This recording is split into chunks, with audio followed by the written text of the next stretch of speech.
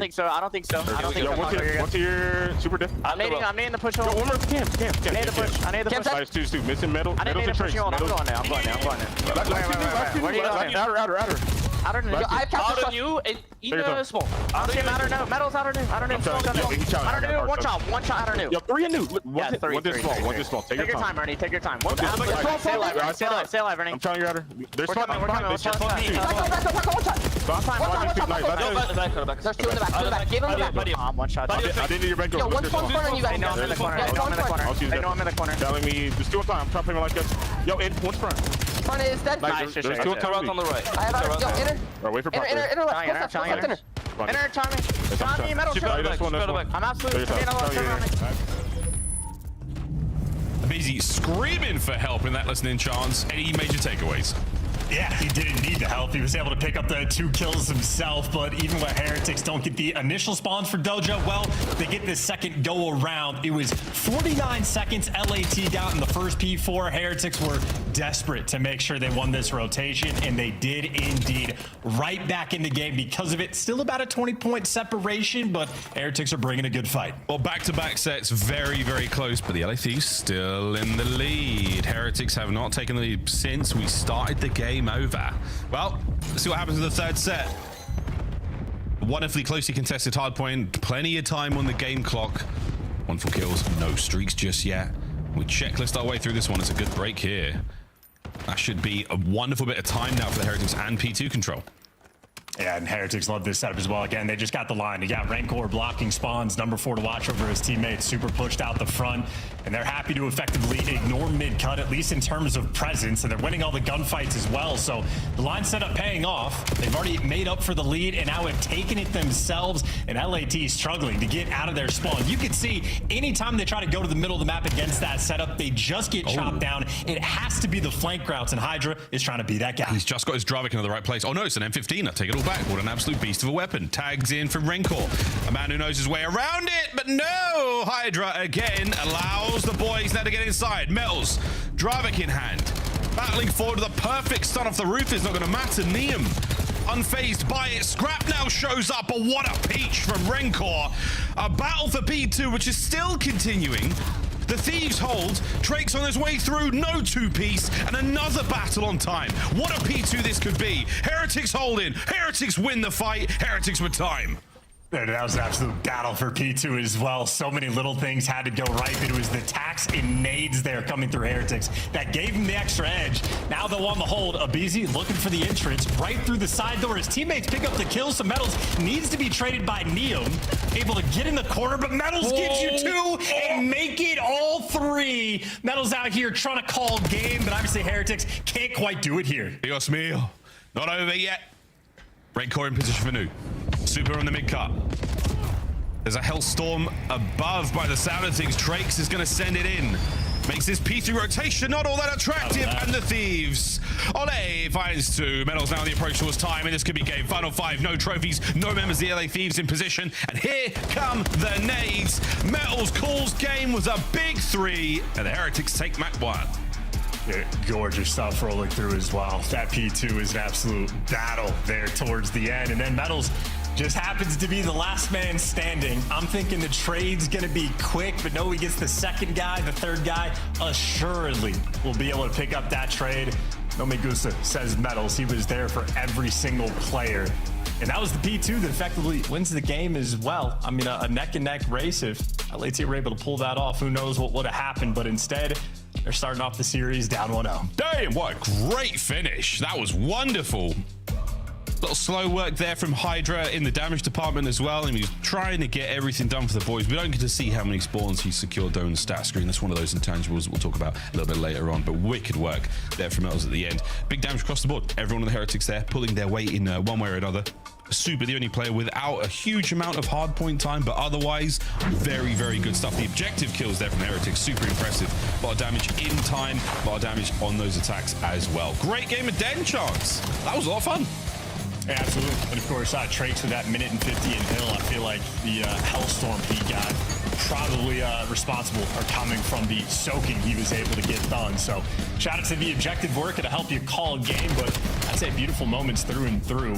The best sort of opportunity LAT had all game, or at least their most success, was on that first P4. And that is why you had Heretics fighting tooth and nail to make sure they got to the second one. Do not allow another near full 60 to roll through. They were able to just keep up that fight on the reset. And even the P1 setups, I think it was a little bit mixy the first two times, but when Heretics like truly were able to get that sort of funnel system going, I mean, they were completely on point. Oh, wicked stuff. That nade from Rencor, man, what a two-piece he gets with that nade. Exceptional stuff. This is the Metals moment. And he's Scrap barely getting away with his life, and then Near, what a win, man. That close range jump from Metals, disgusting work. Flies over towards New Time, they take out the trophies, they take it all out. Tricks with a good streak towards the end as well there, so a lovely, concerted and cooperative effort brought there by the Heretics. As we take a quick look at the game flow, and again, good looks from the Thieves, most of it. Heretics strong at the start, one lead change after that, then right back at it to close out. I mean, good lord, Chance, what a flat line. P3 to P5, that third set, we barely saw the Thieves. Yeah, and that is good work as well, because keep in mind that kicks off. The first big spike that LAT had is on the first P4, so Heretics the second go around, that's where they make amends, that's where they flatline LAT, and then they just chain rotation after rotation after rotation. And like, it's incredibly difficult, at least for me to keep up with. I don't know if any of like the, you know, maybe this is something Study or Merc would be better at. But trophy utilization is a wildly important thing in the CDL at this level. And even for like that final P2, there were just no trophies there for the LATN, and they were just getting peppered. Rancor with the double nade, all the stuns that are rolling through, making it so much more difficult to trade out on Metals. If you don't have the trophies in the right spots at the right time, you're going to get daggered. This is something that I actually do nerd out quite a lot about trophy placement on broadcast. I mean, I'm not the former pro player here, but I'm definitely one of those players that's like, if I see a trophy, I'm going to shoot it. And our pros are very, very good at identifying that, because trophies in this game, you don't get them that often, and they are incredibly, incredibly important in defending heals. So yeah, bad trophies can absolutely cost you a game. One thing that's not terribly impacted or worrisome when it comes to trophy players, a Snipes chance. That's right, the Hot Hands 31. Super is the leader of the league when it comes to sniper kills. Scrap sitting at 12 kills, which is only 8th place so far, Chance. But again, interesting we talk about snipes. Some players use it way more than others. Some players use it on the offensive very well. Some people get a lot of clutches. Dashy, for example. What do you make of Super versus Scrap in this matchup? Well, he's certainly a player that utilizes a lot more, but Super also does have a very high success rate. So even if you're looking at snipes per round used, Super's at the very top. So he's prolific with it in the league, and in S&D, Heretics at least have had a phenomenal stage 2. But what's interesting about this is all the talk about Super snipes. They've never played this map before. So is he going to be using on Colossus? I have no idea. Will he use it at the same rate? We're going to get to find out. Maybe the new map's going to be in the mix, and Heretics will breach out a new style. Certainly a map, though, LAT have been going to the drawing board. A 1-3 record overall, so they're going to have to show some tweaks in the mix, but there's no game prep you could do against Miami for this one. If Super Snipes on it, you're going to be unaware. We have no idea. This is a very, very interesting choice. We can wax lyrical about why we haven't seen this from the Heretics, and we started wondering about unable to make Super too effective with the AR. We talked about that a little before the match started in the green room, but now, yeah, Heretics, we're all over Statue and the nades. Oh, glorious with this talk of trophies, all this talk of trades, 1v2. The Thieves absolutely flatten the Miami Heretics in the first. Yeah, glory, glory. What a hell of a way to die. Heretics, everybody was on that site ready for the square up, and every single nade just landed on their face. I think they had all the intel in the world off of the stuns, and LAT pounced all over that Statue aggression. So to win around on offense where you basically don't have to leave your spawn, it's a beautiful thing. Man, what you'd have done for a trophy there. Hey, to quote Captain America, how are they going to die? Together. In one loud bang. A little bit of people on here from Super. Okie dokie. Yeah. Add another one of the pile, boys. He's done it again. Look at LAT though, as straight through the pipe, they get first blood in mid, and then they run it straight down mid, cover every single lane, and who cares about the snipes when you're playing with that level of confidence? And now poor Trakes, I mean, he has no idea where these guys are going to be. They own the entire map. He's like, I don't know what to do, so I'm just going to pump the brakes, find the corner, and pray for a scam. Prayer's not answered. Love this. If he gets 2 here, I'll shave my head. Uh-oh. Well, they didn't get 2 there. He got 2 now. Oh, my boy. He hits that jump. Brilliant attempt, Trakes. Brilliant attempt. Thieves, though. Another good round. Yeah, making sure you get the trades. Obviously, whoever that first guy was to fall, just able to calm out. So Hydra, good teamwork towards the end to make sure you're there for the trades. But again, Super Snipe doesn't matter. All the intel, LAT, just run straight through P1. They pinch every single angle. Entirely overwhelming. Throwing some body shots as well. LAT, they're taking the fight to him. That's a little early for that. Scrap loves it, though. Round 2? I mean, admittedly, yeah, you get a good kill, but come on. Round 2? Map 2. Map 2? Take note. Nobody home over by B. It's a slow move there from Trakes, but 2 players up top now for the Heretics. Hydra, well versed in the ways of a Colossus search and destroys them who aren't there just yet. Perfect timing on the nades there for the barrel as well, but that should be gone by now. 3 players through the middle of the map we go. A bomb site's on it, and Metals is getting handsy. Finds himself forward, catches an Abizi, and the trades have now begun. Yeah, and they were worried about tunnel, but not worried enough. Trakes able to make the impact through down low. Scrap now trying to reposition to catch these players, but Heretics grouped up together and soaring at Hydra. He's good for 1, but the trades are there as well. Scrap in a 1v2. There we go. Put Scrap to the test now. Heretics in the old, I'll do my best not to shoot you in this moment. Set up, and Scrap cares not. I love this move from Scrap. I'm just going to plant a bomb and back up, and if they line up for this, oh, did he see him? Yeah, he did.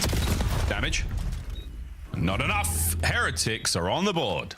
Yeah, that is all about the timing. If he can cross in the tunnel before getting spotted, maybe has an opportunity for the 1v2 clutch, but the moment they see him, you are just trapped in a very small funnel. Not the place to be. Nonetheless, Heretics bounce back, get on the board, and a good execution. I think LAT, again, you saw the players L-triggering down through tunnel at the start of the round. They had a concept that Trakes is going to be there. Timing just does not go their way, and the smokes make it awkward as well. I think move there for Renko to stay out of the fight for as long as possible. Gets a tag or 2 in, allows his teammate to make something happen, and I'll be all she wrote there in the 3rd round. 4th is on its way. Super had his body shot in the, what was the 2nd round, Charles? 2nd round? 2nd round? Yeah. We'll keep an eye on that. There are the trophies. Another one for the bomb site. We should be getting a plant down here, Heretics, if everything goes to plan. Trakes wasting no time. He's going for it, and he'll get it. Trophy protecting him. Trophy didn't protect Metals. Now Trakes, good luck with that one. Yeah, LAT jump all over it.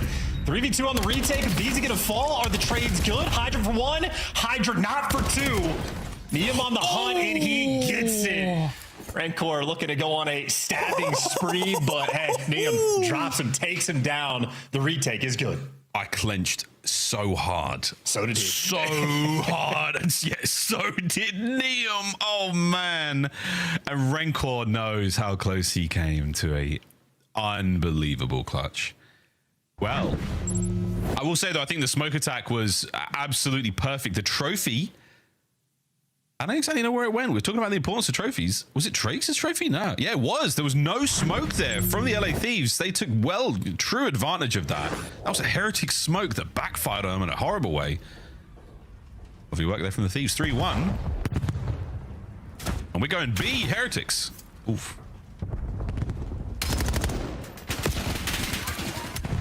Boys are out. The stuns have connected, and the Heretics are not giving up on this attack. Lovely shots from Scrap. Yeah, making plays. He just dealt with 3 players on the top side of the map. He kills the 4th. That was out of the fight. Now he's getting the flank as well. Scrap doing everything in this round, and his teammates responding to it perfectly. A quick B-bomb plant. We have flipped the map on its head. Yeah, well, not as quick as it could have been. Hydra will finish it this time around. There we go. See you later, Super. That smoke is certainly going to make sniping a lot harder. Hydra takes care of business there. We cut away just the last possible second. Metal's a sensational snap, but once again, the LA Thieves showing the goods here on Colossus. Yeah, Heretics definitely don't have the reps on this map. Yeah, and Scrap has a Titan level presence on this map as well. He made contact with about, you know, there's only 4 players on the team, but with 5 different players in effect before his teammates had to take a gunfight. Spots Super with a snipe blue crate, has the 2 players running at him through tunnel. He gets out of dodge, and then even after his teammate resets, gets the plant on the other side of the map, he's picking up the players over towards P1 and the P4 pinch. So Scrap is dealing with the entire team, consistently able to stay alive and feed that intel to his teammates. I mean, that is he might have only gotten a single kill, but that is a massive round. This is a perfect square between Super, and Scrap on the other sides of the map. No intel whatsoever. Scrap has held it. Oh my goodness. Incredibly ambitious from Super to walk away with his life there. And Neem spotted already. I love this from Hydra. We're staying out of the usual lines of sight the sniper play will have. Oh! Wow! Yep, we're gonna need a slow-mo of that one. Goodness gracious. Metals takes care of Neem. And after a shot like that, you feel invincible. Intel onto Scrap. The slow peek as his eye is poked out. And the last man, Abizi, has been taken care of. Goodness gracious. What a reaction from Super. That was unbelievable. I'm really starting to think when I snipe in S&D, I need to scoot back away from my monitor because I don't. Absolutely unbelievable the things he's able to do, and he does it incredibly consistently as well. Not even looking for Hydra here. He spots Neem, and that is pure reaction time to rip off his head. Wow. Poor Hydra. Yeah, poor Hydra. Well, that's going in the top 10. Word to Chris Puckett. What a shot. A lovely round there from the Heretics, all things considered. Nice 3 from Metals there towards the back line. And that's done. Oof, I think he got all 3 players with that, or at least 2 of them. So tons of information, and that informs the LA Thieves now on the approach towards B. Yep, Scrap's already pushed that out. You got a Beezy here watching the tunnel. Just got to get Hydra to scooch up and maybe plant that bomb. But if you've taken this much time, you're looking for the kills instead. Yeah, this is lovely suppressing fire as Hydra. Oh. That's the bomb down. And Beezy's like, I'll do it. Just run over here. I'm going to hold square. Get this thing down. Scrap. Lovely coverage. Oh, the damage on the second man is absolutely outstanding. But wait, Drake's just bulldozes his way through onto the bomb. And yeah, he's going to defuse it. What a strong-armed play. Unbelievable confidence from the Heretics. And a very quick round. Yep, and that was the opening as well. I think the sooner you can get a bomb down in this game, the better. We're still sort of feeling out the timings of these things, but once Scrap gets in position, they're probably making the call, hey, B's open. Neem just hit a triple stun on the opposite side of the map, but if you don't jump on it quickly, it is going to be that much more difficult. Hydra bomb in hand just gives it the old college try. And it wasn't a good one. Yeah, he had to drop out of that class. Just dropped right out of that class, no credits, no nothing. He'll lie about that on his resume for the rest of his life. That's not good advice, folks. Don't do that. Heretics, 1 round away from tying it up off the back of a very aggressive onslaught from Trakes. And a big spree for Metals. They give him the bomb defuse as well for the point. So thinking about a Hellstorm. I take back what I said. Oh, and he lives.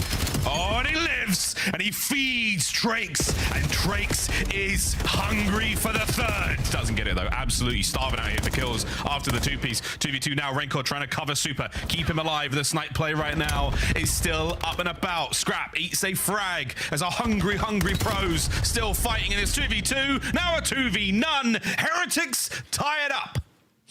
AR duo better in S&D, at least in that round. Rancor and Super taking care of business because that became a squirrely one. Neem and Scrap nearly get the bail out of the moment. And he's doing it with the snipe. Yeah, Super can literally do it all. Yeah, that's not a problem. Wow, what an exciting round. Wow. Okay. I wonder what Super's saying. Yeah, man, I'm gross. A lovely teamwork there from Rancor and Super in that moment. The pairings of Trakes and Metal as well, so unbelievably efficient in their attack. And we're taking the bomb towards A, but Scrap Ian's M15. Oh no, back towards mid. We're going to be trying to make something happen here. 4-4 though. What a surprise. And what a surprise. It's a super first blood. No surprise there. That is, we're accustomed to it. Now you're trying to work this A site. Hoping a nade can connect it. Indeed it does, but only with the impact damage. There goes super. My God. Watch him as he goes. Map point. Miami Heretics. No way. Do we have it, guys? Do we have it? I'm gonna break character here. Do we have that shot from Super? I mean, good God. Oh man, I mean the first was one thing. There's no way, dude. There's no way. Oh, shiver me timbers.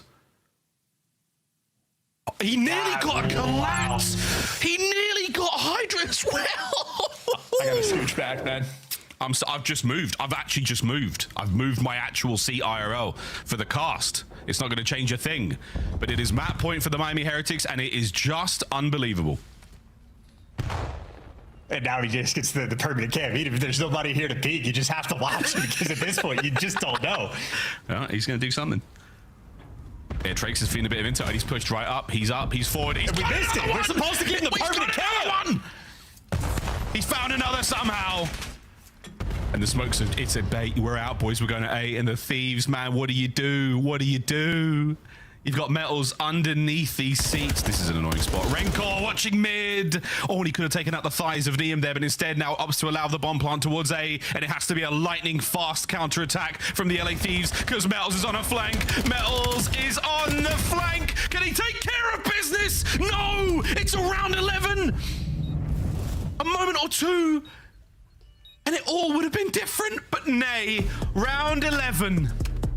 Scrap with a motor mouth now, trying to save this map for the Thieves. Chomping at the bit, bringing the energy. Shot bodies in round 2, and round 11 will decide it all. Miami Heretics already up 1-0 in the series. LAT feeling the pressure in Scrap.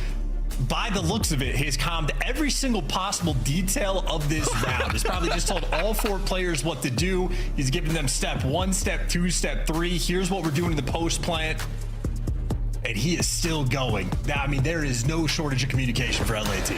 Yeah, that man does not want to lose this round 11. He does not want to lose this round 11. He shot bodies in the second, and now we've gone the distance. It's a big old hit defensively for the Heretics over towards A. It's just the way round 1 looked. Do they have trophies in place, though?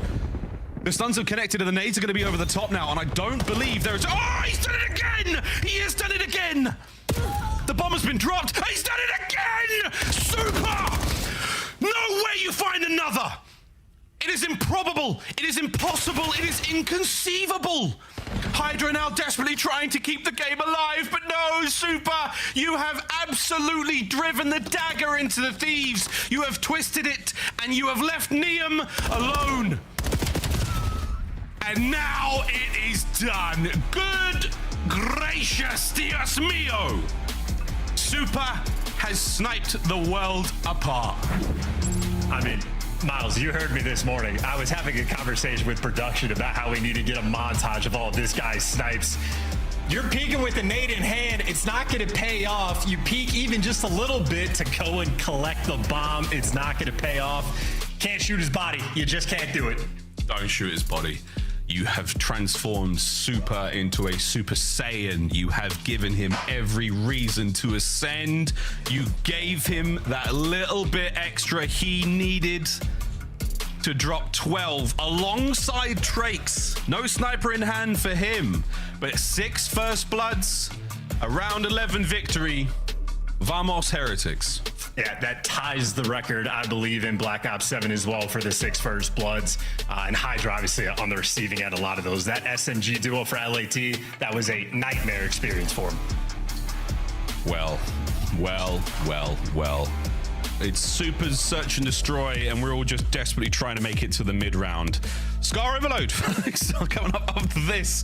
And thank God there's no more snipers to be played with until we get to that exposure search and destroy. What do you do, man? You got to throw good smokes. You've got to throw smokes. You've got to just avoid. Don't throw shoulders. Don't peek. Don't do anything. Try not to make a mistake.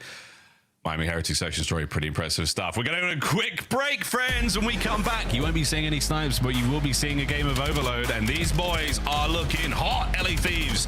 Don't let it be a 3-0. We're going to go all the way, if we can, to that explosion.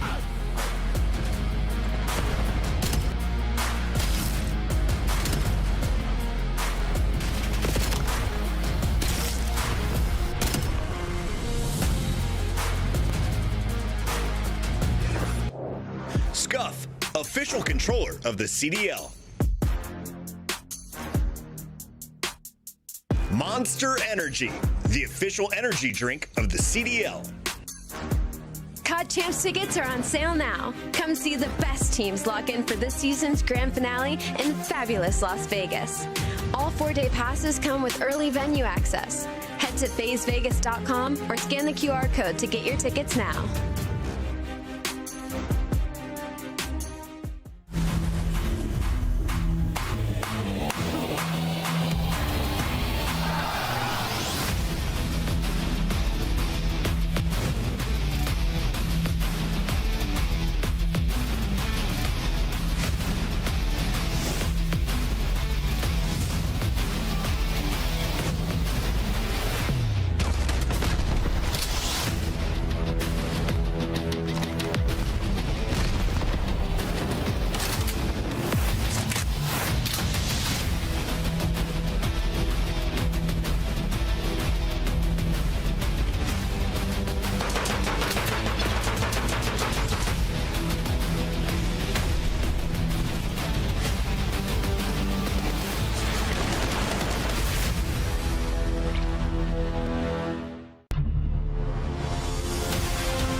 Let's find out who's built for the big save.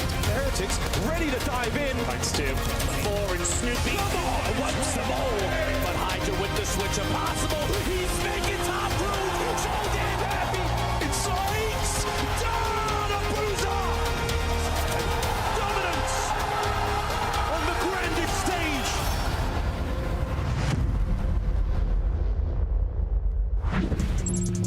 Is it that time already? Is it already time for Overload, Chance? Yes, it is. The first two maps went by, not even at light speed. I mean, down to the wire, I'd say, for the both of them. And Heretics have just had the edge both times. Super Slammage in the round 11. Obviously, Metals was popping off at the end of map number 1. And LAT seemingly have met their maker. And it is by the name of Vamos. Vamos, super, Vamos, their snipe. And now we get to watch what should be a very cool game of Overload. Thieves, trying not to get 3-0'd. Heretics, trying to get to lunch, really. These boys are just trying to get to the VOD review and maybe have a nap after that. Super, you've earned it so far, mate, but it's not done yet. Obviously, you shoot bodies, that's a problem. These are the Overload numbers in stage 2, and Scrap has a slight edge in most categories. I mean, obviously, damage a little bit more. Possession time as well, that's a tremendous difference. But yeah, he shot his body in round 2 of the Search and Destroy, and he loses round 11 after the man takes over. What happens in the Overload, Chance? We will find out. Going to be a very fun matchup. I mean, bringing the best in on Scar, certainly you need the slang to be there as well. The firepower makes a very big difference. Spawn trap from either side, you need your teammates to be crawling around in your opponent's base and get the comms flowing as well. Heretics certainly have the edge, but in this game mode and map and mode combination specifically, I think LAT probably have the edge. So they're going to be looking for the bounce back, and they're also going to be looking for some vibes. Yeah, those camps, they do not look like they're having a fun time. No, not at all. We're not having a fantastic time at all. The first hard point, they flatlined, what, 4 hard points in a row, and then in the Search and Destroy, look, you saw it, folks, you saw it. It's a lovely, I mean, for players who may remember, and the fans who may remember, a little dream hack or two ago, Scrap and Super, they got a little close to one another on the stage. It was, of course, an accident and no true bad blood, but it is the closest we've come in quite some time to an actual physical altercation in the Call of Duty League. So these guys, it's always a little bit something deep in the back of the mind. Maybe it's in the forefront. You pull on that, you draw on that to get that little extra edge in a game like this. And right now, Heretics, they got it. Scar Overload, as our little story time is now finished. We'll see who's going to make it rain. Let's go, boys. And, you know, Miles, you mentioned the drama between Scrap and the Heretics players of last year, but even years prior, when he was playing on Toronto, he was learning Spanish to make sure he could trash talk appropriately. So it runs deep. between Scrap and basically everybody else. There is no shortage of chirping, but off the opening break, Heretics have the edge. Of course, though, if you're looking at the overall records for the map, LAT certainly do. Soy tu papa is exactly what he said. And right now, Neum might be the father. A couple of kills there in the middle of the map, and that's going to give the LA Thieves all the legs they need to run forward. Lovely shots from Rencor now. That's done. Will it connect? No, it does not.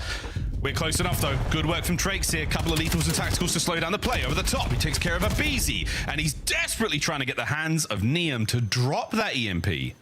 Right now, Heretics, defensive line holds. Well, even with the pick, yeah, Heretics are very much posted up in their spawn, so they're trying to play mistake-free, but now they want to get active. Rancor gets a single kill, and Heretics hit the go button, and successfully at that. That is a three-man wipe. Hydra, last man standing, and now Heretics have players everywhere on this map. Oh, wait. Watch out for Rancor. He's trying to get away with his life. He does have the coverage. That is enough, but no one on gold side. He's going to have to break through alone. Playing close. Bit of a distraction there. Allows Metals to pick up those kills. It's going to be 3 now in the feed for he. Can't get the next. Abizi holds it down. 3:30 on the clock. We slow things down out by the snow. LAT looks like they're playing for the reset. They got Neum set up around P2. The reset comes through, scrapped by the device. Neum gets him a second kill. Not the go button just yet, though. They're trying to clear out mid-cut. Once you get it, you're gone. Here we go. That's it. You got a man on the goal. Wait, what a stop! And it's Trakes who finds the final kill. And that is a cleanup. Hydra trying to maintain that mid-map presence, trying to keep this on. Not enough in shot. Once again, Trakes from the goal line to the store finds another. 3 in a row. Yeah, LAT a little bit slower there on the pacing. It means you had to get more kills, but now Heretics, when they get the kills, how fast they run. It's super gonna bring this one home. Slides right in. Heretics on the board first. On the board at least now, and they're keeping hold of this top side. You do have a great move here from Neum. He's got out. You're not going to get the rally whatsoever here. Still got Heretics players in the middle of the map. And he set himself up for the A-goal attack as well. So an interesting moment where, yeah, you can't be losing the fights in mid. And they know Neum is out. No one is going for the EMP just yet. An interesting moment across the minimap. So many threads to pull here. Well, LAT, well, no, you lose both spawn killers at the exact same time. So Metals and Super able to hunt out Neum. You go back to a 50-50 split. But the Heretics players still have pressure over towards blue. And now LAT, if you pick up the device, you're a little bit uncomfortable about where you want to go. It feels like the top lane's going to be open. Scrap's certainly going to open it up, but now do you commit? Go to the clutches on the defensive end? You absolutely do. And Metals picks up 2. That is a full send moment. Not easy to connect with. They put them down, let alone picking them up. Oh, Neum, wait, you could have something special here, mate. Something very special here. He's undetected. Undetected. Neum from behind. Neum, what a win! It's a goal! Neum, what a play! 200 IQ, and now they tie it up. Yeah, and Heretics trying to wrap that device out the long way. That is a risky move, but only for plays like that, and now it is spawn trap central.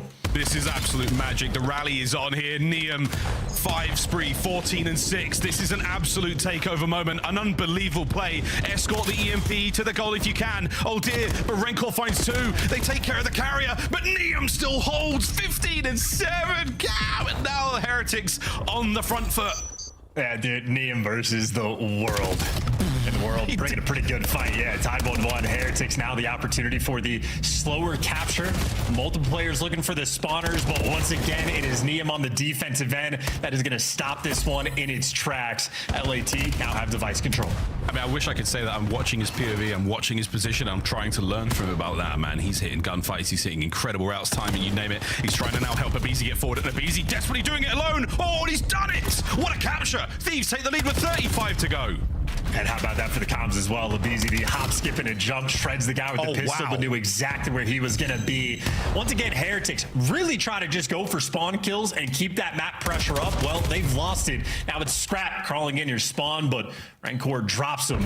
LAT nonetheless have more map control, and Neum continues to thrive. The Trakes could get something going here. He's done a good bit of work here on the pinch. He does get taken care of. The final few moments here. We should be seeing the second half tick over. No, we're going to make a run for it. Here we go. 30 seconds to play. Extra time. A couple more kills. This could look good. The B goal looking a little bit more open here, Neum.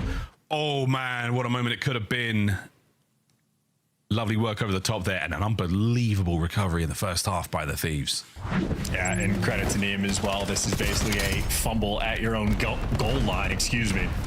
But with Heretics, I mean, a clean, they get the 3-man wipe, and they just snap into position and completely run you over. Nice shots there from Trakes to get that 2-piece, and that's a quick capture on that front, but Neem obviously the one that is stealing it away. So forcing it through this A zone actually pays off for him.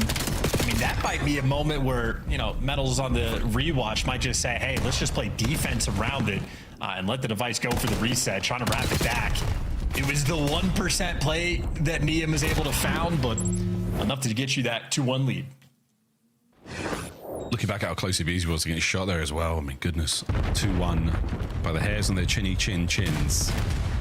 We're going to find out if the big bad wolf of the Miami Heretics has what it takes to blow the LA Thieves down here in the second half. And so far, it is a no. So far, it is a fairy tale. So far, it is Scrap sending it forward. Trophy in position. Can he hold these members of the Heretics back? He gets one. Oh no, the damage is good, but not great. They're still maintaining a presence here, a foothold on the outside of the A portal. Oh, and a nice squirrely attempt, but what a save from the Heretics. Yeah, I wonder if when you get the trophy, if you want to take the sort of outside tank lane rather than the inside, because you're not as worried about the stuns rolling through. But either way, conversation for a little bit later. This device is in shop. Heretics players are soaring into your spawn. Trakes still gets shot out of the sky. Super is just going to full send, but LAT, they had the defensive positioning. The device is secure. We full sends to flush a few players out of their positions, and Abizi now, EMP in hand, trying to cross it over to the other side of the map. A lovely nade there from Trakes will slow down this play. Can't get in the top green with his life, and this is the run. We're on. Tyler Farris, he's going all the way. Well, he was, until he gets shot down in a big way, but there we go. Metals, nades up. No good. Travis in position now. Well, we're making a run for it, boys. We're making a run for it, Thieves. They've got a couple of big kills. Hydra now fighting forward. Neem can't get it done. Trakes and Hydra trade, and that's going to be the battle now by the APC. Oh, and once again, the Heretics hold. What a battle it is here in the second half. Yeah, just good enough. I feel like this has been a light speed overload game as well. This is high levels of aggression rolling through, and that aggression carrying you through P2. Hydra trying to swing it back. You have every single LAT player, though, watching this cross. Heretics need to reposition. They are getting swarmed. They're on the reposition now. Raincore, big tags. A lot of info passed over. Frontline now a lot more dangerous than it was a second ago. And Super sure we should pick up at least one here. Oh, goodness. Oh, goodness. Makes a meal of it. Hydra and Neem, they walk away with the kills. You still have possession.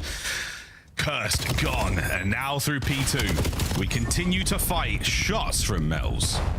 Yeah, and LAT, I mean, they're just so aggressive in the spawn, but they've actually walked past the device. Now Metals, well, ends up getting caught. Device protection, though, from Heretics is on point. The reset's going to be into mid, and Scrap picks it up straight away. We're going through play. And once again, Neem has got lost. Neem's inside of blue. Here he goes. He's going to find another kill here, and he might be able to get it done. No, good deep defense there from Metals. Plays a safe corner. Beautiful damage from Scrap. Metals once again pressing forward. Trade it out. Here we go. Two members of the Heretics up, one left. It's on a Raincore to find the safe corner or find at least a kill or two. You've kept Scrap back, you've got the kills. Good work again. The third time in the second half so far, the Heretics have held.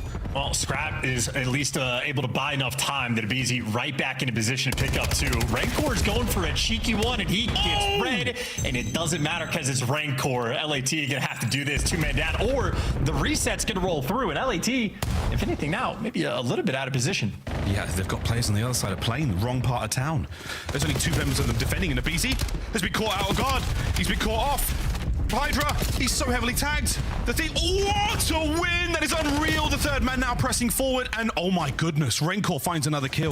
Pressure now through the middle of the map. You're again having to deal with Scrap on the flank. You're again being slowed down by these waves and waves of LA Thieves players. This staggered line of defense, so strong. No one able to get anything going from the Heretics on the EMP. Yeah, this has just been a massive game of tug of war. You have to make sure the trades stay on point with the speed that this game is being played at. I mean, there's just going to be a moment where one team gets four-man wiped. LAT, they are in position.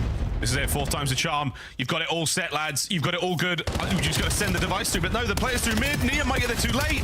A pickup, a run. Oh, and one more kill would have got the job done, but no.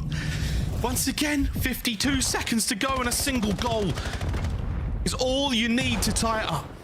They're trying to make this happen here. It is going to be a slow approach. Pistol in hand is not ideal. You win a battle inside a shop, and Trace is taking it that way. Still, though, you got to beat another wave. Another wave, another one through, and Abizi finds it. And here we go. Trace is getting squirrely with it, desperately trying to find those kills. My God. We go again, 25 seconds, we park at the bus. Niam is going to absolutely help keep an eye in the sky from here. That might have decided it. A perfect time to call in the Hellstorm chance. What a moment, 3 dead, and the Thieves might have just done it. And where are you going to take this device? Scrap? Yeah, keep it posted up on the best heady in the game. Nowhere. Leave them there. Hydra keeps them in spawn. My goodness, we could see the goal finally come through. 3-1. The LA Thieves, sometimes you have to bite the orange in order to peel it, and my God, were they chomping at that A goal. Yeah, and just the eye test on this one, but that might have been the fastest played score overload game all year. I feel like that was just hyper active. Both teams just existing in everybody's spawn. I mean, you're spawning up. You don't even have enough time to throw your tax and nades at different times. You're just taking gunfights straight away. Nonetheless, in that type of environment, Niam thrived. 35 kills he was able to collect, I believe, towards the end. The first half, he was an absolute monster as well. Plenty of objective kills he was able to collect. Niam shooting there in the map 3. Yeah, not just the shots, man. It really was heads up play. Wonderful awareness. He was always able to get himself into blue and cause those sort of chaotic moments for the Heretics, which, again, they reacted to very well also. An amazing capture in the first half. That was the perfect behind enemy lines moment to pick the pocket and get right on in there. A wonderful capture. 3-1 overload.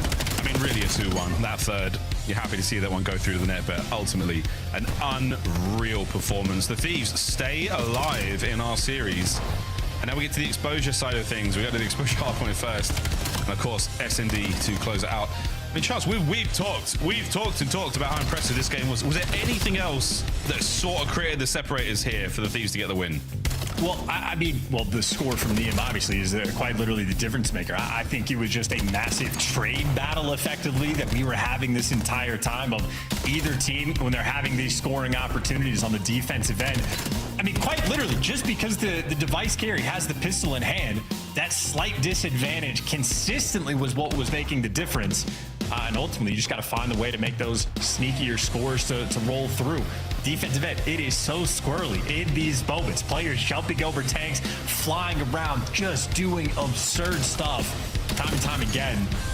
Yeah, Niam just found the way. And even because of the pace, when the players for Heretics are coming off spawn, they would be able to calm, hey, someone's going to be behind you. The spawns got weird. There wasn't enough time because it was just happening so fast. So the communication on point, and yeah, Heretics just end up getting bullied out. All things considered, though, LAT do have a perfect record there on the Scar overload. I think Heretics, if they were able to bring a fight like that, probably happy for the gameplay overall. Maybe just want to rethink that moment of trying to wrap that device out. But it's just unlucky, if anything. Niam just does, in fact, make the heads-up play. That is the rookie doing the big things for the team. What an unbelievable battle between two rookies here in the league. Of course, Trakes for the Heretics. A very, very strong and impressive rookie class for 2026. Good stuff, lads. Good stuff. Right, well, exposure. Dude, what a series this has proven to be. How do you think the exposure is going to go? Where are you leaning, and what are some sort of key things to look for? I lean neither direction. I think these two teams is going to be a battle. I think both the AR duos have had the hot hand, because even though Scrap, his kill column wasn't that great for the map 3, he was carrying the device for the majority of the time there for his team. So I think the AR duos are getting ready to be active. I think the SMG duos have been taking turns getting the trades as well. So I just have very high expectations for this performance. It might just come down to what team or what player is going to be able to make the bigger play. One or two big plays might be all it takes. We'll try and keep an eye out for those moments, friends. Welcome back to Exposure. It's been a while, but Rencor, pretty good at exposure chance when it comes to everything. No complaints. Everything. No complaints at all. KD damage per 10 minutes, damage per life, kills per 10 minute. Rencor, top of the pile of some very impressive individuals in the Call of Duty world. Will we have to go to the S&D? See what the LA Thieves have got to say about that. Yeah, and that just means we get to test his stats against the likes of Scrap and Neum, right? See if they can match that pace, that damage output. Certainly, if you're looking at the pair, you'd imagine Scrap has that extra edge. An opening salvo, what a look at that. Shout out to Josh for that free cam shot.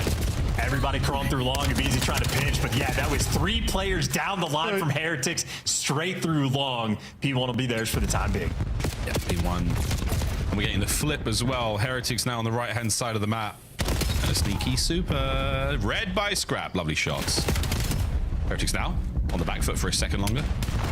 Rancor, great shots. Again, the damage over the top. Barely lets his health regen before he gets right in the middle of the time. Lovely work. And what coverage. Magnificent hold from the Heretics. Right back in with 20 to go. Yeah, great teamwork there from Trakes. I feel like even in the S&D, he was showing off his ability to cover his teammates. So not too bad on the P1, even with the no trophies and the nades raining through. Heretics have the smallest of edges. Now, though, Rancor is going to have to fight the world to try to win this P2 rotation. BZ falls and also doesn't do any damage. But even with the stun connection, Rancor, too many players to shoot. P2 will be LATs. Stun was almost too good for him. He couldn't quite tell where that player was coming from. Had to check down, had to check high. By then, it's all too late. LA Thieves are in. Get that time early on, trying to push Super out. And fantastic work there from the Thieves. Clean 3 dead. Still worrying about the spawns, though. Heretics on the right-hand side of the map. Here comes wave number 2. And Heretics, they're going to 4-hit this through the front as well. Metals makes it in, gets the first blood on this engagement. Couple trades rolling through, and it is a P2 standoff. Metals makes the first move, and now to be last man standing for Super. I'd say he's overwhelmed, but it gives you the goods, but LAT enough that they hold it stable. They have been winning the P2 war. No, he is overwhelming. And again, holy Beezy.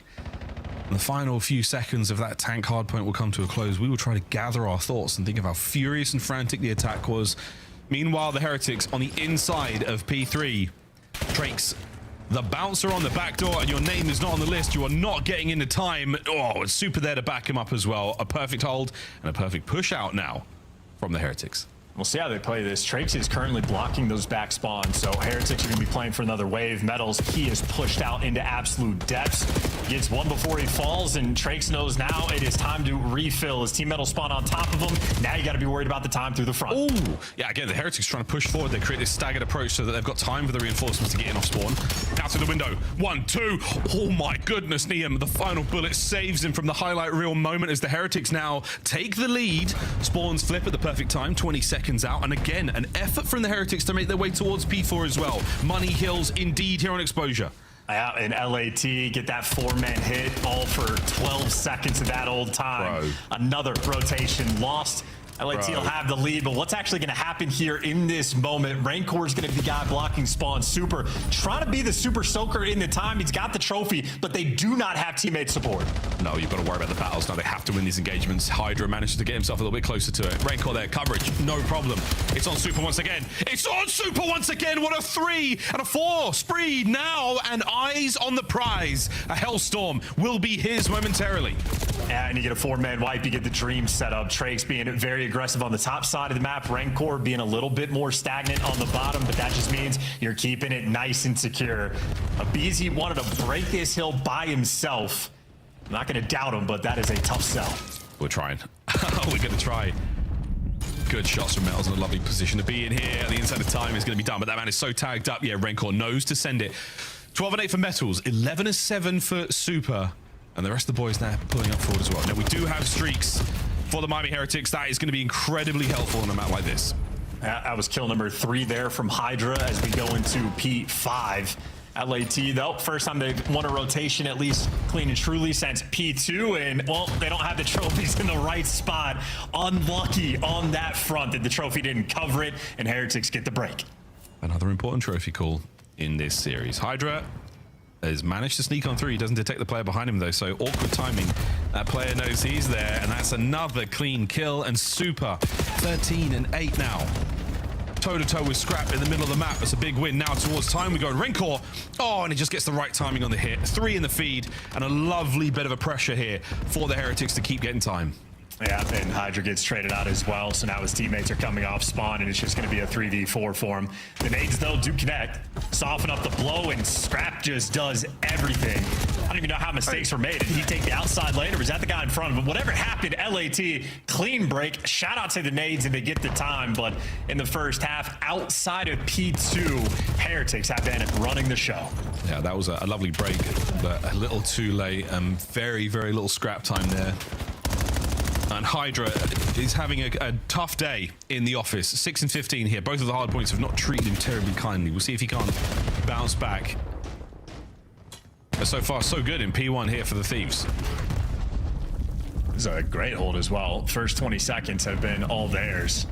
Heretics are getting strangled in your base as well. Finally, Hydra is starting to get things going just a little bit. LAT having a little bit of that extra edge. Got to make sure you continue to get those trades. Deal with the spawn flip as well. They're reading it. Metals, though, well, Scrap is just food for fodder, but more trades getting exchanged. At least Heretics has sort of staved off the battle because LAT really starting to bring it back. Yeah, very much so. This has been a great P1. Wicked production out of them there. Looking towards the second now. Foot race is on. Hydra should be on for the pinch. You get at least one out of that life. Finds the second kill. There we go. LA from Hydra. 10 and 16. He's clawing it back. And the setup now for the Thieves. They are in position. Hellstorm on the break.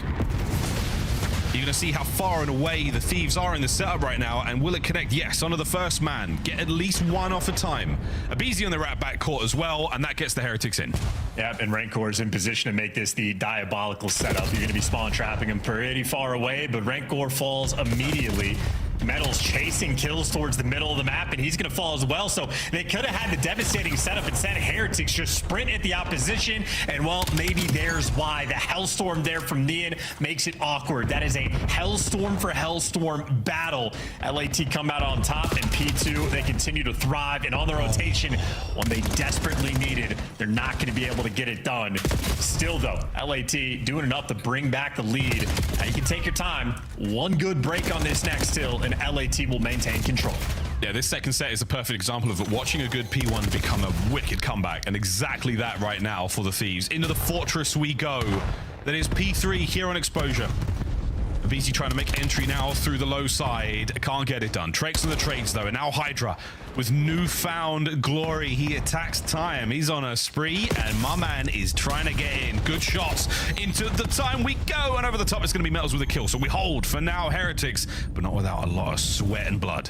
Yeah, LAT are making like desperation plays to try to make this break. BZ knows can't go through the spawn, got to go through the front. Problem for him, Metals has killed 2 of his teammates continuously. It is just a discoordinated effort coming in from LAT. BZ just forced to fly in, trying to make some magic happen, and he does.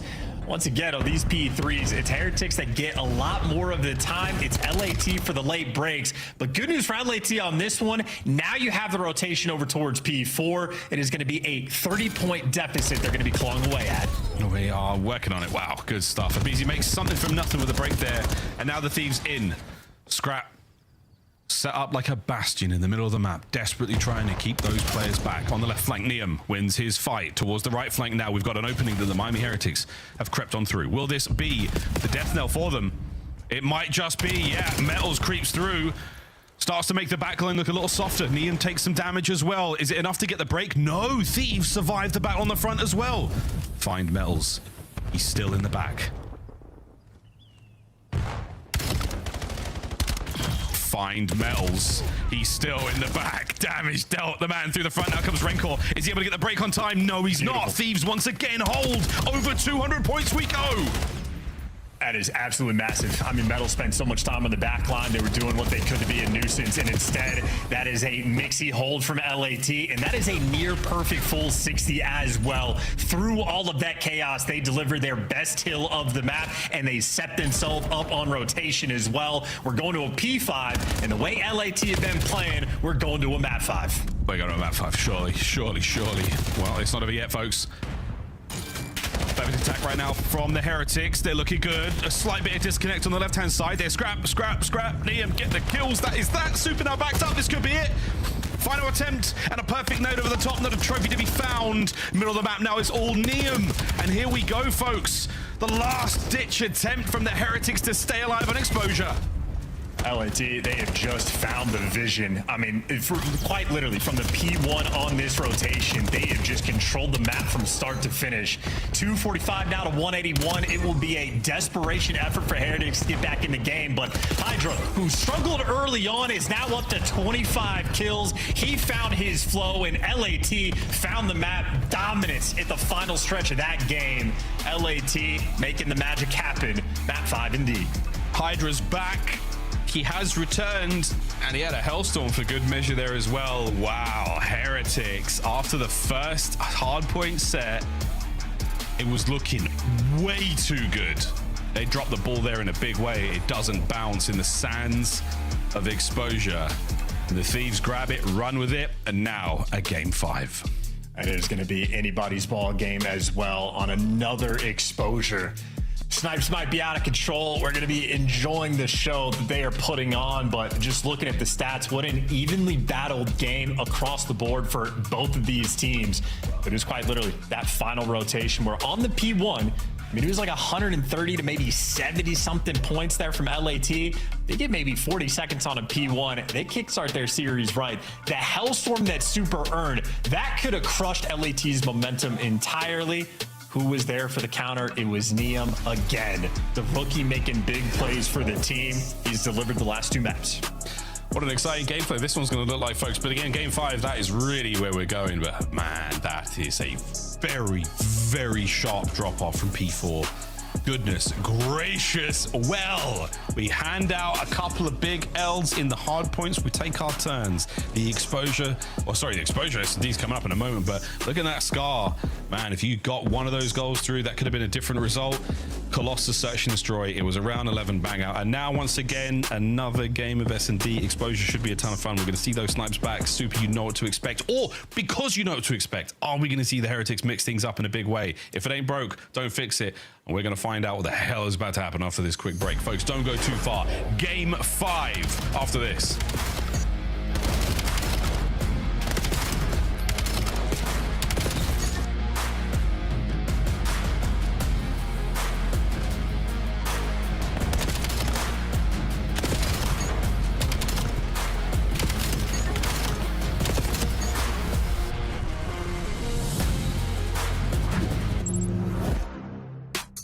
Black Ops 7 returns to the Esports World Cup in Riyadh this summer.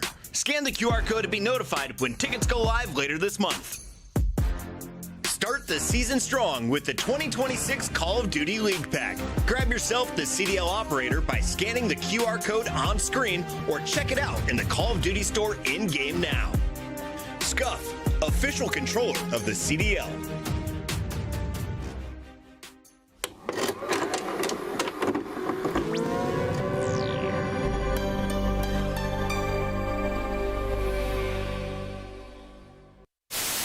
And Skies will just wait for about 8 seconds on the clock, go burst, check it with the pistol.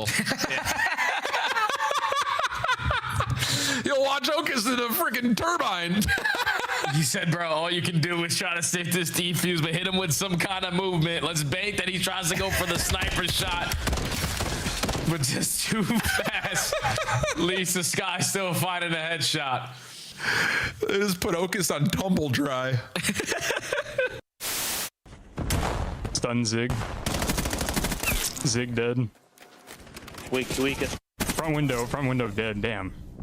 Back spawns. I'm gonna get one more kill here and then I'm rotating. Alright, lad, I'll get 2 more, then I'll rotate. I'm here. He's dead. Got one, there's another one in the back on me. In the back dead. Last guy hill.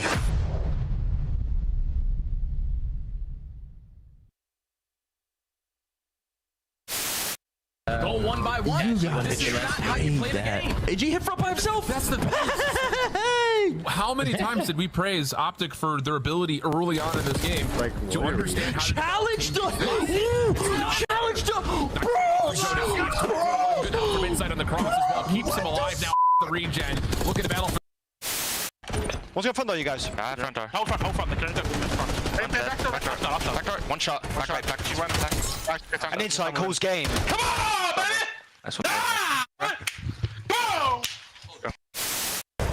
Please, like, you're gonna check it, right? You're gonna check it. Oh, it looks one way. Envoy's on the other. The magic man continues. Envoy gets two. Scrap gets another. It's all on Nasty 1v3. I promise you, he's in that corner. It's in the 10th corner. It's Envoy's corner. Oh my God! The pleasantries exchanged between squads.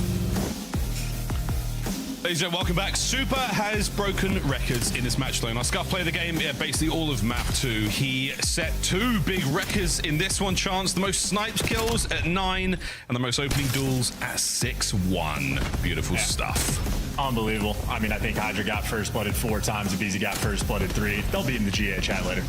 That'll be the GA chat. Well, we're not the only people terribly impressed by this gameplay. A couple of big snipers in COD history. They know a thing or two about the big boomstick. The stuns have connected and the nades are going to be over the top now, and I don't believe there is... Oh, he's done it again! He has done it again! The bomb has been dropped! He's done it again! Super! Did it again! The bomb has been dropped! He's done it again! And now it is... Kai is the greatest. Justice me! Hillary called him the greatest. Yeah, well, look, Snipes and opening door wins. That is the record set there, folks. Super, what a map he had on Colossus. The chance to exposure. How different could it be today? I mean, well, neither one of these teams have a ton of reps on it. It's 2 reps from Heretics 101 and then 3 reps there from LAT. But this is the problem with Super Snipes. It's not just that he's doing this. He's everywhere on the map. He's over by Statue. He's getting the crosses through mid. He's sliding back P2, hitting quick scopes. He's going to be on the top side of the map over towards B. Anywhere you go, you got to be fearful of that bright flash popping up on your screen. And on exposure, it's even more of a playground. He could be mid-map. He could be in the top windows, top ring. He could be long. He could be low dirt. He could be out towards B. He just has such a deep bag that even on the maps that seem predictable with this snipe, he's just diverse. He just goes so many different directions. And that is, wow, I was not prepared to see Abizi not having good map 5s on the season. That is a unicorn stat if I have ever seen one. Abizi has never had any S&D stat look like that ever. Well, I'm just going to pretend I didn't see it. That's my choice. It's the choice I've made as of right now. Going into game 5 though, exposure, yeah. Record set today in our series alone, and Chance has had the record scratch moment. How's this one going to go, Heretics? 2-2. Off the split. 3 players through middle of the LA Thieves. And yeah, so here's Super's first lane he has picked. Looking inner solar panels, working over towards B. And he is going to be the man leading the charge. Trake's right next to him, bomb in hand. Neum has a opportunity to cause the problem. On Super again. Look at where he is with this thing. Great work from Hydra. Hits it from long. Damage in from Trakes, and the Trakes are now on, and it's over. Pinstripe kill feed, and it ends up being Rancor. Last man left alive against Neum and Abizi. And bombed out as well. This is going to be a tough sell. Gets a little bit of time to work with. 40 seconds. He's going for the full wrap, but this is just going to be a lack of information now for either team. And LAT not even looking over the bomb necessarily. Neum, though, he's taking the long lane. He'll likely be able to get this information first. Yeah, surely sees that out, but again, Rancor. Oh, here they come. The timing on this is going to be unbelievable. Ah, they might have spotted him out, and they haven't seen a thing. Ah, Rancor! They line up momentarily, and the young Spaniard snaps them in half. And I mean, listen, I don't know anything. I'm just a commentator, but I'm looking at that from Rancor. Doesn't even seem like a good try. Like he just gave himself no time to pick up the bomb, no time to get any information, and then that happens. So like, this is just assuredly unlucky. I mean, Rancor, that is a devastating way for LAT to start this map. And we're all going to choose not to remember that one if you're an LA Thieves fan. Forget about it. Thieves on attack now. No snipes for the Thieves. Trying to make something happen now, maybe towards the B bomb site. And you're down a man already. Easy on the bomb recovery. Here we go. So many heretics to deal with. Can you start winning the trade battle? Yeah, you can. Yeah, you can. And eyes for the next man on Scrap. Here we go. Trying to get into the mix as soon as possible. And we're going for full trades here, but it's a moment of discord. And the heretics thrive in the chaos. And this is Rancor again, just like a cheeky little smile of like, they just line up for me. I love ending rounds where he doesn't even have to move his stick. What? The gun is at this point shooting itself. Rancor, the easiest kills he has ever gotten. Back-to-back rounds. He is 5-0. Yep. Whatever he did today to appease the COD gods, he has got them on his side. Well, a good 2 rounds. Plenty of time to turn it all around, though. Thieves, see what they've got on the defense. And Super, yet to find a kill in the first 2. I mean, doesn't need to. You're chilling. Well, here's looking at the next angle. And sweet a miss. Wow, terrible shot there, Super. Instant Super washed. Like easy peasy, that one was. Mega washed. Just put it down, bro. Has he ever sniped before? Yeah, just put it down, bro. Yeah, put it down, dude. Yeah, come on, man. What is this? Oh, bro. Sorry. Meanwhile, Abiza got first blooded 2 with nade, so once again, Heretics have the advantage. They do. They do. I mean, whether or not it's Super doing it on, it's just great work from the Heretics. A well-rounded effort here, and they're trying to clean the backline out. All bases covered right now. Rancor, 7 in a row. Again, the easiest kill he's ever going to get. LAT not really shooting back. Perfect setup right now. Super. Yeah, put the sniper away, dude. It's not for you anymore, mate. Drakes. Big damage. Oh, my goodness. It's rather perfect for the Heretics right now. Except for the snipes. Unbelievable, man. I mean, has he ever done it before? Is that what you asked? Crazy. I'm an exposure. It's just a tough map to snipe on, you know? It's just one of the trickier ones for sure. This is big nades to take care of Abizi. No one's surviving that. Great work. Rancor credited with the kill, but again, perfecto. All the opening duels so far. Shout out Josh as well. Free cams have been beautiful. Yeah, he's dialed in on exposure. Yeah, he's dialed, bro. He's absolutely dialed. Unlike Super, his keys. I will stop. He's amazing. I'll stop. Hydra, first blood. Advantage for the Thieves. Vanishes only for a second, but then we're back into it, and now it's on to Rancor. Can he keep this miraculous spree going? He hasn't got the Hellstorm yet, despite being 7-0. I think in a round for a 2v3 as well, it's worth trying to get it. Bait Super in this moment, without question.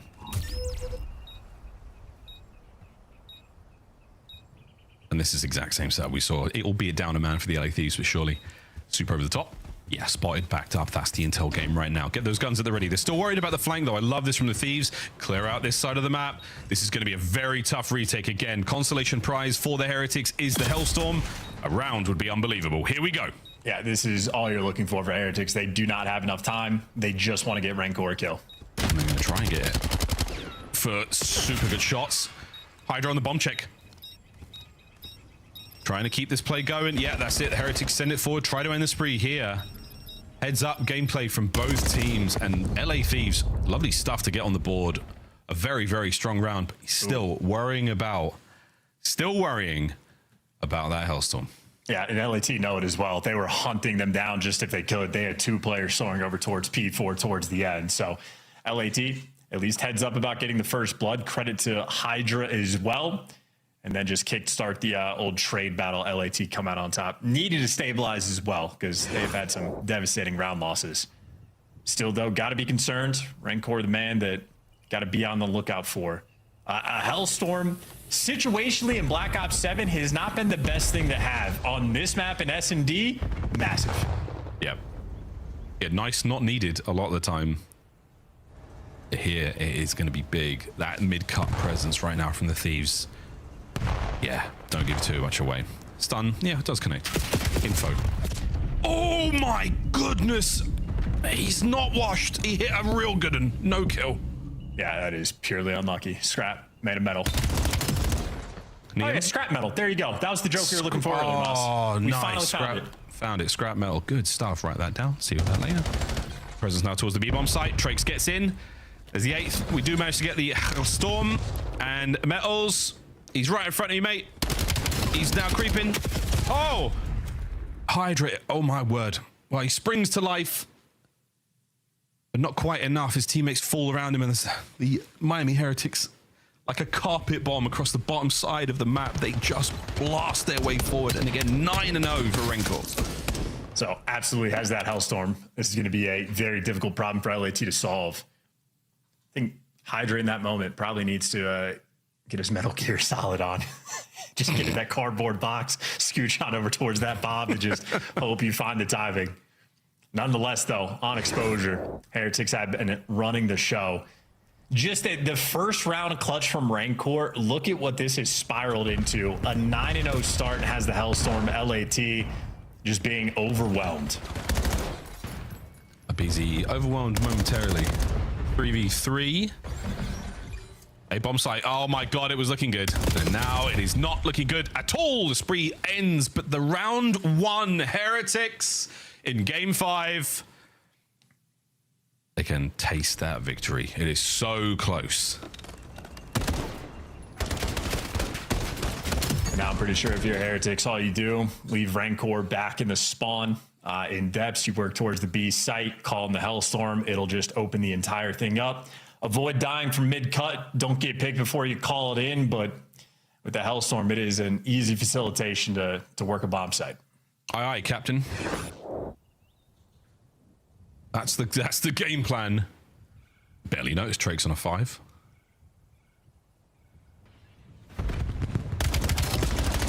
Through the middle of the map, the Thieves try to get something rolling, and Scrap takes care of the Ordnance. Super on the immediate trade back now. Or will be a 2v2. Super armed to the teeth. He's armed to the teeth. Metals. Can't get one. Neum trades out, and we're all good. We stay alive.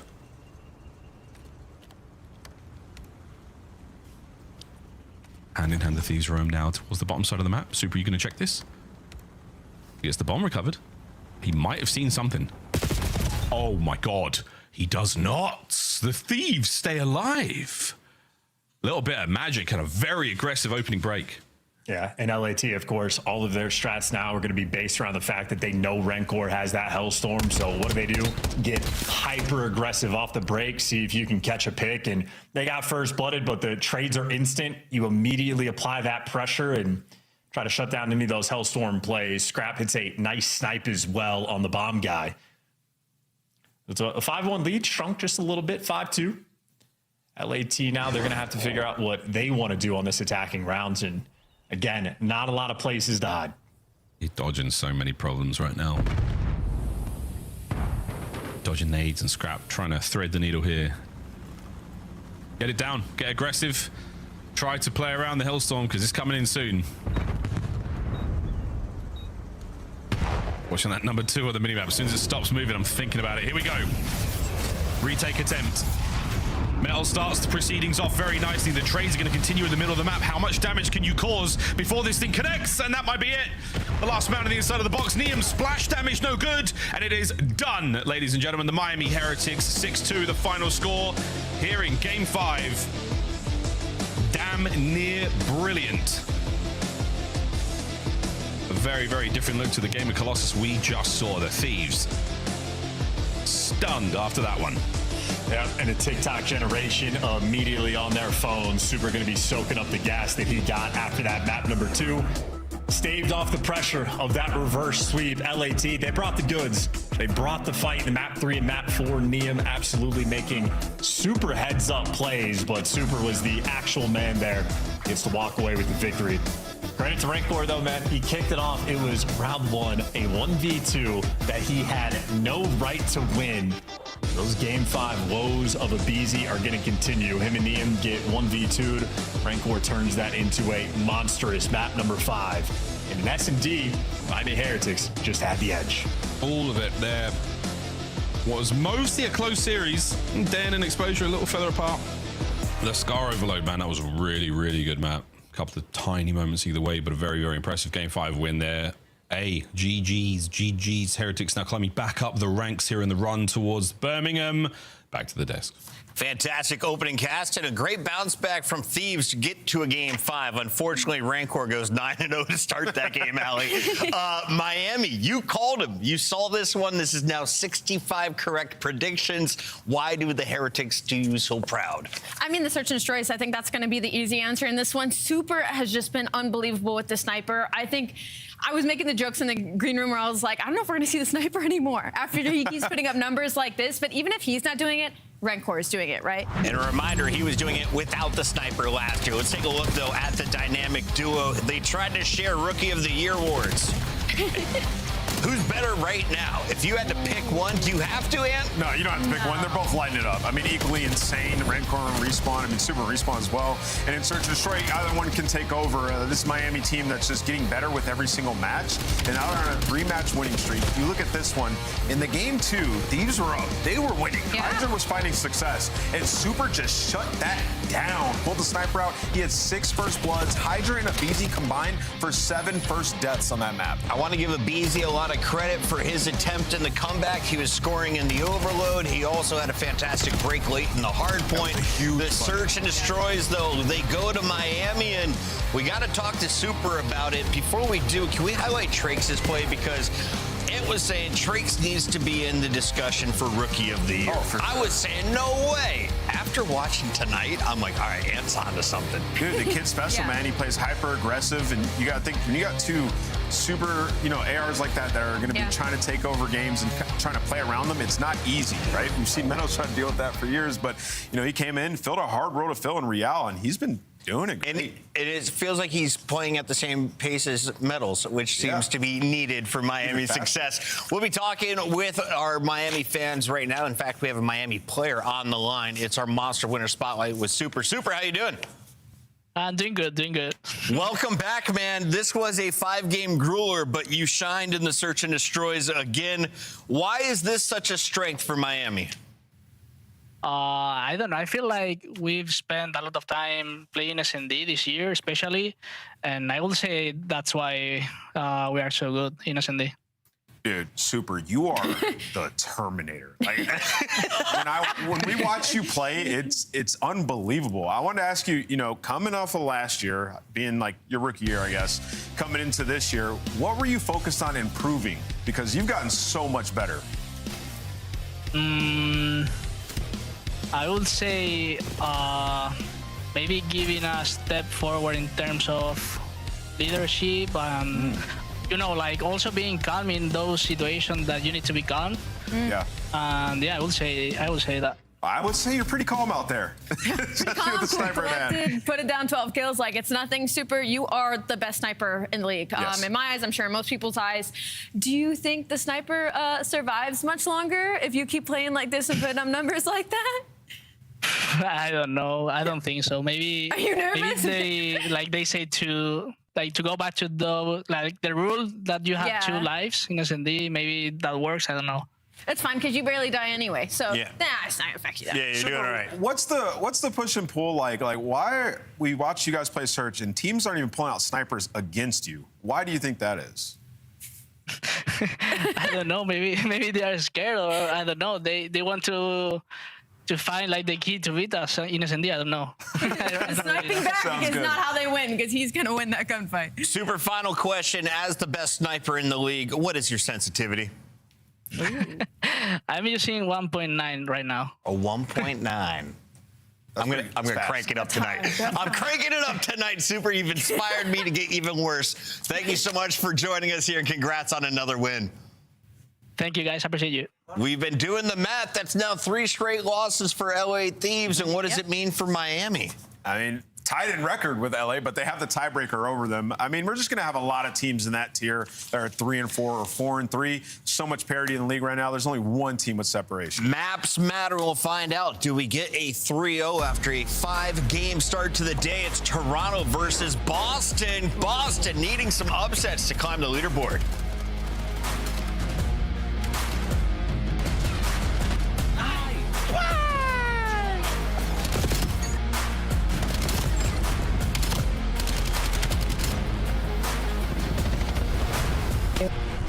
Okay, never want to do that again. That was so much fun. I'm checking. I made you smile. I made you smile. Black Ops 7 returns to the Esports World Cup in Riyadh this summer. Scan the QR code to be notified when tickets go live later this month.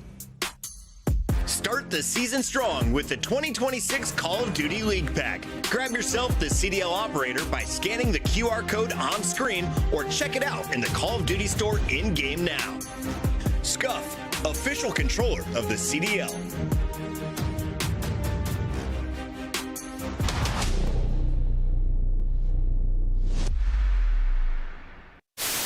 وين اي هو 10 طيب يمين كان توي اصلا له اول سلاح حلوه خرعه حلوه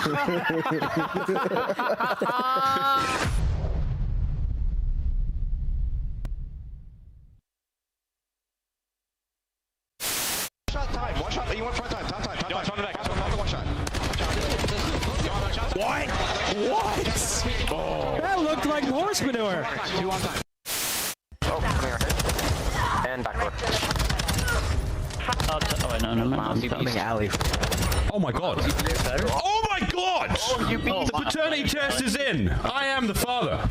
Nice.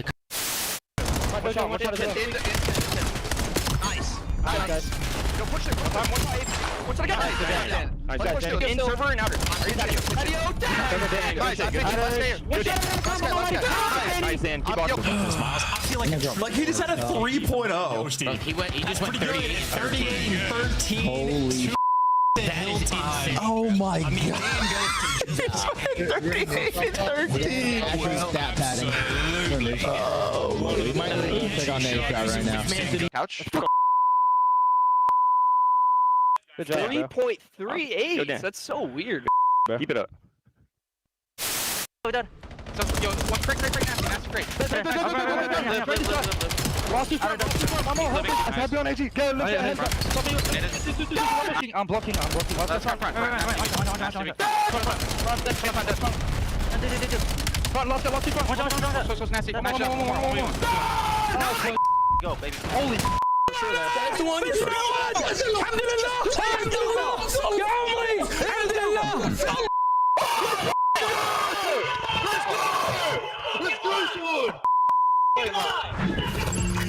I need whatever that guy is drinking. Dead! X-Nid getting fired up. We got to take a look at some of the replacements that have had huge impacts for these two teams. Spart in his 3 matches leads the squad to a 2-1. His S&D a 1.41 on the other side. Kip's looking very strong, especially on Den, a 1-2-3 of his own. He's 3-2 since being added to this Koi lineup. So let's start with Toronto. They were off to a brutal start. Didn't seem like players were comfortable in roles. They bring Kips in, and they really looked clean on Den. They have wins over teams like Miami. But where are their losses coming in? What do you need to see? Because against the Falcons, they got beat 3-1. Yeah, and it was not very close, right? So the whole story around Toronto Koi is what does your map pool look like and how do you expand it? Because it's all been Den. I'm sure when we get to the maps and modes, Boston Breach's coaching staff did their duties, banned Den across the board. So it's going to create an uncomfortable situation because we haven't seen these two teams go up against each other. And now we're also going to see how Toronto Koi performs up against a team like Boston Breach that is more of a middle of the pack, near the lower end, not on their best map. Yeah, this is an even matchup. I mean, from what we've seen from these guys. And, you know, for Toronto, they had that nice honeymoon stage. They went 9-0 map count, winning all 3 matches, but it was a lot of Den, as you see in the Monster Energy pregame. So a lot remains to be seen. We know Kips is very capable, but when you look at the last series versus Riyadh, I mean, it's a close game. Get blown out at the end of the first map, right? It was like 150, 160, and then 100 unanswered points. It was a 4-1 comeback in the search and destroy that you allowed Exit to pick up a streak and come back on you. So a lot of times, this team's just throwing away situations when they have an advantage. Just got to capitalize today. Rambo Ray has faith in that roster. Where do you need to see them expand in their map pool? I mean, everywhere, across the board in all 3 game modes. They're going to get the Den overload in this series, but Boston's been good on the map. No slouch. They beat FaZe there, so they're comfortable swearing. I'd focus on Scar. Seems to make it into a lot of our best of 5s. Let's talk a little bit about this Boston squad, because on Scar, Snoopy was hunting people down. Purge, though, topped the squad. If you looked at their most recent hardpoint, the whole team is finding new life after adding Spartan and also taking on some weaker competition. So with Boston bouncing back, winning 2 of their last 3, what are the expectations for the roster tonight? For me in Boston, my expectation is a really close series. I think it should be extremely competitive. My only worry with Boston is I don't think they handle teams that play pace very well, especially when they have faster SMGs. I'm thinking Toronto, I'm thinking Miami Heretics, I'm thinking Optic Texas, just because when I look at Boston, at least the previous iteration before the addition of Spart, it was a slower team. And now they're kind of in this spot where it's either your front line's going to be more aggressive and follow along with the rest of the league, or your AR is going to take on a huge turn like Miami Heretics have Runcorn Super, but they haven't shown either of that. So I think they're having a little bit of an identity situation right now, and looking at this layout, Koi doesn't give them Colossus either, which is Boston Breach's best map. So they're all going to be on maps that both teams are a little bit uncomfortable on, except for that Den overload.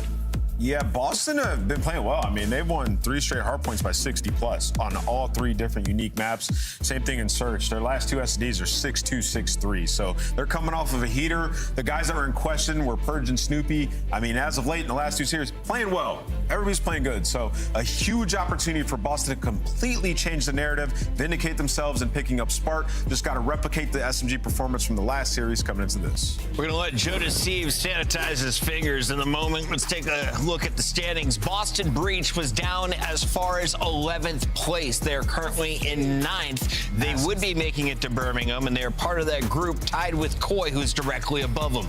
Not only will this match decide a tiebreaker, Allie, map count matters as we build towards an overall large group of 4 and 3s. I mean, this is a battle to be in the top 8 or not be in the top 8 for both of these teams. And for Breach, you're going to want that tiebreaker with how close everybody else is. So yeah, this is a really big matchup considering Birmingham. Well, you could jump up a ton of spots here. Carolina play Optic today as well, right? Yeah. So you're in a great spot. General Mays don't look like they're getting better anytime soon. So yeah, this is a huge bubble matchup for Koi and Breach, because remember, you don't want to just qualify. You want to get top 6. You don't want to be in that play-in. Yes. So both these guys are playing. They have their eyes set on a grander prize. What is that play-in? If you haven't tuned in, we're going to DreamHack. We have 10 teams, but 4 of them are starting with 1 life. 7 through 10 will play each other. If you survive that, you go to the normal tournament, and we play it out on the main stage. It's going to be insane. A lot of pressure as we are coming down to 4 or 5 matches for all of these teams. It's time to find out, does Rosalie break 70 before we get to next week? Allie, go ahead. Just lock another one in. I don't know. This one is so hard. If anybody has an answer, go before me, because I'm still in my head. I'm going to go with Snoopy. Boston, you deserve the bucket curse today. I'm going to go with Koi. They got a den in this They got series. a den? They got one. I got Koi winning this one. Rally Cat? I'm going to go with Koi. I think I have more trust in their SMGs to be consistent today. I think it's close, though. I think it's 50-50, just like I said in the last one. Game 5 again. Study, who's the most dangerous player in this lobby? Joe Oh, yeah, that's no doubt. It's got to be Joe Deceives. Yeah, Wheeler, I heard you right there. Without question, Joe Deceives, man. He's been in MVP form, obviously had a stench where everything was just going wrong for Koi, but since Gibbs is out to the building, Joe's back on his bull jive, and I think without question, he's the guy to watch. Yeah, man. I mean, it's just one of those things that we were talking about, just kind of briefly talking about this Toronto team. Obviously, the recency of what had happened most when they played up against Riyadh. You're looking at saying like, oh, like Toronto just not serious yet. But you got to keep in mind they are still warming up to the idea of what this team really looks like. And I mean, honestly, the Search and Destroy is close. There was obviously a lot of vulnerabilities and exposure, a map that they had not played yet as this team. So I feel like they're at a point, Jay. What I'm trying to say long-windedly here is Toronto's now trying to figure out their map pool a little bit more than just one-dimensionally hitting a den overload, hitting a den hardpoint like the desk was talking about. Yeah, the crazy thing is, though, like when you see who they played against in those maps, like that was undefeated Gentlemates at 6-0 and undefeated G2 at 4-0 on den hardpoint, and they take down both of those teams. And then yesterday in that series versus Riyadh, you play a black card, which is the best map, and then you get to the overload with exposure. You don't play it at all, and it was also Riyadh Falcons SM. So I think, yes, we are 100% focused on Koi working on their map pool to see if they can get better results. But I feel like these teams are squaring up I mean, this squad is squaring up versus the best teams on their best maps and still putting up a good fight. So Koi, without question, have definitely shown improvements ever since the roster change, and the same thing can be said for Boston ever since Big Spart has entered the building. That's exactly right. I was going to talk about Spart next, and well, we'll see plenty of him, I'm sure, as we jump on in. Toronto Koi taking out the Boston Breach. Scar hardpoint. Let's get it on. It's Spart, go figure, the first one to open us up. Kleenex, who has been unbelievable since swapping back over to the SMG, he will obviously likely be running an AR for the majority of this map, so we'll see how he performs and handles the pressure for Boston. Yeah, so far Boston are able to handle the mid-map pressure because Koi not spawning on the preferred side for early P1 are gonna try to flip it so they can control blue, but Boston are going trade for trade, blow for blow. Now it's the pressure around the backside of White Wall. Snoopy's able to pick it on up. So both teams are battling for the map control. Only 10 seconds have been secured in the first 30. Yeah, that is a very scrappy P1, but Toronto come away with a full wipe at the end of this hard point. So now you've got Boston trapped at blue. A nice nade from Purge allows Snoopy to track open some space over through mid shops. He's being held. Joe Deceives able to stop one more from stretching into P2. So Toronto, for the moment, will be the closest to the hill, but are still dealing with some scattered spawns thanks to the exit from Boston. We're going to get a pretty easy contest, or at least a pretty quick contest from Boston here. Yeah, Boston have pitches on every single angle, just not winning the fights when they need to. They're going 2 for 2, but it's Insight able to locate both players over towards green. So this side of the map is locked down for Koi. All of Boston spawning over towards that blue side. Stuns and nades need to try to connect because Koi have every power position. Yes, they do. Snoopy will get one inside the hard point. That will open things up. Kip shut down to the pinch means it's just down to the long-standing duo of Kleenex and Insight. Kleenex firing, shooting, trying to hold on to any sort of footing on this hill, and Joe Deceives pops up, has an AR in hand, takes down 2. Pinch on the way around the backside though from Snoop. Kip's in some trouble, but as Joe is able to confirm a trade, one more battle will still be there. All a little bit of an unfortunate timing on what was, I'm sure, a mistake melee. Allows Boston in for some scrap time, but it's really only about 10 seconds worth of it. Yeah, you're more than willing to take that if you are Koi, because you trapped him over towards the ending of that P2. You gifted yourself the rotation over towards the money hill at P3. Know how difficult it is to take players off of this plane. Heady, nades, and stuns connecting. You find both players, at least one guy over towards blue side. But what does it do to the spawns now for Boston? You're just making sure you're clearing out your mid cut. Now all of your focus towards blue. Yeah, well, that's unfortunate timing there for Boston, as Nasty looked like he was going to open up the hard point, but Kleenex Insight both respond to the player in the back and then keep their focus forward with the quick spawns through P5 for Toronto. 30-point game at the moment, which, well, let's be candid, a lot of this time has gone to the game clock already. We've gotten a lot of contest and a lot of neutral time. Boston finally able to get into the hill with about 28 seconds remaining, and it looks like Toronto are just going to give this a soft test while working mostly on rotation. Yeah, and this was the opportunity yesterday that Boston presented themselves versus Cloud9, and they were able to take advantage of it every single time. Plus 66 over towards the P4 setups, and they're looking for a lockdown setup here to potentially take the lead. But Koi, with all the space that they had and the remaining time that they had, they're already right in your face. Yes, they are. Hardpoint opens. It's neutral for now, but the kills for Toronto allow them to step in for a moment. Insight trying to find this last player of Purge who has slipped in and out of the staircases. And that will allow some breathing room for Boston to actually quickly reinforce from the front. Gun up for Insight. Doesn't get a lot of the first. It gets some with the second, but no kills come through. And Boston will have a really quick re-break and a little bit of extra bump out of the hill as Kleenex will drop over towards Motel. Yeah, all 4 dead. Back spawn secured. You push out towards P2 as well. So now all of Koi had to try to break from White Wall side. You have Nasty trying to cover down the back lines, but he does get ripped. Team shots galore there from Koi. 3 go down in the feed. Smart last man standing. He's going to get cleared on out. And now look what it does to the spawns for Boston. 3 players towards the backside of O, but Purge, only guy off the rotation towards New, needs to value his life here. Yeah, same can be said, though, for Kleenex. He's got a little bit of help from Kips on putting pressure on the map. Toronto will spawn here, and Kleenex will pop up. Hello. And you'll find Purge stuck in a corner. So it'll be about a 20-point game, but, and it is a big but, Toronto is all in firm control of P5. They've got positions all around the map to really test this Boston break effort. Oh, but they do find the first player in Joe Deceives on the OE.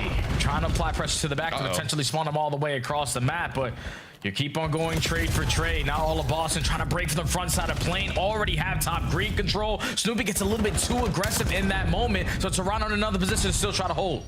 Yeah, I mean, that's a setup that largely gets foiled in the first effort, thanks to Boston winning a couple of 1v1s, but the space away from the hill allowed Toronto to still spawn close, and on their second attempt to rejuvenate the life inside the hill, Toronto is successful. So back to plus 30 over for the Koi. Boston looking for one last potential contest with 15 seconds of scrap time still remaining, and a nasty will get you two in some trouble trying to stay alive, but found by Insight. So again, these little battles on the end of the hill, not really super influential, but it does allow Boston a chance to keep the pressure on and keep Toronto away from P1. Yeah, now going into our second set.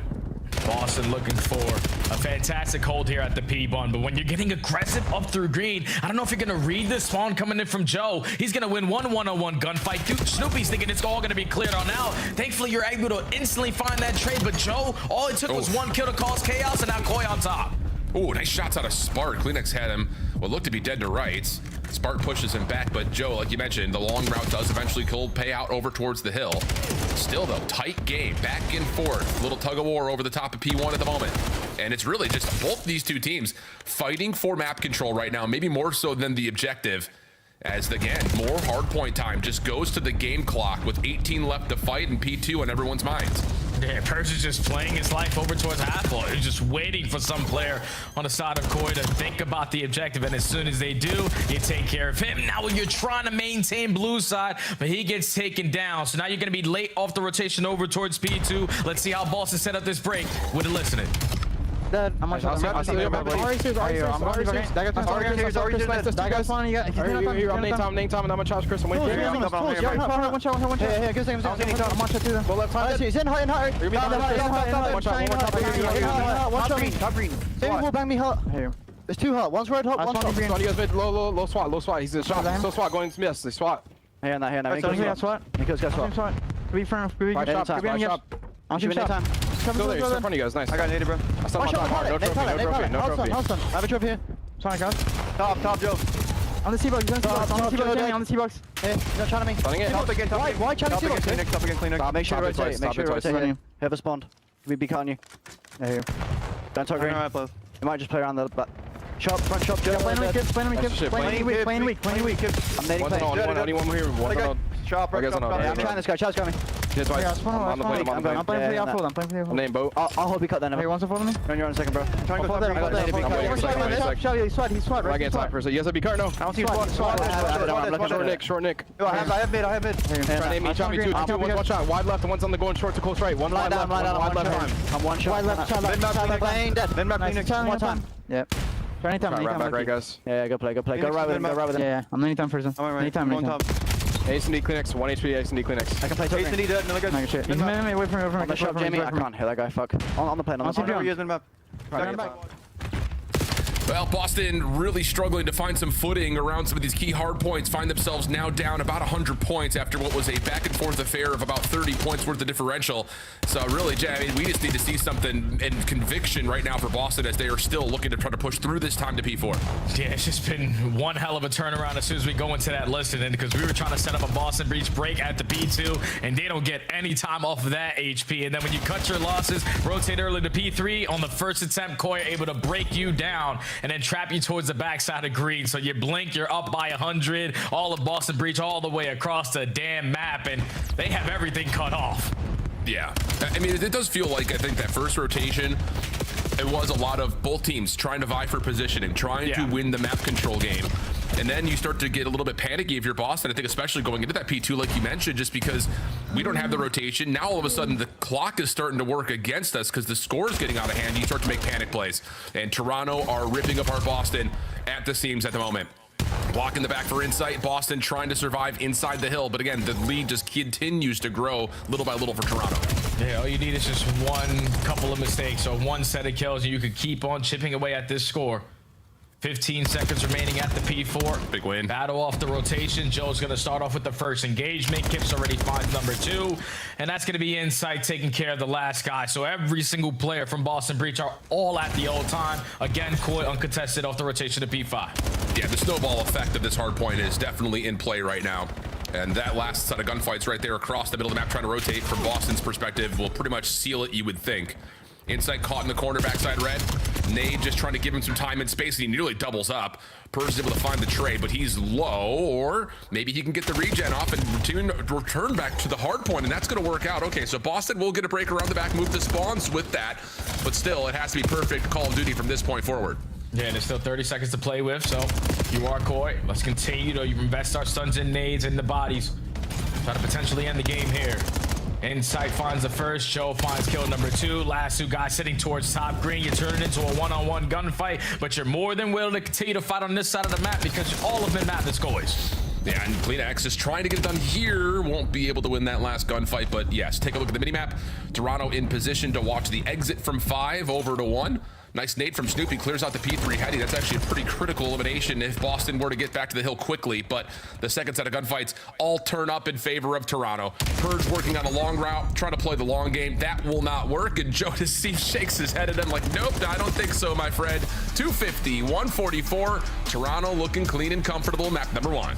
Yeah, it's just a really clean game there from Koi because you're basically winning every single rotation. The only ones you didn't win was the first go around at the P4, but on your first break attempt, you were able to successfully break on in. Then the second set, when you're late to the party at the P3, you win every single gunfight, not from the preferred side, and break them down and just grow the lead up by 100. Boston just never really found an opportunity when you got to that second half to stop the bleeding or potentially take advantage of the map because it was just one situation that leads to a chain reaction to everything else. And when Burgess tends to struggle in hardpoint, he tries to be the aggressor to make up sometimes in those kills. And by him just being the aggressor in through top green, allowing Joe to seize the spawn out towards back blue, breaks them down at P1, then you're scattered to try to make up for those mistakes, and then you just get chained at the P2 to P3. So it's just one moment, it's a turning point there for Boston, and Koi capitalized it to dominate there in map 1. Yeah, it really is a second rotation of hills that if the 1v1s on rotation go a little differently, maybe we're talking differently about Boston's hold percentage, but I would even say that we were talking about it a little bit in the listen-in. It's like, even though I guess maybe technically Boston wins that rotation to P4 the first time we're around, it's quickly contested and quickly at least flipped back and forth. Like, it just didn't ever really feel like Boston had the same setups and the same space to work with that Toronto did. I mean, especially you go back over to P5, it just looked like the entirety of the map was purple with just one player for Toronto sitting in the hill. It's just like it forces all of these really long range and unexpected 1v1s, and Boston just never get an opportunity to break, whereas Toronto, they're quick to at least get break attempts at 4, break attempt at 3. Like, it just felt like it was just more comfortable thanks to the map control that Toronto was able to hold throughout the majority of the map. Yeah, and you're expecting Boston to have like similar responses in that aspect because Koi were more than willing to give up the final 10 to 15 seconds. Sure, yeah. When it was flips on the opposite side and Koi was secure in that final time and Boston is set up properly towards a hill, it's like their setup was easily broken down. That cannot be the case. Some people just need to win a one-on-one gunfight here and there to lock down some of these setups, especially on a map like Scar where a lot of these hills can be punishing, but unfortunately a little bit late to the party in the gunny aspect, and when you take a look at the game flow, it was close until it wasn't. Yeah, it's that spike from P1 to P2, the second rotation. That's the one that really dictates the outcome in a lot of ways. And I think you're right. I really want to kind of point to this. We've seen Toronto teams in the past do what you're talking about, where it's like, hey, we've got a perfect setup. We just got 35 seconds. We're good. We're happy. Let's go ahead and start making moves to rotation. We don't need to fight for the full 60 if we don't want to. So really, really interesting, I think, to see their hard point really starting to make a turn in that department in specific. And for Boston, now it's trying to bounce back by moving over to raid, search, and destroy. Looked really good at it when they were playing up against FaZe, but that came after a lot of criticism when they played Carolina. In particular, talking about what they did on offense over at A. They come out, they make a lot of immediate adjustments, and it was honestly, and I think we casted that one, and I think the words that we said was, it's the same thing every time. 3 towards ring, take laundry, plant, stay laundry. Everyone else is just hanging around over towards the backside of their spawn or washing through Zig. It was a very one-dimensional approach for Boston, and I have to imagine Toronto is going to be aware of that. Oh yeah, Toronto definitely going to be aware of it because they played it a couple times with this new lineup. Like you said, versus Carolina, a bunch of blunder, missed calls in their playmaking ability, just consistently pushing the bomb on the backside of laundry. But versus FaZe, no one pushed the backside of laundry. You're always consistently finding the first blood. And then when we have laundry control, we're trying to work the objective. And you also didn't allow Snoopy to be your bomb carrier. That's what allows Snoopy to be the playmaker that he wants to be on a map like Raid. So you should feel comfortable if you are Boston, knowing that we have worked on this and it's worked out for us recently. But then on the opposite side, for Koi, they played this map yesterday versus Falcons. It was basically perfect for the first 6 rounds. You go up 5-1, but then after that, you just start getting picked off early one-on-ones. We start relying on just securing one side of the map, completely disregarding the other, and just lackluster in your retakes towards the second half. Yeah, when you're up 5-1, you're expecting to close out. So I'm happy to see Koi instantly throwing this one back in. Yeah, I like that as well. So we got 2 things to really look for. Can there be moments of replication for Toronto's first half of their search versus Falcons. And I think on the other side for Boston, do you have other looks besides just that 3-1 split off offensively towards A?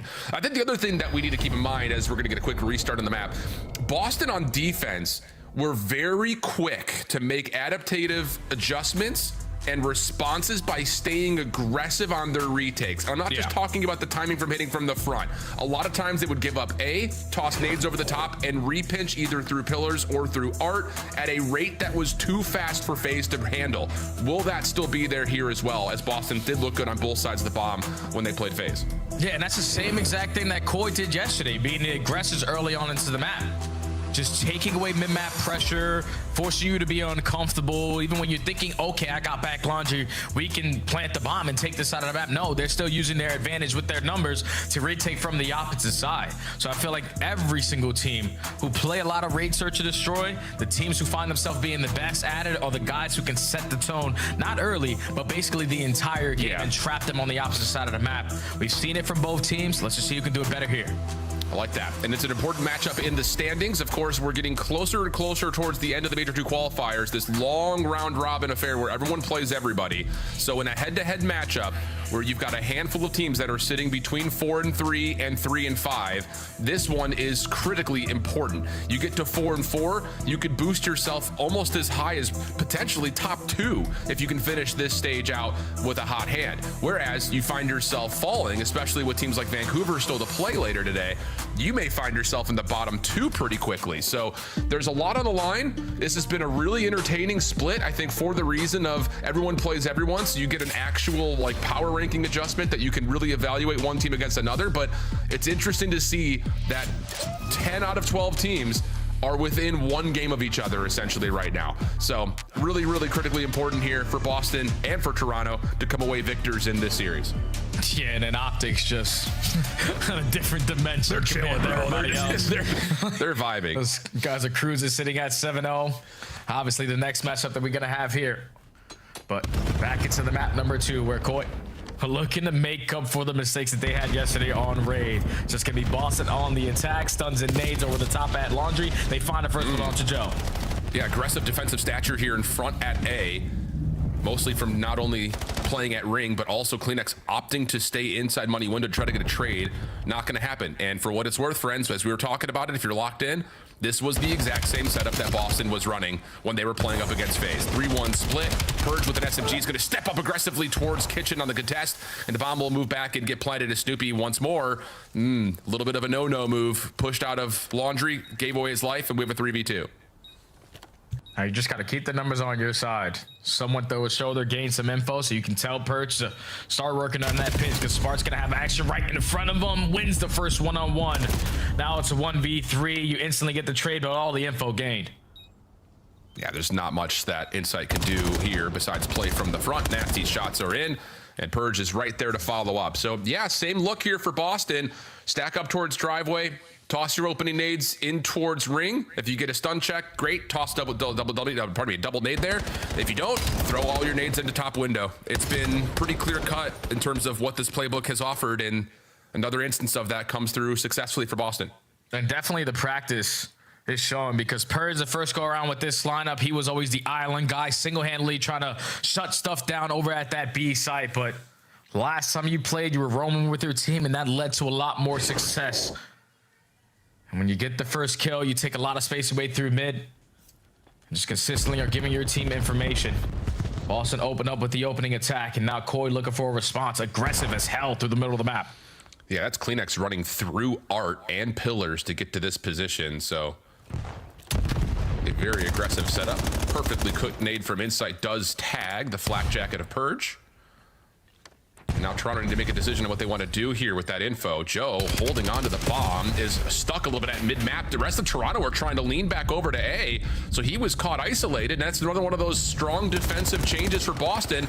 Just re-wrapping and hitting with numbers through mid, but a trade comes out 3v3. Yeah, but it's still the bomb carrier, so you have the information. The bomb is going to be down, but now there's so many different angles that Koi have worked, and it's the final player that works up through water steps to close out the double. I thought that was a fantastic round there from Boston because Koi, with all the map control that they had, with how aggressive they were through the middle of the map, you don't usually want to waste time, especially with that control, to get that objective down towards A, because Boston read it, retake through mid, found the first one, especially onto the bomb carrier, but just couldn't read the setup after that. Not a single player from Koi falls into 3v4, and they tied up. Yeah, I mean, that is the exact same tempo that we saw from Boston when they were playing up against FaZe. And I like the idea of it. It's one of those like, okay, if we know we're seeing 2 nades to money window or putting me up to laundry window, then we can just re-wrap back through kitchen and play a possible, at worst, 4v2 at mid. But look at this. Pause that thought as Toronto are trying to get aggressive. We'll double chow through Zig. No immediate contact, and they will have to back away. You would have to assume, though, Kleenex and Joe both hitting that route are both running SMGs, so Toronto are going to have to stay aggressive on this adjustment. But the mind games right now is working in favor of Boston. Because you spot them by throwing that shoulder through mid-zig, you're thinking the rotation is going to be over towards A, so you use all your forces to go back towards laundry. And the one guy that peeks through kitchen, he gets picked off, and now bomb is planted at B. Yeah. So now you got to try to find a way to retake with the SMGs. So basketball stack is currently underway. Purge taking a couple tags at Tiki. Slides out. Kleenex can't quite find him. And now he's in a little bit of a danger zone here. No running on the pool deck. And that's why Purge able to find the kill. Insight for the trade, but how do you break down the rest of this post plant, especially with Snoopy behind you? The answer is you do not. So, okay, different look there for Boston. They get a read on the aggression from Toronto at mid-map. They deal with it, they push it back, and they say, hey, if they got 2 subs, let's just take this thing over to B. Yeah, it's just the mind games right now. Get early info through mid-zig. Koi are thinking, all right, they spotted us. They're not going to commit towards B because they know that we have water steps. But then when you use all your reinforcements to go back through back laundry, your one island player who's just simply playing for information through the middle of the map gets caught. Everyone's just late off the rotation, man down in the post plant. Great plays there from Boston. Back up by 1, and back to the defense they go.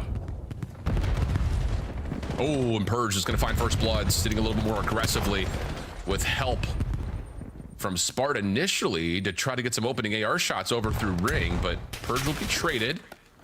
So we'll go to the early 3v3, and Joe Deceived has already reclaimed space over at A, and now needs to make a decision come through in terms of, are we waiting to see if we can get someone rotating on the defense, or are we going to try to get this bomb planted instead of post plant at laundry? Yeah, they've had info on 2 players so far.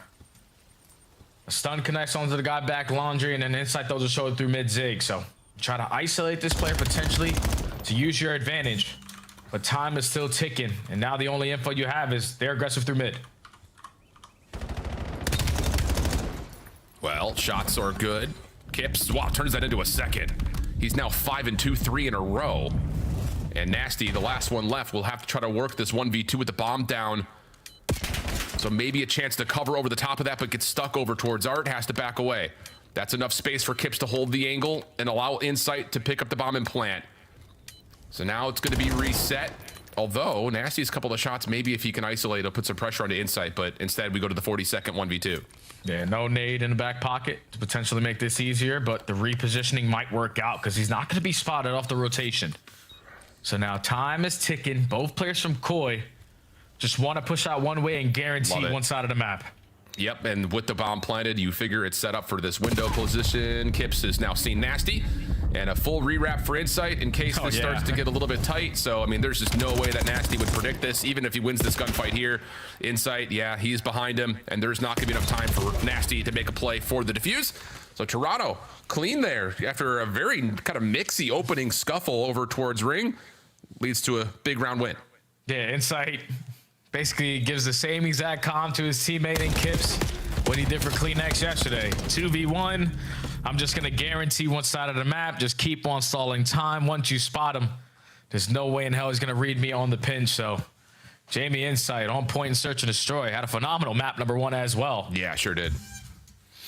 Lisa Koi successful on the round, all tied up at 2. But I think if you want to make this game a little bit easier, if you are Koi, let's just start getting some first bloods because it's 4-0 in that tally right now. Yeah. Now Snoopy aggressive over to pillars. Tagged scene. Different look here for Toronto as there are 3 players stacked over towards laundry, and the island man of Kips gives you first blood. Snoopy looking to isolate and go quickly. He's got Nasty watching his cutout window, but Insight sniping this round. Watches that perfectly. The trade from Kleenex is good and leaves Spart on the other side of the map, left in a 1v3. And they got the bomb down in towards B-ball as well. Insight's able to gather the information with a quick shoulder on the backside of Laundry. Now look what it does to all the Koi arrows. Everyone focus on this side of the map. Not going to give Smart a chance as Insight lines it up with the boomstick. Yeah. That's a new monkey wrench now thrown into the system here that Boston are going to have to navigate through. We have not seen a ton of overall sniping on this map just since the changes to that jump spot at Zig, but now that you've got a different element in the mix, Boston's going to be forced to have to readjust what they want to do offensively, especially considering that, as mentioned, they continue to throw this same setup over towards A time after time. So now you have to really kind of determine what you do moving forward if you're Boston with a new threat on the field, already finding 2 kills. Yeah, just keeps you on your toes. We saw the impact out of Super in that last series. When snipers are hitting, they make SMG's lives a living hell. Yeah. Ooh. So now the man up, the round advantage for Koi. You gather early information that Snoopy's hitting super aggressive up through bed. So he's just going to guarantee this side of the map for his team. Everybody else should rotate towards A.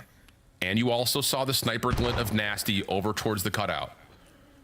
So if you're Toronto, you say, all right, we may have some aggression towards bedroom. We'll watch the flank and the water stairs, and we'll just go ahead and plant into a possible 2v2 at A. Better than that, if you're Toronto, you get out with a really solid post-plant look, mostly knowing that Snoopy's trying to hit some sort of a flank. Just comes down to the timing of this play. Snoopy throwing shoulders. Here's the slide out. First battle goes the way of Joe DeSeeds with some help from friends. Nasty seeing that range over the top. Lots of damage, but no kills. Until finally Kip's able to convert. Purge traded. Last one left is the sniper of Nasty. Pistol battle will go the way of Nasty, though. That was a heck of a fight, but too many numbers for Toronto. That leads to another round win. Yeah, the way that Koi are just setting up these plays now, this is next level stuff. Like, you gain early information, Snoopy's aggressive as hell over through bed, but while he was being aggressive on that side of the map, you had your teammate taking min-map away.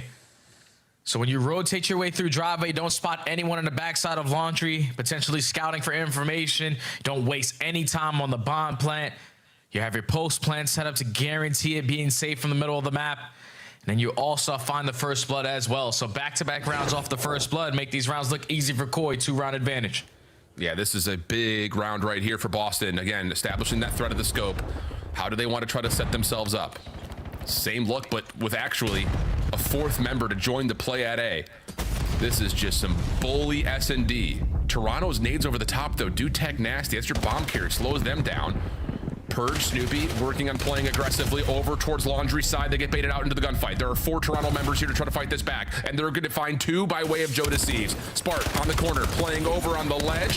Has help from Nasty initially. Spart able to turn to find 1. It's just down to him versus Insight, but he can't track him down. And Koi will win the battle and put themselves on map point. Yeah, that was one of those Koi rounds that we saw yesterday. It's just instead of committing for a mid-map play, because what Riyadh are doing yesterday versus this squad was instantly getting the bomb down. They don't get the bomb down. That means that they're most likely going to be setting up around that Laundry side. So let's just use every single gun that we have to put ourselves in an advantageous situation. Purge finds the first. You instantly get the trade. Joe's able to walk away with 3 before falling. Then one-on-one, Spart has no idea where the final guy is. Koi with 3 rounds in a row, now at game point. Gonna keep Kips on the island towards bedroom. Uh-oh. Or not. Ah, man. That happens. And that's enough for Boston to say, all right, well, we got the B side of the map now for free. Let's go ahead and just use that and force Toronto to have to put together a very tricky post plant. But wait a second. I was gonna say, if Insight can lock down this angle at Zig, even to get 1 would have been great, but Joe's going to commit for the plant, and he has picked his Alamo, sitting right on top of the rock ledge. Okay, let's see if Boston are able to read this, because 4v2, we can't waste a lot of time trying to locate where these guys are. Someone needs to instantly hop to defuse, but when you take your time, you're just banking on someone off of a route, walking right into the pre-aim, and it's Spart able to locate Kleenex, and then Joe deceives in the 1v4 right on site, stood no chance.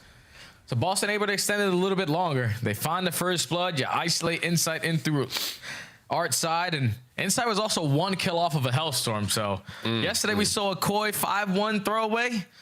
So far this one's been 5-2, but now we're going to round 9. Yeah, that's just one of those that you feel like the play never really develops because Kips unfortunately falls off the map. Yeah, it's tough. So, I mean, hey, good awareness of Boston to understand that, yep, we've got this bottom side of the map at B completely open for us to use. So back to the offense. Same 3-1 split. This time Toronto doing something different. Purge, oh, he's in some trouble and realizes it, but can he get away? Trying to get the top bedroom. A couple of spam shots are there, and no, Purge has no room to work with. Boston a little bit advantageously able to get to A, but of course Toronto aware of this. And now Toronto in the man-up advantage. Know that they guarantee have the advantage towards the backside of Laundry, so let's just do the same exact thing we did last go around, just play the trades. And that's going to work out nicely. Last player left. Spart over the top, able to find one. Gives them an extra lease on this 1v3, but is caught from behind. Nowhere to go there. Inside to finish it off, and Toronto will quickly be up 2-0 in this series. And I will say, I think both maps very comfortable, very confident in their play calling, especially there in the search and destroy. Some things can be forgiven, like falling off the map when you win with that much conviction.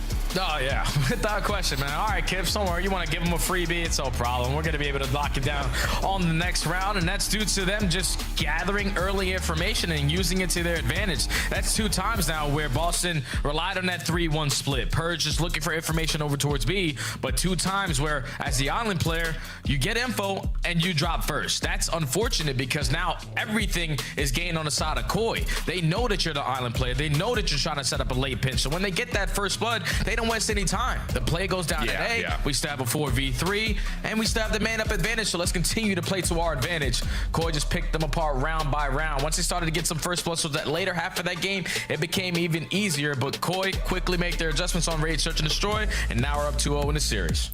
Yeah, and I know that there's the conversation kind of surrounding the first blood battle is convincing for Boston, but I think the biggest thing for Toronto is that you were instantly trading a lot of those first bloods out to get us to 3v3s. So even if you're not winning the first technical blood, you're at least keeping the numbers even all the way through.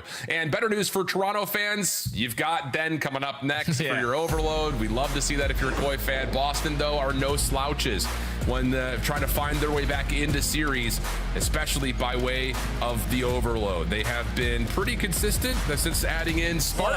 Can they find a way to set up a potential reverse sweep when we come back after this?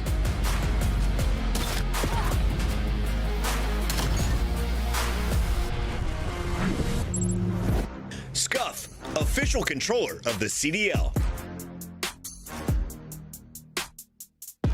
Monster Energy, the official energy drink of the CDL. COD Champs tickets are on sale now. Come see the best teams lock in for this season's grand finale in fabulous Las Vegas. All 4-day passes come with early venue access. Head to phasevegas.com or scan the QR code to get your tickets now.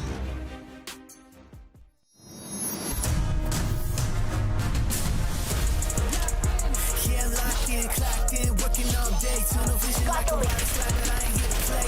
Locked in, clocked in, working all night. Bring them in that oil till the sun's up high.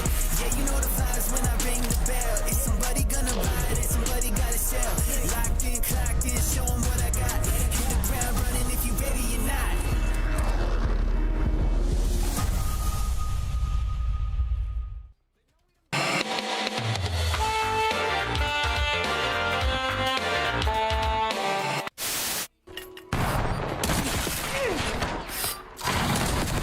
Oh my god, you hit that as Jeej.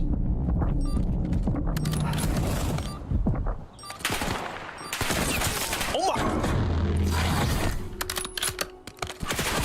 No way he chased. One enemy left. Handle it. Did I just see him? I don't know. I didn't. You're the best. I told you to leave.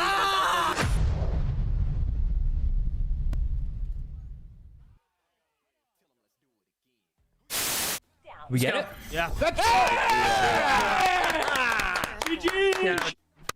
Boom, let's go. I want to say that I was not trying to curse us. I did not. I thought it was 250 kills. So when we were up 70 kills, I was like, there's no way we can lose. Yeah. Now it makes He's gonna close left, close. Dead. Nice. Yeah, nice. I'm on shot. Tempus freezer. Tempus freezer when he killed me. Okay, I'm showing in. Oh. TK. Go back. What the?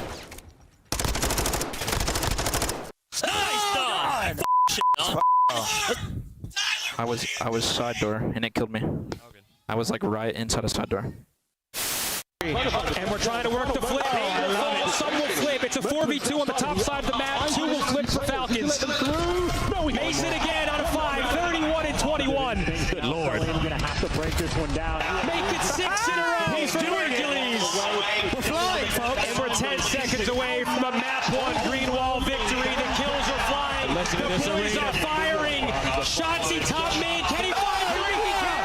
Exclamation point. As Optic will take man number 1 here in Dallas. Come on. Come on. That's fun. That's outrageous fun. What a way to start the major for the boys. That's some good work right there. Oh, yeah, that's juicy. Let's that's go, some bro. great work. My middle section is sweating, dude. I'm so excited. Oh, Touche and his middle section being sweaty. What a buzz clip. Toronto are up 2-0 right now, feeling very calm and very confident, obviously, against this Boston team who, well, going into this Den overload will have a bit more of a fighting chances based on record, but in particular, it's just been by way of what Spart has done to this team on this mode in particular. He's been really, really solid. And again, for both these two teams, they've played a ton of Den overload this split. So you kind of have to have this one here if you're Boston, you just got it. You just got to be able to bounce back and get yourself to a map 4. Yeah, you definitely need this, man. You got to fight for not only your chances to potentially fight back in this series, but your chances at making it to Birmingham. It's a bubble game. Koi is sitting right next to you, both sitting at 3 and 4. You get to 4 wins, you basically guarantee yourself at the next event. You just got to continue to fight, though. And for both of these squads, on this map specifically, it's technically a square up. Phenomenal on defensive sides. When they talk about goal line stop, 80% for Koi, 76% for Boston. It's just Koi have a little bit of an edge on the attacking side, where they average 32% of the time to get scores in because of how they manipulate in the map. So Boston can't allow Koi to set the tone early on, because when the Koi are up and they can play corners, yeah, it's difficult to fight back in the game. Agreed. Very much so, yes. Another one of those maps, too, that we look at, it is, again, Toronto does play a lot for map control, just like overall. So they're not going to just grab and go. They're going to look for the perfect setup and try to put you in the worst position possible. So we'll see how that unfolds, if at all, as you're going to get Boston receiving this first hit decently, but Joe's going to get to a position to get up top. Good help from Purge on the mid-cut to make sure there is no push through the setup of Boston, and things will reset after the opening battle. Inside, your job is to just protect the EMP, keep it right in front of us. Teammates now off the respawn looking for openings. Kleenex is able to find one. Inside does fall on top, broken, but it's a battle for mid connector. 2 players on both sides, and you keep on pinstripe, kill, feeding, trade. Yeah, but now an opportunity to grab and try to swing the EMP over towards the mid-cut, but Insight perfectly in position, fronts that couch to be able to stop that play from happening. Also gets a read that Boston is still here, allowing Kips to push forward, and now an opportunity for Toronto to go quickly, but Purge steps up into front behind you. A little bit of a swing back, Kips able to stay alive. Kleenex trying to work on mid, while everyone else for Toronto is over towards Dojo. Oh, big kill from Nasty to understand who he's playing against. They're trying to set up a play. Usually one of the SMGs are going to be the lead blocker on the opposite side. So you watch the OE, find the opening kill, force Koi to slow on down, but Kips and Insight find 2 of their own. They had the possession in their bag, and they're just forcing Boston to be uncomfortable off the respawn. Well, off the respawn, they are able to pick up some action through Dragon. Snoopy for 1. Kips looking to just foot race this thing over to B. He gets the win versus Purge, and that's going to be enough for him to score. That was the only defender in position. Snoopy was held a little bit further back through small, and that pistol win allows Toronto to get on the board first. And now your lead blocker on opposite side, and Nasty was playing the reset, is going to fall. And there's pressure all over the map if you are Koi, so now you need to clutch up in some of these fights. Iron up, win a one-on-one, and it's Purge able to start it up, but Kips and Inside respond with 2. Now you can go. Yeah, they know that someone else is sitting on the outer edges. That's Spart who drops, Nasty gone, and you've got 2 front blockers making their way over towards this Dojo point at A. Snoopy, the last one standing, not quite able to get the pistol win versus Insight, who will score our second goal quickly for Toronto. And it's not getting much better here, as Insight was trying to flip back over towards rooftop side. But now an opportunity for Boston to get a couple of kills and maybe a chance for them to grab and actually get an offense going. Yeah, it's just tough, man, because over towards rooftops, you know how difficult it is to push your way through P2 to get yourself over towards A. And the one player you're relying on to hold your pack, Swan, did lose his one-on-one gunfight. So now everybody's sitting nice and comfy in towards couches, cannot push forward, can't push backward. You're just trapped in this position, and now here comes Joe. Yeah, perfect timing on the pitch. Purge will drop, and Toronto quick to recover the EMP. Kleenex looking to go forward. Big win onto Snoopy. Puts pressure on this Boston defense towards B, which means Kips has got free space over through A. He finds the first, understands there's a second nearby, able to play off his own stun, and one more possibly behind that. Snoopy gets the win, but Joe gets the score. Hellstorm now earned for Toronto with under 2 minutes to play in the half and potentially a 4-0 start for Toronto. Oh, Boston, every time they're going all spawn now, they have no idea what's going on. You're looking left, looking right. Are we thinking the play's going to be on this side? No, it's on the complete opposite. Koi are just dominating the possession. They are dominating how they're influencing the map. And with 1 minute and 30 left to go, Boston have yet to leave the spawn. This is tough to watch. Yeah, it really is. It's been perfect, though, for Toronto, so find some majesty in that. Snoopy will drop. So again, another delayed setup here for Boston, trying to hang on defensively and give themselves a lifeline in this half. But now Spark drops, and Kips can have the freedom to make a route occur. EMP going to get picked up at mid, swung over through mid cut, and Kips has cleared everything out already. They get the kill that they needed to, so now it's just not dealing with the defenders who are coming off spawn. Pistol win for Kleenex is decent, but Toronto cannot win out the secondary battle needed. Boston will have a chance to reset. Can they finally have an opportunity to get that EMP past the 50-yard line? Because every single time they stop it, Toronto are instantly there to keep them in their spawn. Another situation upon us. 2 go down in favor of Toronto Koi. You find splits, but now it's Kleenex still in your spawn, causing mayhem. Wins a one-on-one, almost gets the better of Nasty, but you will take this if you're Koi because you're up 3 with 35 to go. Exactly, and Boston still cannot predict where these gunfights are coming from.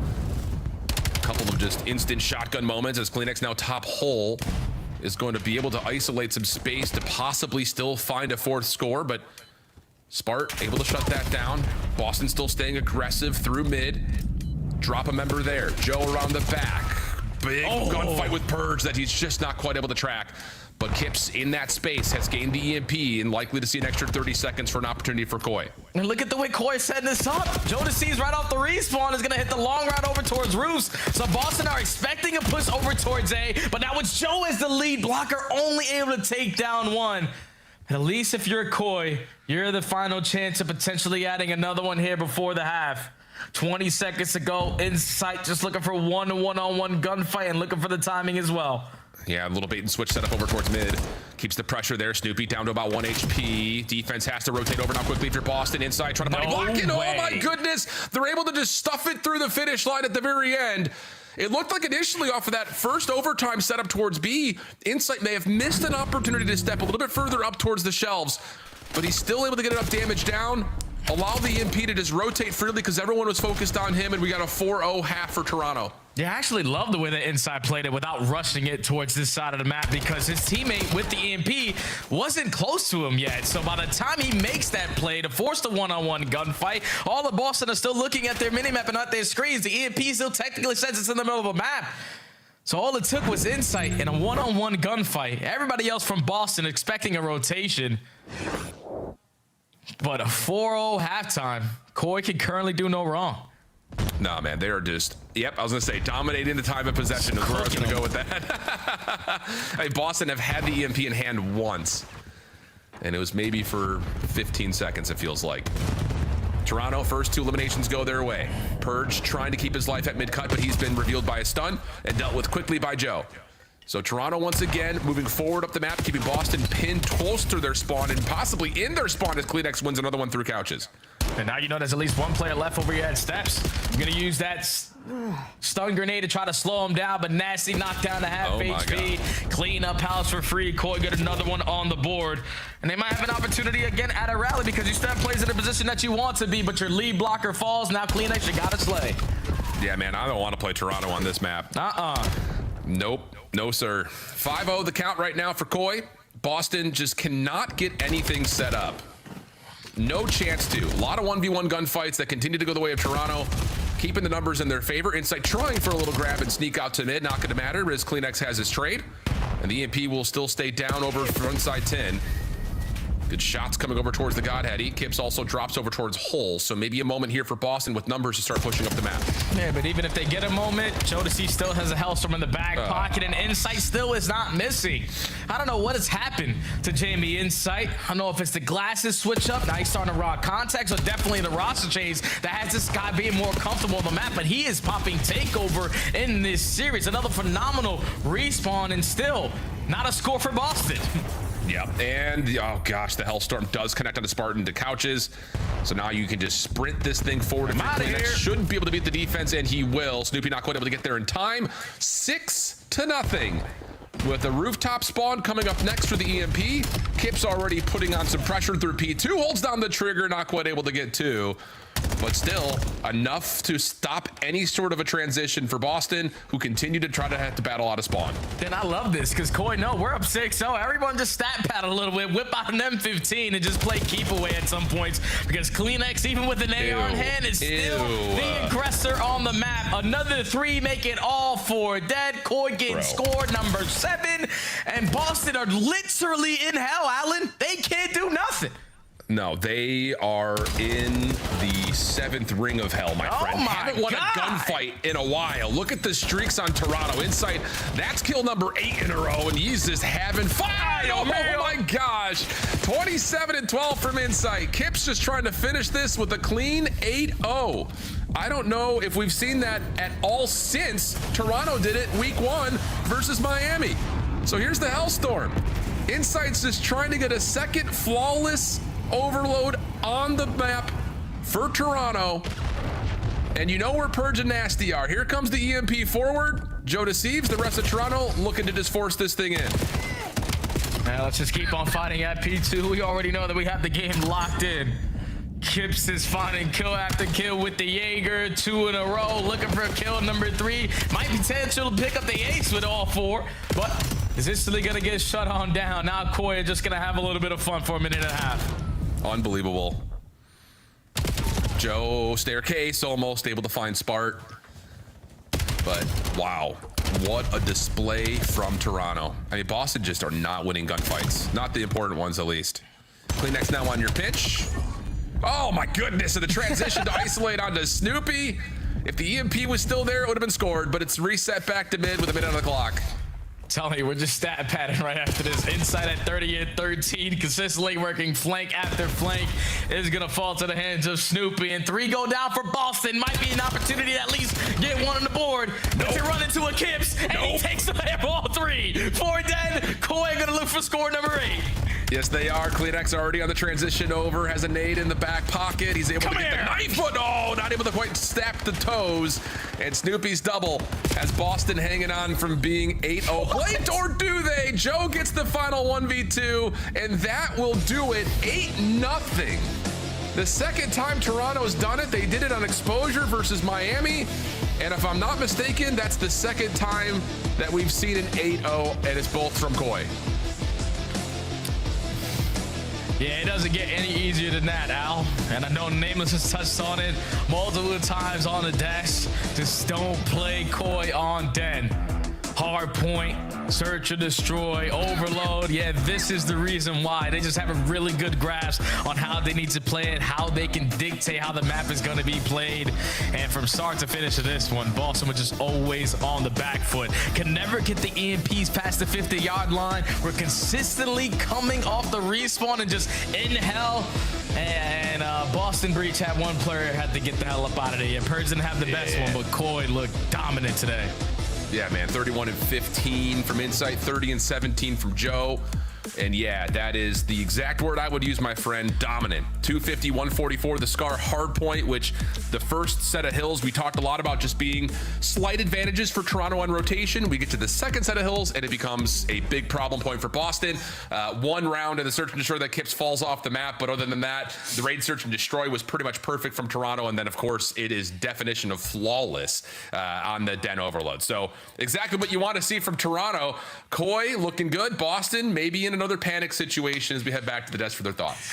Got to give a big shout out to Easy Mac, who now has to manually calculate when Purge quit out of the game and added -30 to it. 0.57 was his KD. Shout out into production. We'll get the official numbers for you, Easy Mac. In the meantime, shout out to Nameless. He saw the 3-0 coming. As soon as the Den was in the series, you saw it was a Toronto win. Was this just doubts in Boston or faith in the Koi? I mean, I actually thought the series would be kind of competitive. That was the most uninspiring Call of Duty I've ever seen from Boston. Like these guys in the last couple series, they look good, at least with Spartan in the lineup.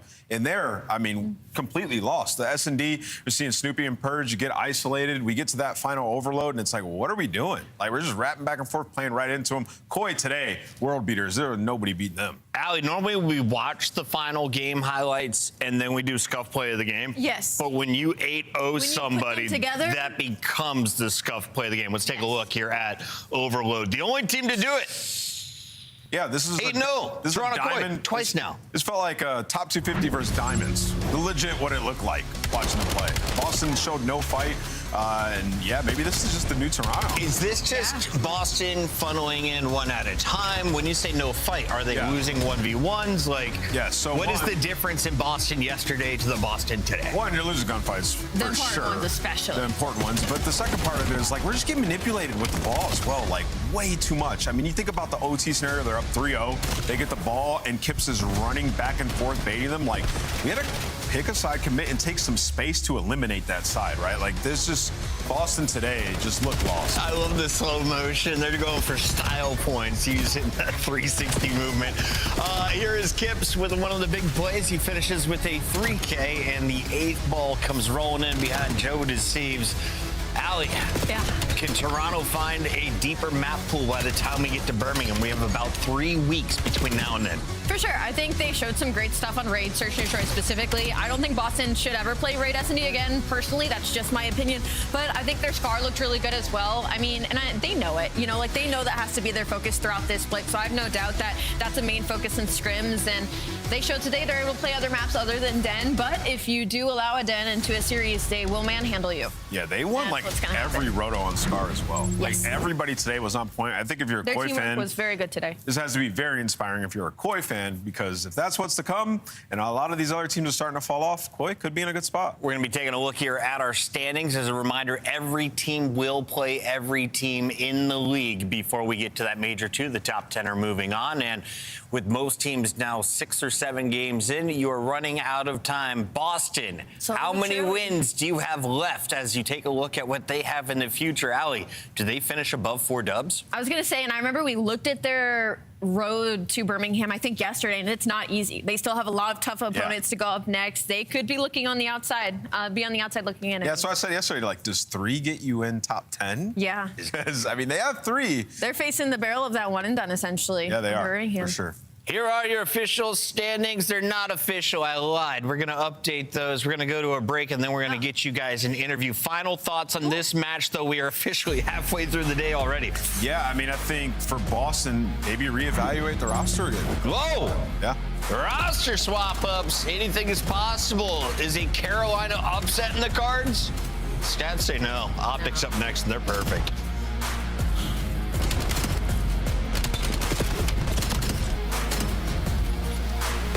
Or draws it. Yup. Don't play with him. Oh my God! Don't play with him! Oh my God! COD Champs tickets are on sale now. Come see the best teams lock in for this season's grand finale in fabulous Las Vegas. All 4-day passes come with early venue access. Head to phasevegas.com or scan the QR code to get your tickets now.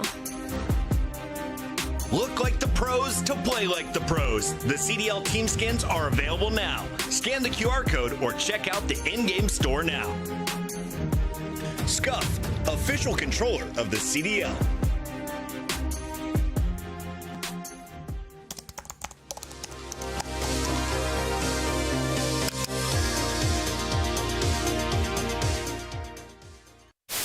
In the corner.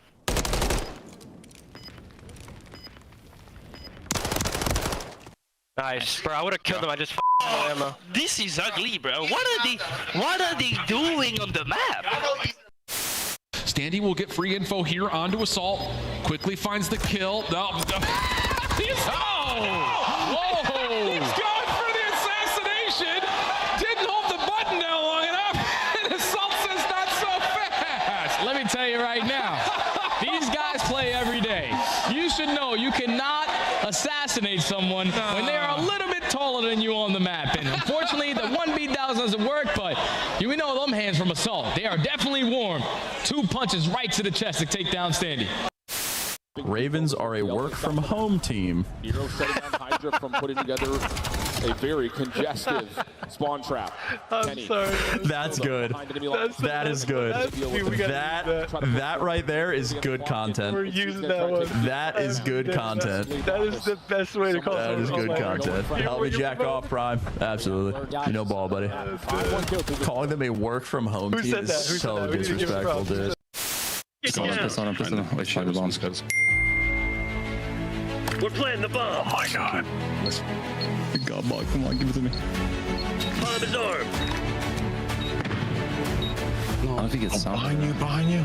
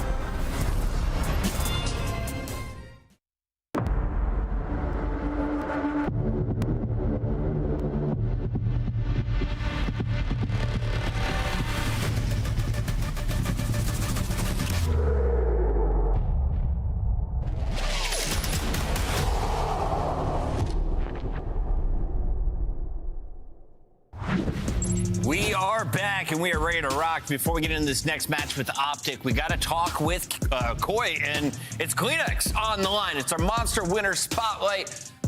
Tobias, congrats on another win. Thank you for making it as swift as you guys did. You didn't even let the buzzer count down. 8 scores in Overload. Why is that such a strength for you guys right now? I mean, Overload's just been the trust game mode for us. I think every time we get to map 3, we just flow. Obviously, Den's been helping us a lot, and I mean, we're still working on the other 2, but so far, Den's been great. You guys are locked.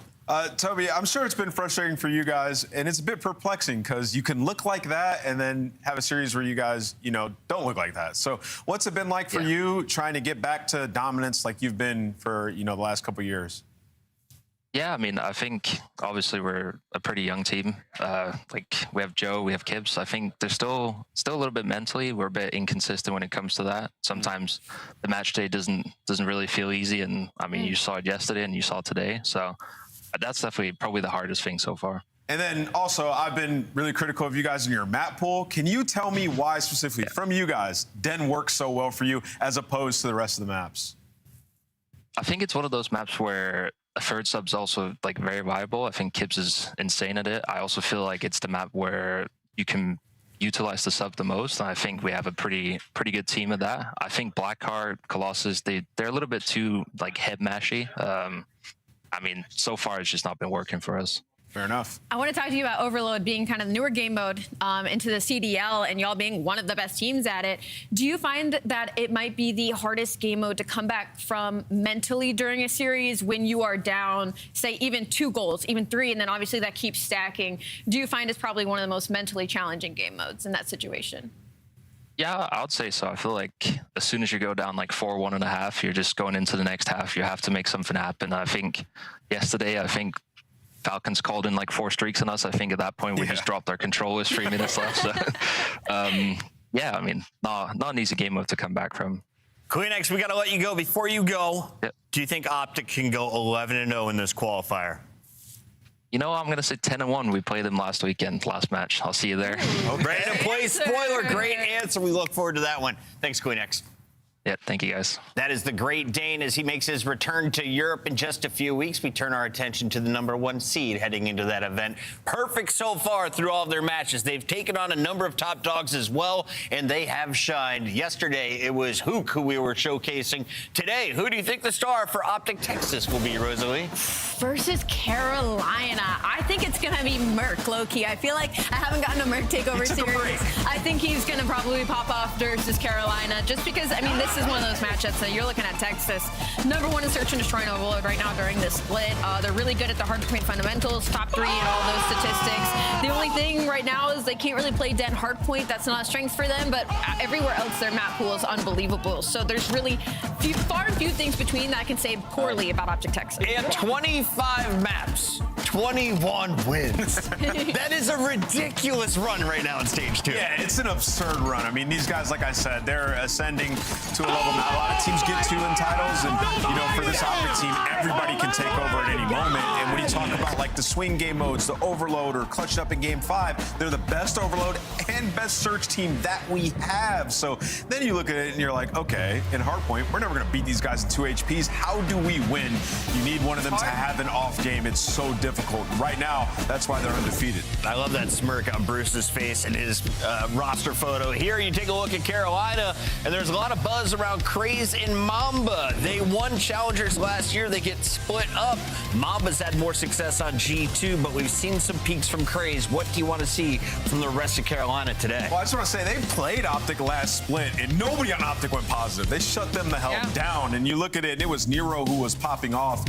For these guys, though, they've been trying to get back to where they were in stage 1 qualifier. The hardpoint has just never been good. They're the 10th ranked hardpoint team, right, that we have in the game, but they're also top 3 in rotation and top 5 in team KD. So kills and getting early setups on the hardpoint aren't an issue. It's what happens after the hard things are done. So the holds. Exactly. Trying to hold and trying to control the game has been difficult for Carolina. They have the makings of a good hardpoint team, just hasn't had the results. How do you feel about the maps for Carolina? You have Blackheart and a double dose of Den for our first 3. It's great. When I look at this, I mean, on side of Optic Texas, I mean, they're happy to play anything. When I look at Carolina, though, I like the Blackheart pick and I like the Colossus pick for the hard points because hardpoint hasn't been strong for them. They've been top 3 roto team, but they just keep getting broken. For Blackheart and Colossus, I expect more chaos. I expect them to have more opportunities, so I don't hate those hard points for them in this series. I'm just excited to finally see a Blackheart from Optic. That too.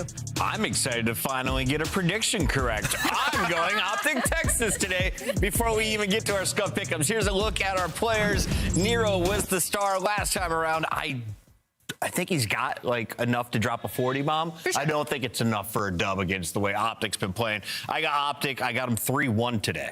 Yeah, I mean, I think Optic's best players this split have been Dashy and Hook, which means good luck to the competition. I got Optic taking this one. Allie? I'm also going with Optic Texas taking this. We're locking in with the green wall. Match 3 is ready to go on the cast. We got Miles and Chance.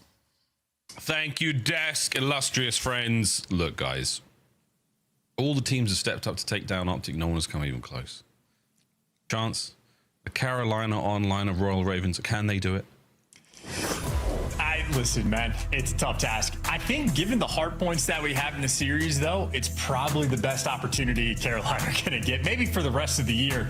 Optic trying some things out. Blackheart, map 1, the first time we have seen Optic try it out. They said, hey, does the Ravens enjoy the bang out maps? Let's give them both. Colossus and Blackheart means we're going to be having a lot of fun.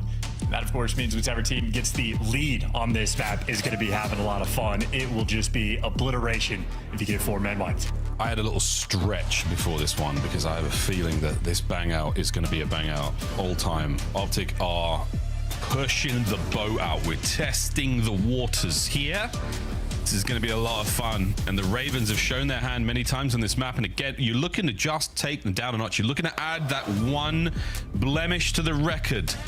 Will there be red in this ledger? I don't know, but Blackheart right into the double Ds. Let's get it, boys and girls. Into Blackheart we go.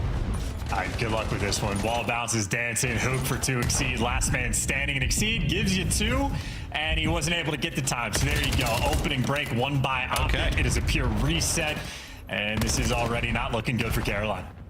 Hey, early days. Okay, Chelsea on that side takes care of another, and there we go. Hook Very slow, very calm, very calculated gameplay. Nothing fancy about it. You can learn a lot from this players back home. Don't have to slide, don't have to do crazy. Just to get your gun. There you go. Just get that guy as well. Now, where's the red dots coming from? There you go. Shoot that guy too. There you go. Shoot that guy as well. And have full streaks on B1.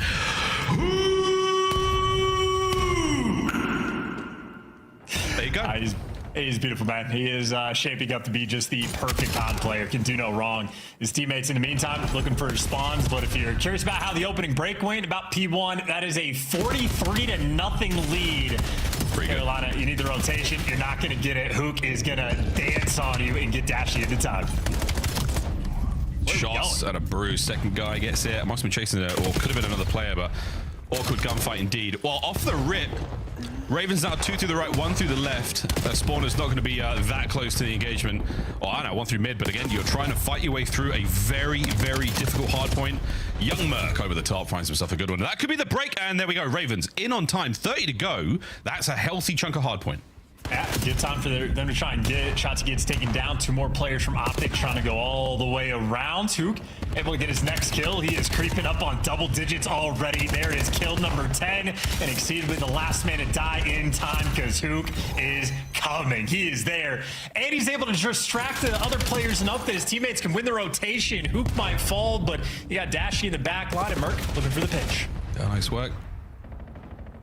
How close can we get to time? Good job. Ravens once again exceed with a big 2-piece there. Gonna break that. Now through the front come Optic.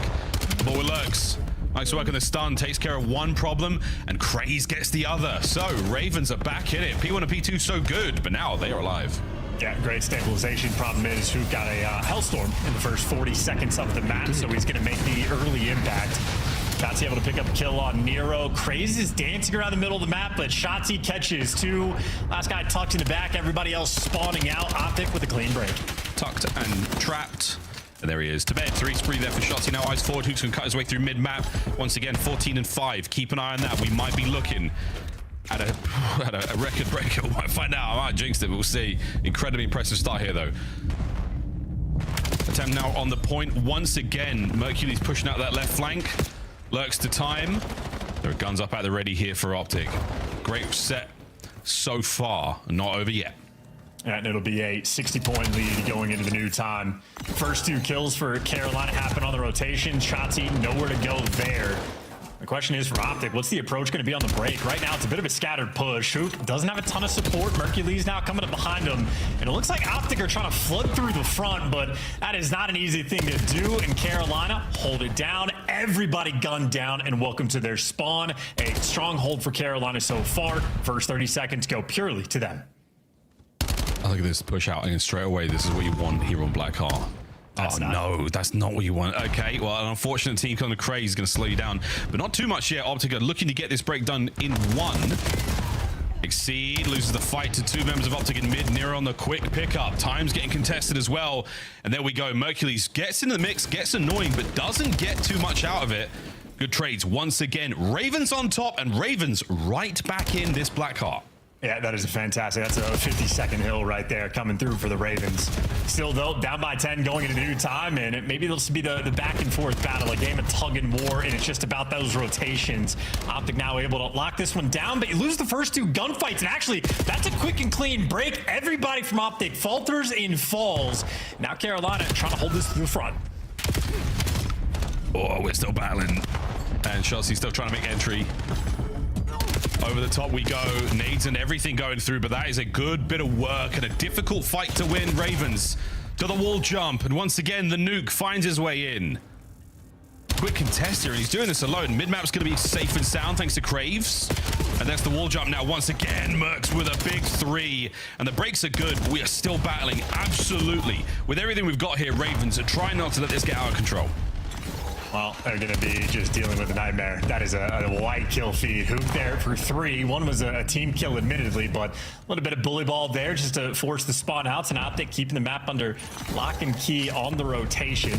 Hercules has P4, 2 players in time. Dashay has the trophy out, and Optic now fully set up around this new time. Oh boy. Oh boy. Wow, Shotzi's getting messy. Shotzi's getting involved. Let's go for a quick listening. Optic, Texas. Go Warren, I'm chopping it up. Door. First guy went right. I'm picking up left. Get someone. I got some. Go. Gotcha. Play my life. Come on, Warren. We blocking. Warren, Grace, he's just holding the heavy. I'm blocking. Yeah, and has Warren. Their door. They're door in our door. Easy, going back to Warren. Warren. They get their door. Warren, watch out, absolute close. He's laying down close. It's a spot. Gonna be their door. No on the door, Nero. He's their door. I hit him half health. Yo, wait, we might flip him, bro. We might flip him. Nah, we're good. Behind you. You seen him? Let's push me out. Close it. Yeah, let's go. Warren. Let's close it now. Go up here, two, both target. One door. Another one. Nero, on the barrel.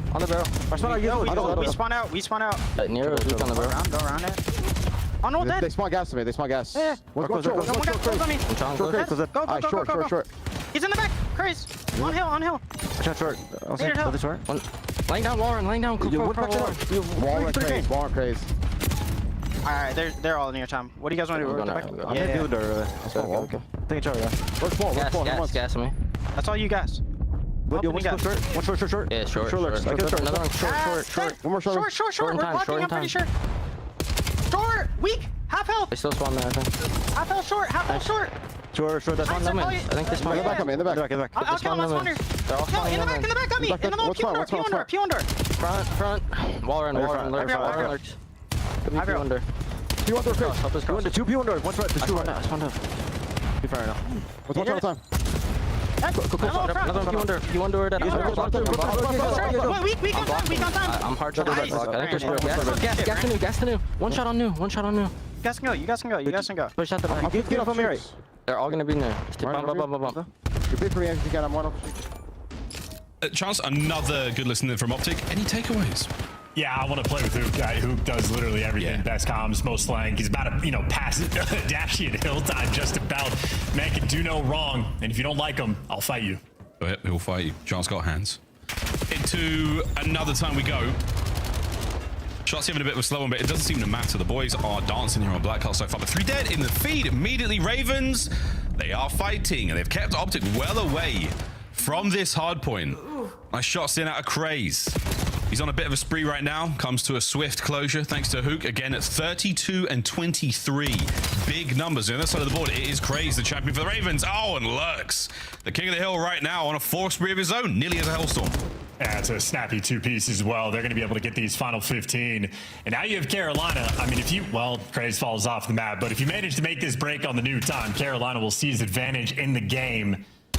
Still, though, they are just having to dance. Optic doing an interesting job and doing well enough to put on the pressure, but 2 kills there for Carolina. Now they got the time to work through the front. Nero's going to open up the entire map as he gives you 3. Yeah, Nero, this is looking good day for the Ravens. You got control. Let's go for a listen in and see how it sounds. I got That's him. Hit the back, guys. I need your close one. I'm laying down. I'm in the back. You guys got my L, yeah? Dub. I got your Don't chill. Nice job. I'm in the back. I just got your dub. I don't know. DP2, guys. I kill him. They got it. I got it. One more half wall. Jumped up. Last guy. One more P4. Keep holding. We have a streak to break. We have a streak to break. P4 me dead. That's shit. They're gonna be walling me. Yep. Just keep holding. We're good. Logan in the back of me. Perk. One shot in the back. They spawn square. I'm on mid. Wait. I'm laying out front. One zone. I'm laying out front. All dead. Nice shot. One more. You can streak it out. All dead. No, go through. I got it. A wonderful insight of the mind of the Ravens as we get closer to the game finish, and Lurks, he has turned it on, and he's going to get a 10 on the dive. Here we go. Backline, though, still. Optics, you're in, boys. You've got to get the break. Ravens, they are locking it down for a second longer chance. No. Well, now it might be time for that Hellstorm call. Lurks, find a nice little hiding spot, call this in. And Optic, there is nowhere to run. 10 seconds away, and Carolina are going to get this win. The Hellstorm should get at least 1 player. This boy's got to get 1 player at least. There it is. Who goes down? Optic still on the hard point, but there is another Hellstorm to play with. Craze has one as well. Better work up close and personal there with Dashy's M15. That keeps the middle covered, but there's a man in the back they haven't got accounted for. There it is. Huge. Nero dealt with. We're still holding. 10 to go. Yeah, Optic did a good enough job to jump on all the players while the Hellstorm is getting called. They just pushed on forward. That is a ton of kills in a row as well for Optic as a collective. Maybe 8 in a row in the feed. They got the P2 rotations if they need them, but they got P1 right now on lock. Optic can win it here. Yeah, Dashy does get a Hellstorm as well, just off of time there. So he dives on it. Broken down on the wall run jump. He's got an opportunity for a flank here. Ravens on the attack. They're in. The trades are not good enough, and the break is there. Will it be a Hellstorm off spawn from Dashi? It looks like it will be. Will it arrive in time? A matter of seconds. He's got to send it. No one there for the contest. That should be game. That should be game, and it is. Ravens take the first. First look there from Optic on the old Blackheart. That is a Carolina victory there to take him down. Only the 5th map loss for Optic this entire stage. And they will be starting off this series on the back foot. Good confidence there from Carolina as well. Make no mistake, the way this game started, it was looking a little bit spooky. You had Hoop getting 10 kills the first minute and a half in the game. It was a 60-point lead from Optic.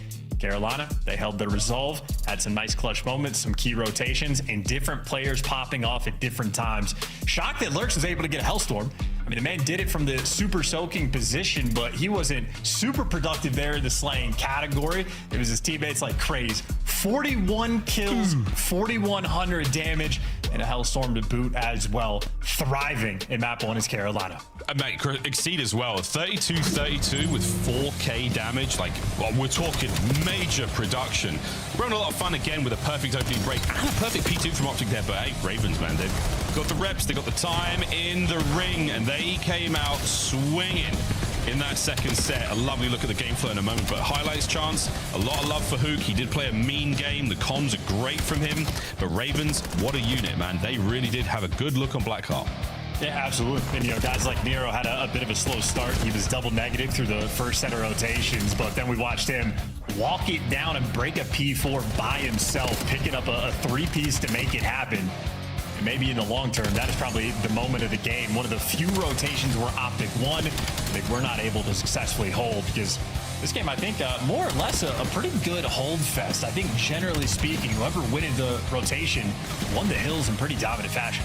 That's really interesting. Yeah, again, just as far as the stats go, we talked about this before the match started. Ravens, all the problems they had about what happens after those initial holds, definitely looking much better. Much better there for the Ravens. Craze again, kudos to him for the massive numbers, that 41 and 26. Incredibly impressive. You heard Exceed and listening.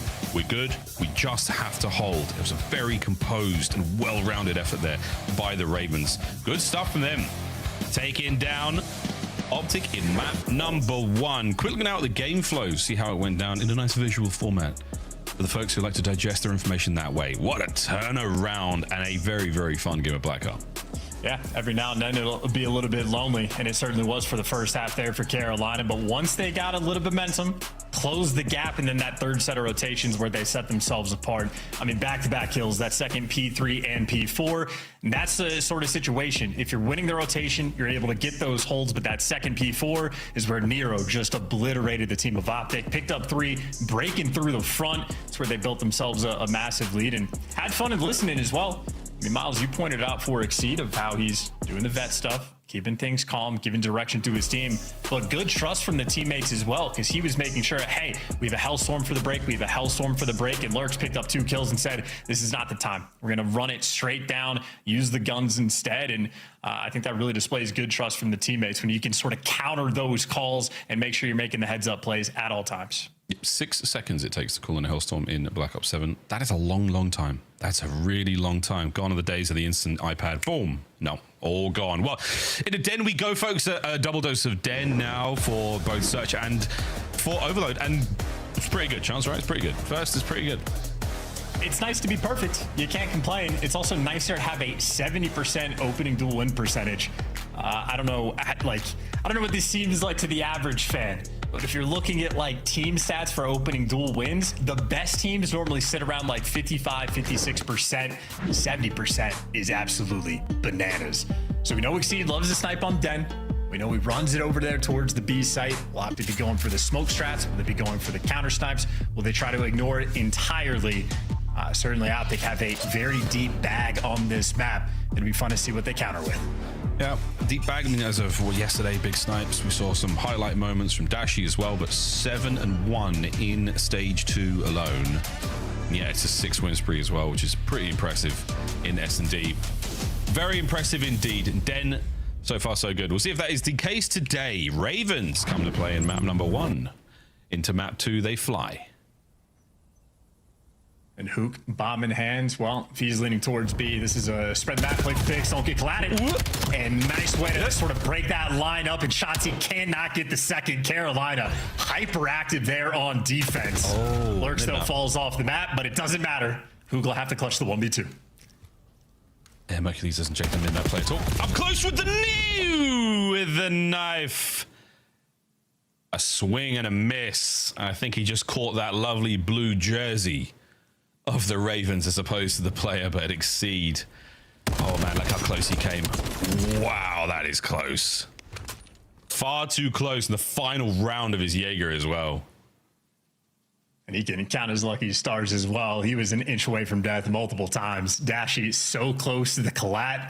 Craze had the perfect timing on the wall bounce and able to just sort of break up the aim and feel there for Dashy. And again, talking about like counter strats, I mean, that's round 1 on defense where Carolina just run it down on the A site. That is a hell of a blind counter. And now it is 4 men through mid. Count them. All 4 corners of that square in the middle of the map by the SAM site. And now we spread across the map. B-bomb site looks to be the target for our plant. And Optic have shown very little here for the Ravens to play with. Well, control of mid for Carolina, and now they're using that to get the control over on the B site. So they own 2 out of 3 lanes, but a very tight setup as the bomb does get planted. Here we go. It's going to be a throw down to the dojo on the outside. Lurks gets taken care of first. Mercury strikes. The damage is there. Shotzi as well. Craze. How many can you get in this life? As the nades are up and out. Good timing. Great shots from Hook. And the pinch now on. And it's Dashy with the damage and the pistol. And a 3-man standing. Optic will get that quick defuse and tie it up. And nervy as well. A moment for the Ravens where the minimap and everything almost went too well. Complete control of the middle of the map. Complete control over the B bomb site. The exact setup they're looking for. Just did not hold the L trigger. Gave themselves bad timing, and Optic take full advantage. And granted, they didn't win the first round, but Shotzi hot hand nonetheless. That is a 4-1 start in 2 rounds. Didn't love his time on Blackheart, clearly. A little bit of discourse there from Dashy. On the lower hand side of your screen, it's Exceed, top left. He is the chatterbox for the Ravens, calling the play on this defensive round. 3 over to B. Get plenty of tape to work with here. Oh, Craze, what a win. Hook caught unaware. Dashy's got to go big. Swing and a miss. Merc does give you one on the top side, and Dashy almost face wrapping out. Problem is, they have to go collect that bomb. Dashy waiting for Mercules to go on the pinch. That's a big pinch. He's not going to be able to help him from here too much. Merc's hoping they come hunting for him. Not yet. Together. They were rendezvous by Dragon. Make the attack through Dojo together. Optic. Together strong. The fight is on. Ravens shuffle their front line a little further back. Giving up the bomb. 35 seconds to go. Oh my god, the timing. Craze. No kill. Send Merc in. Under the watchful eye of Dashy, we should be able to see something happen here. Ravens are holding it together. Trades are good. Big Bruce 1v1. And it's done. Ravens. They play the numbers. And the tactical retreat pays off. Yep, huge. And a good clutch as well. Maybe a moment where that map 1 listening, showing the calmness they were able to exemplify, paying off there in this round. Had the bomb down, no tweaks. You saw the way Merc was playing it, hoping somebody was going to wrap out, but even when he played it perfectly, still comes down to a 1v1 towards the end. Optic are always going to make you work for it. Dash and Merc always able to deliver in these 2vx situations, but no clutch this time. Carolina up 2-1. I like the call not to hit, pinch to pinch. It was the rally, the rally point inside Dragon. And they worked their one really well. Here we go though, Ravens, you got a nice advantage to work with here. Oh, you had a nice advantage to work with. The bomb's been dropped. The second man over. Dojo's starting to fill up. We're not going to commit to the bomb plant. We're going to let Nero get working on the flank, and he will get working. Oh my, what a pistol from the hip. Dashy takes care of business. And now through front Dojo we go. Craze, they're swinging. And Mercules takes a pair down with him. Hard work pays off. The pistol in this game, not easy to use at all, but in Dashy's hand, he spams it all the time for moments like that. Up close and personal against Nero with the Dravic.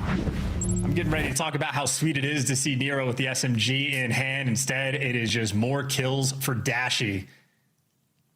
Great tracking, not easy to do at all. No. That's why he's the best with it. He's got the big iron on his hip. Bruce strikes again. We should make a pistol montage at the end of the year, and it's just Dashy. Super could be up there as well. Well, we got options. Well, 2-2 here on Den. Oh, nice start from Exceed. You take care of the big gun. Take care of the big iron. Hook. Great damage. X-ray vision. PC check. No need, he did. Merc 1v3. What do you got?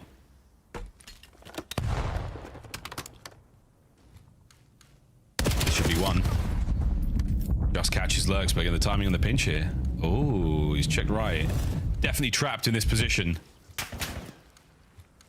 Makes a good read, but is he going to identify the next man up, which is going to be Exceed on that close right? And Mercules is given space to wander. Will he check that deep corner? He does. He's taken a hefty bit of damage, and Exceed, great work winning the one. Dude, Merc is, listen, Carolina got the round win. Merc scares me. I cannot believe he read the first guy. He does the crack aim stuff, perfectly reads the guy as he's coming around the corner, checks the top corner as well. I don't know what Merc had for breakfast, but this kid always sees the vision. Nonetheless, Dashy, a little bit heavier boots than he would have liked to have had. Couldn't quite get all the way across, and enough room for Exceed to add an extra 2 kills there with the snipe to the pile. Huge round out of Exceed. That's going to be 3 there in a row. And we're going to watch the Ravens now on the attack. B-bomb site has been getting a lot of love in the game so far. And Exceed definitely saw that play, but did not necessarily react for it. I think he was hoping for a second man there, but A-bomb site might be on the menu this time around. 2-2 on the battle over there. And Optic have shown a couple of moves. They've been dancing their way through this. Yeah, here's the shuffle. Ravens waiting for anything here. Will the go be towards B or A? Getting crazed back up the middle of the map. He's been enjoying playing top window, low lobby, bounce around, get some intel. Well, he's in position. Now you got to make the call what direction you want to go. It's looking like it's going to have to be an A hit unless Carolina do something quick.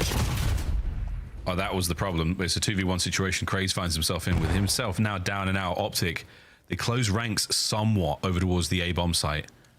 Nero... Yeah, okay, thank goodness he doesn't slide out. Well, the problem is Lurks is gone now as well, and this has been an entirely ineffective attack towards the A-bomb site. The 2v1 and a little bit of magical timing from Mercules and Hook helps get that first blood and dictates the entire round. Yeah, and for Carolina, the strat that round was hope and pray that Craze is able to pick up a kill. Problem is, none of his teammates were making noise in any direction. There was 0 intel on the map, and Optic have shown they're not really a tweak-heavy team. They have their gameplay ironclad right now. If there's no noise, they're absolutely going to be watching that top window push through. As soon as Craze falls, there's nothing you could do. Carolina, maybe a little bit too much freedom they were given. Didn't know what to do with the opportunity. A-bomb hit. Lurks is in for a surprise. He's not necessarily watching over the rooftop so much, but once they start pouring through those Optic numbers, it might get ugly for him. Well, we'll see. There's a bit of a flank opening up through mid-map. We'll see if that plays anything in a second, but for now, not sure if Fook saw him. No, he did not. Oh, Shotzi does. That's the first. Shotzi just checked every single little hiding hole in every corner. Shotzi knows them all. Craze up through the middle of the map, applying pressure. Dashy with the pistol gets taken care of that time. A 2v3 clutch. This time it is the SMGs on the close range bomb site, though. Hook and Shotzi looking to cook something up. Yeah, we were on the cook. It was going to be a 2v1 for Hook. Shotzi just has to win this single fight against Exceed, and the timing has gone a little bit weird. That's a problem. Hook, will he check the bomb? He's been sniped from the outside. That is a terrible, terrible, fortunate moment for the Ravens, but bad news for Optic. Here we go. Smoke's on. 1v1. And Shotzi. No, a little little too hot, but he should get the defuse. There we go. Exceed. Another sensational round that he has won with a sniper on his back and a second to spare on the reload. Yeah, Shotzzy smiled too. He knew he could have had that. He was going for the highlight reel rather than the heads up play. Idea is perfect. Taking a knife through that little section is beautiful, but Exceed just comes sliding on out, and he has been inches away from a knife multiple times. And again, the timing perfect. Any other delay, and I think Shotzzy clutches that one, but Shotzzy probably, if he gets that one back, wants to wait another 2 seconds before he makes that move. Great work, Ravens. Man, this is a nice den. It's not over yet. 3 Optic players have made their way through P2 right now. There's one. We've seen at least one from Nero here, maybe more. That does make the B-bomb side a bit more appealing, but Dashi is still playing around it. Awkward situation to find yourself in now. Bang! Jeez. Brucey finds one. That is unreal. Damage in from Mercules on the other side, and now the trades are good. And what a round from Optic. You held him in P2 for not long enough. Shotzzy, 10 kills, by the way. I don't know for Dashi if that is pure reaction time, hits the quick scope, or if he just has the centering and is prepared for this angle. We're about to find out. Oh, dude. Well, a little bit of both. That is absurd. Yeah, okay. I mean, if Lurks were sprinting or jumping at anything there, another possible for a collat. The timing required to hit a shot like that. Crazy stuff. 4-4. Optic on the attack. 3 of them through mid-map, including Dashi's sniper. Where they see the 2 players up by lights, they haven't quite crossed the threshold yet, so they will not be shown through that paper wall just yet. I think Nero hits the stun, so he has no idea. There's a play right there. First blood for Shotzzy. Mercury's watching the pinch as well. And another situation where it looks like, oh, good God, Dashi's out. Looks like Exceed might be holding Dojo with the snipes, giving it up for a second longer. Shotzzy is still public enemy #1 right now for the Ravens. Well, Lurk's getting active on the pinch as well. Shotzzy spots out Exceed, but Carolina just making sure they don't get near this territory. It's going to be a B plant, though. And Carolina, for the moment, very disconnected across the map. Yeah, they've gone for it, though. They've managed to send 2 players there on the flank towards B. Couple of tags in from Shotzzy, hesitates for a second just to make sure that those teammates have got time to move. And Shotzzy, here we go, saw 2. Nade, no damage. Guns up at the ready. Still have to worry about the flank, but the timing, they've got to go. Ravens getting close to, oh boy! Their damage done. They line up for Shotzzy, and it's a freebie for the 3rd. Yeah, that is perfect trust from the teammates as well. Shotzzy, I'm very confident, saw both of those players over towards lockers. And then again, no tweaks. He had originally Hook and then Merkley's eventually coming to help look over on the cross. And Shotzzy just knows either one of these players tries to slide out and get near him, they're gonna have tags in them. I think Shotzzy, you know, he's thinking, as long as I get one, I'm happy. Gets the 2-piece, wins the round. Perfect teamwork, perfect coordination, great comms as well. That point, the tie up the series. A nice 4 spree for he. Mercules on 3. And now we will see, folks. It's a 3v2 here on the A-bomb site, or B-bomb site rather, and it is not looking fantastic as Hook is now gone. Need to clutch this round to send it to a round 11. The advantage is there. Bomb is now wrapping out. Lurks, though, is, in a sense, trapped in this corner. I don't know if Shotzzy's ever going to go for it, but maybe to even up the odds. The window of opportunity is there. Shotzzy making the move, and he doesn't quite jump over. Doesn't even check. Lurks. Oh my God. What is happening here? What the hell? What is happening? What have they done? How did that happen? He tried to make some weird jump, and Big Bruce now with a sniper on the other side of the roof. Has he let those players through? He has. Is he going to check this? Yeah, eyes. Target prioritization. Dashi connects again. A disgusting final round. And a little smirk and a little smile and a little bit of magic in the final round from Optic. And another clutch for Dashi. The timing here, crazy for Shotzzy to get this extra kill, but Optic clutch again. What in the hell? They just touched asses! How? Good God, the luck was on their side there. And as for this, game Optic, what a round. Yeah, no, this is obliteration. That is a massively missed opportunity. Could have been up 2-0 in the series. Couple clutches, though, go away. Dashy continues to do what he does best. And I don't mean sniping by that. I do mean clutch. Icy in that category. And, of course, having 15 kills on Shotzi doesn't hurt either. Pretty much hyper consistent from start to finish. 10 non-traded, 2 first bloods. A dominant performance there from Optic. I think Carolina had a decent fight. They played all right. Not too bad to lose 6-4, but again, missed opportunities. Could have been up 2-0 in the series, and instead, now you're feeling the pressure of that overload being next. Yeah, Den Overload. We're going there now, and wow. Okay, I mean, I would love to watch Nameless do a Telestrator segment where he has to explain that the cheeks kissed. On that note, it's time to go to a break. Overload on the other side of it. 1-1 in our series, Optic versus the Ravens. We'll be right back.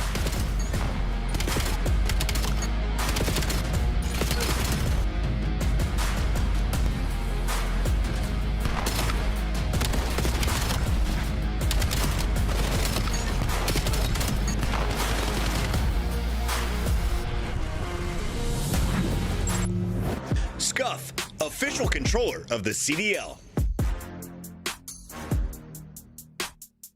Monster Energy, the official energy drink of the CDL. COD Champs tickets are on sale now. Come see the best teams lock in for this season's grand finale in fabulous Las Vegas. All 4-day passes come with early venue access. Head to phasevegas.com or scan the QR code to get your tickets now.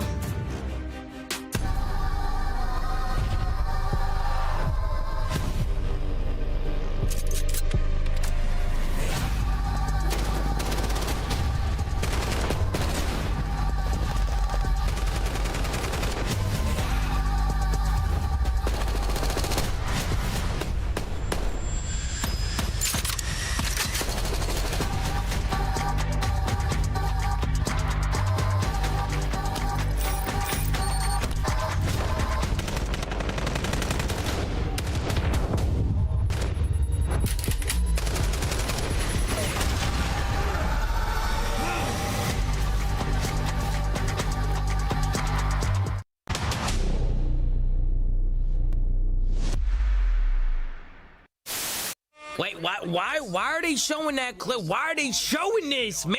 Oh, man. Why are they showing our worst moments? A few moments later. Because I appreciated the 30 people in there watching. Why the do they keep showing it? They added it to the montage. They added it to the montage. Oh, man. You're telling me that they added that to the montage? I can't do anything. These two hills right here, these two hills, Oh, shit. Oh, there's one hallway, Oh! No way, this guy. Damn.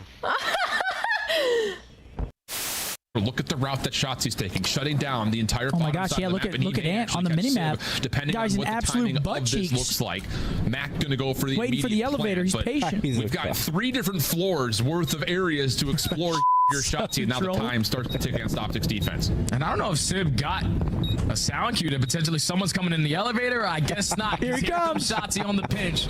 He gets someone's playing towards top window, and unfortunately, Sib, you just were not ready. They netted me out. One low. Bottom zig. He's timing there. He's timing there. Bottom zig. Oh shit, my bad. Oh, hold up. No B. Go to Marcus. One low dirt. Yeah, one low dirt. I just trolled the bomb. He's far right. Backing up. Yeah, he backed up. Bombs down because I'm pushing big car right now. Last one pushed our dirt. He's our cycle.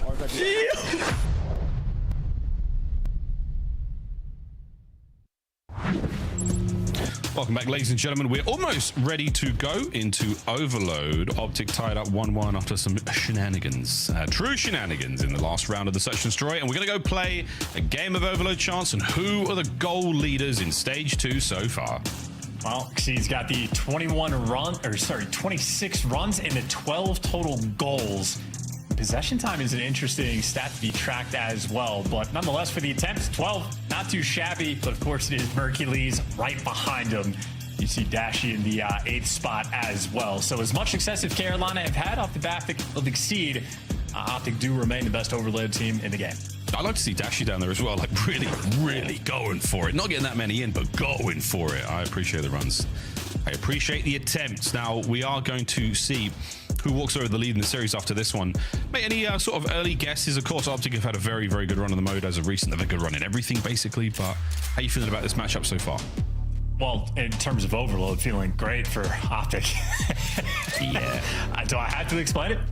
No, you do not. Well, the stats are there to tell us why, but I don't know. I'm liking what I'm seeing out of the Ravens so far. I mean, they're 3-3 overall, but they have seemed to find themselves in a little bit better form, and this has not been a bad matchup for them at all, boys and girls. Well, so far off to a good start. Good kills either side, jostling for control of the middle of the map. Dude, Lurks has been moving this game as well. Bro. Dave, snappy gameplay, fantastic shots, does get traded out, but Lurks has been trying to bring the goods. Hook, though, does indeed bring the goods. He gets not one, but two, and Carolina are going to be turtling on defense. And Optic, do they want to fake? Do they want to bring this towards B? Well, it's going to be a head smash, but Carolina, perfect defensive setup so far. They are here to meet them. Yeah, they fake for a second, and it pulled just enough players back, but Craze holds it down. Big kills, catching shots his way through tin there. And he's over the top. No one quite able to pick this one up yet, as the EMP is still in a forward position. Great work from Crazed, staying alive for as long as possible. Nero on the flank, red and dead. And we're still close. Someone has to pick it up before it resets. Well, no pressure to. Optic, though, you're right next to it. I can't see the timer. There you go. Mid-reset. You do have Hook in position, though. So Optic going to be playing for the next wave of kills. Yeah, Lurks maybe push out through P2 or watching the pinch. This has been a interesting standoff here, but with no device control, Optic, yeah, going to be looking the wrong direction. Nero good for 2, and now the tables have turned. Yeah, Optic were routing their attack the wrong way, and with the reset back over to mid, you don't have the manpower to break through. Now the choice is on, though.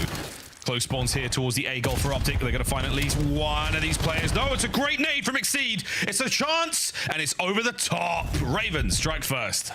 Yeah, they are crawling in their spawns, so the play's not even done. Nero going to be looking for some extra kills. Optic clean house. Exceed next man in line, and he's going to have to run for the hills, hunting down, or maybe not. Exceed, the true predator. What the hell was that? Another one? No. Hook's there. Trades? No. Hook, the untradeable. 3 in the feed for him. And that has absolutely broken the legs of the Ravens on this attack. And now we go Optic towards the B goal. You got Dasher with the device in hand, which means for his pistol, that is a primary weapon. So a true 4v4 on the attempt. Every single stun, though, just lands in his face. Here come the nades as well. Great tack usage. Good job of checking the corners. They clean house, and now you got the open bottom lane. Oh, they've got an open bottom lane. They're going to run for it. Mercury's off spawn. Here come all the team. All going to make their way forward. Exceed with a good turn and burn on the back line. Here come the players out of Dojo. They are making a run for it, but still maintaining presence in the middle of the map. That's going to be Hook watching that. So Ravens, slow it down. An opportunity still to hack this. And they're showing over to the top side. You see it just for the bait. So Hook is going to be the middle of the map. Everybody else going forward. But Optic not really fooled by this one. Still got to win the gunfights, though. Trades rolling through. Can't pick up the pinch. Hook gives you just a little bit extra.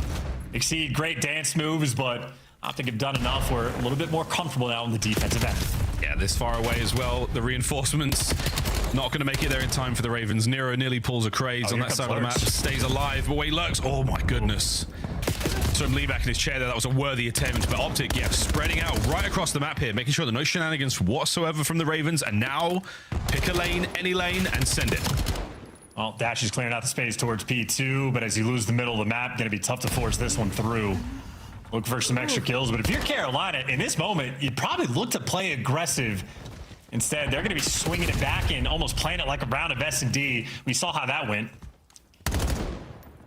And we'll see how it goes now. You got players on A. One more man here to deal with it. The slide through. 1-1. There we go.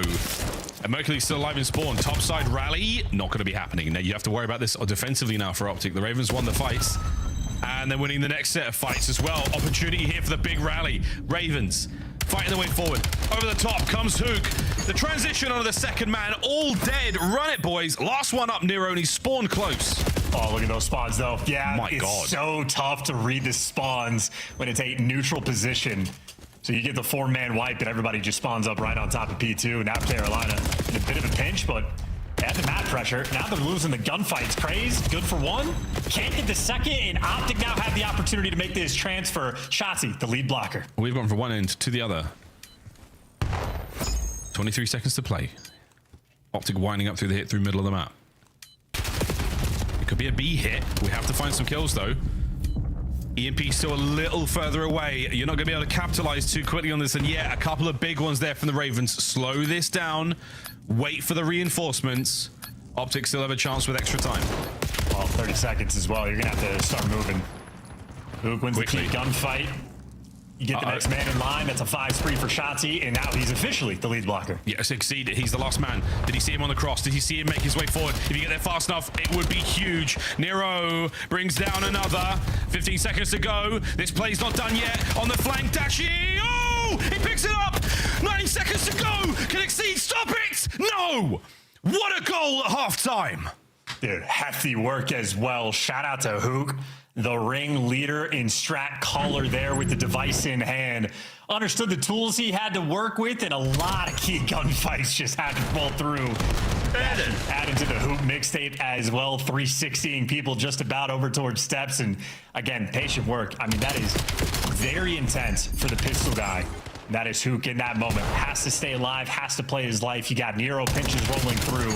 The dance he just did, that is extraordinarily efficient work and some crazy gunfights to boot. Yeah, Craze had to get world starred. Exceed needed one more onto Hook. What a capture. That was beautiful work. Into the second half. And Hook's 22 and 12. 22 and 12. 5 spree. Merc and Dashi on single digits. I am such a fan of Hook. He does it all. He really does it all. Can he get a 2-piece here? That'd be too much. Wait, Merc's grabbed it. Trying to get something sneaky going there as he thought those players backed up towards Dojo, but Shotzi's, oh, he's in your lobby. He's causing problems. An opportunity towards A. We go through the Dojo. In the fight, it's not going to be good enough. Exceed on the defensive hold. Good. Dashi's nades over the top. Slowing it down. Slowing it right down. Putting it in reverse. Dude. Get us out of here. Oh. Where's he going to go, though? Entire team right back in. 2 players from Carolina, completely out of position. Yep, go. One guy left to deal with on the point. It's going to be, that is it. 3-1. Optic. Took a little bit of time to get it going. A little bit of back and forth, but there we go. Ravens stabilize.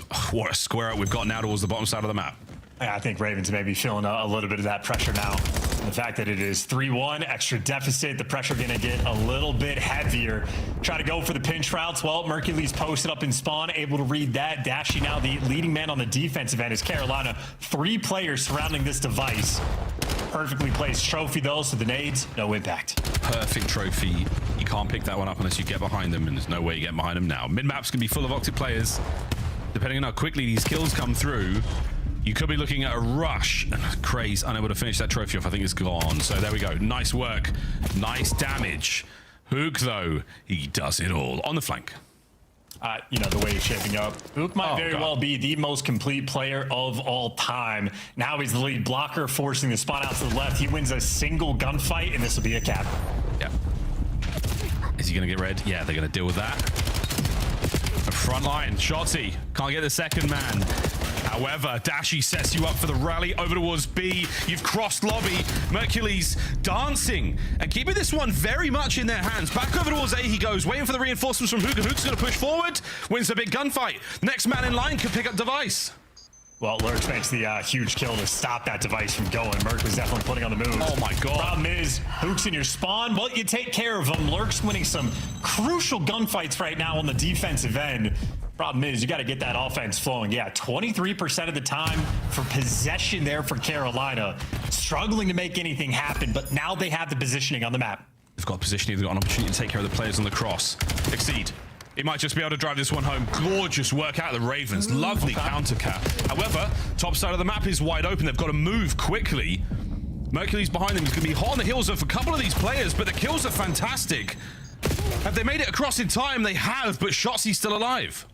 Battle for the spawn kills. Shotzi versus one team. Exceed versus the other. Exceed gives you a little bit extra. Of course, those shots on the flip side, he's just forcing the spawn so far away. And again, a moment for Shotzi. The longer he lives, the better this is for his team. And he gets you the extra kill. 1:40 to play, and here comes the Hellstorm. Optic are looking to call game. Yeah, this is it. Dashy's going to grab that bad boy, run it through. 3 dead immediately. Over to the spawn as we go. It connects, and Dashy puts it through.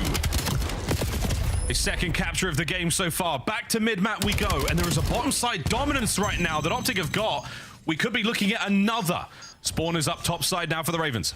Well, for Optic, there's just no reason to touch the device. Keep the guns down, slay around it. But hey, if you get the 3 down, why not add more to the pile? Here's the next Hellstorm. Didn't even realize Dashy had one. Yeah, this is it. It's keeping this guy a very dangerous place. Hook finds a couple of kills. Brutal. And that's going to be another capture. A minute to play. Over the top we go. Back to the bottom side of the map now. And Mercury's a flow state moment right now from Optic Texas. Not a single thing can go the Ravens' way right now. Look at this. Possession once again. All towards the bottom side of the map. Shotzi trying to keep them pinned in the lobby. Smooth moves. Shots are good on the damage, but not enough for the kills. And Dashy now brought down. So the Ravens, you did the best you could to avoid the 6th goal going through. But Optic have just shown way too much in the second half. Yeah, this is brutal too. I feel like Carolina, all things considered, played a pretty good game. I mean, had some clutch gunfights, did what they could. Maybe one big mistake you could identify in the entire map, but ultimately didn't play terribly. And then the score line just looks brutal. Throwing up 36 kills, 23. And I think maybe the single best device run we have had all year, where Hook goes coast to coast before the half and perfectly playing off the extra time they had to get a capture of the first one. I mean, Hook is an absolute spectacle. Yeah, really impressive work. Tyler Garland, one of the finest in the league right now, simply doing it all. Then Overload closed out effectively there by Optic, and what a first half we had as well. That was a very, very exciting highlight game. And Optic now with the lead in the series, unable to find the success they wanted there on Blackheart to start things off. Ravens getting themselves on the board does mean that we are forced to go to another map. Again, Optic, true flow state towards the end of that second half. It really was good Overload. Ook, 30 non-traded. Unreal stuff. Big work across the board. Yeah, and the Hellstorm's getting utilized extremely efficiently there from Optic. They were able to pick up 2 different ones as well. I mean, Dashy might have gotten 19 and 22, but 2 Overload scores he was able to successfully get, and earning the Hellstorm as well. I mean, there's no complaints. Even the moves that like Merc is making, I think every single decision with the device there from Optic, virtually the entire map, as good as you could possibly ask for. I mean, this is what, stage 2? It is March 8th. We have another maybe 3 or 4 months left of Call of Duty in this cycle. I feel like Optic, not on every single map we have on the game, like Blackheart's a bit of a concern. You have Den Hardpoint, that's a bit of a concern, but on the maps that they enjoy, I mean, they are just already like clockwork. Yeah, we're thinking, long term now. Definitely got it figured out early on. How long can they keep in this form? How long can they keep pushing the boundaries and pushing the limits of what a team can do in the game? Series isn't even over, and we have hit Glaze Factor 5. Exceed, this was a really great moment. Helped drive the boys forward. That 3-2 looks so manageable. And then it all changed. Big Hellstorms out of Hook, big Hellstorm out of Dashy to follow up nearly immediately. Guaranteed keeping those players of the Ravens trapped in spawn. Disgusting work from Optic. And such a tough game as well.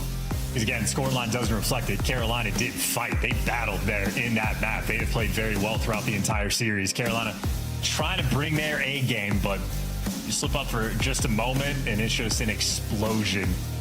The power that these Optic players currently possess. Gonna be lights out.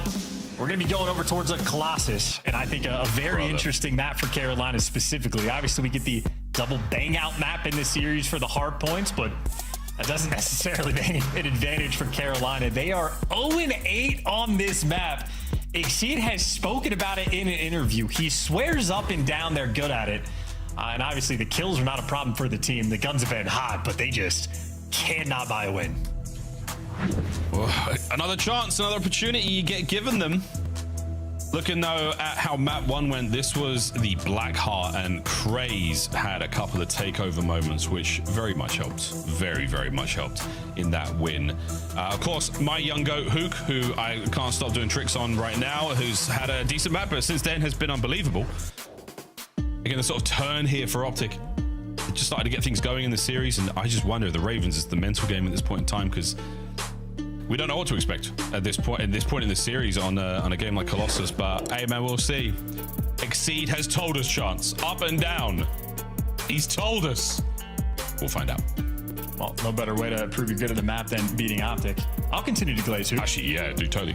I think Hook might be the first player in COD history where there's not a single negative thing you could say about him. Like, even some of the greatest players of all time, you look at them and there's the, maybe not the best in the practice room, or maybe they don't have the best comms in game. Even if they are 10 out of 10 in so many different categories, everybody has a weakness. I feel like Hook has just evolved over time, identified every single weakness, and eliminated them one by one by one. I mean, I think we're witnessing quite literally a final form of a Call of Duty player.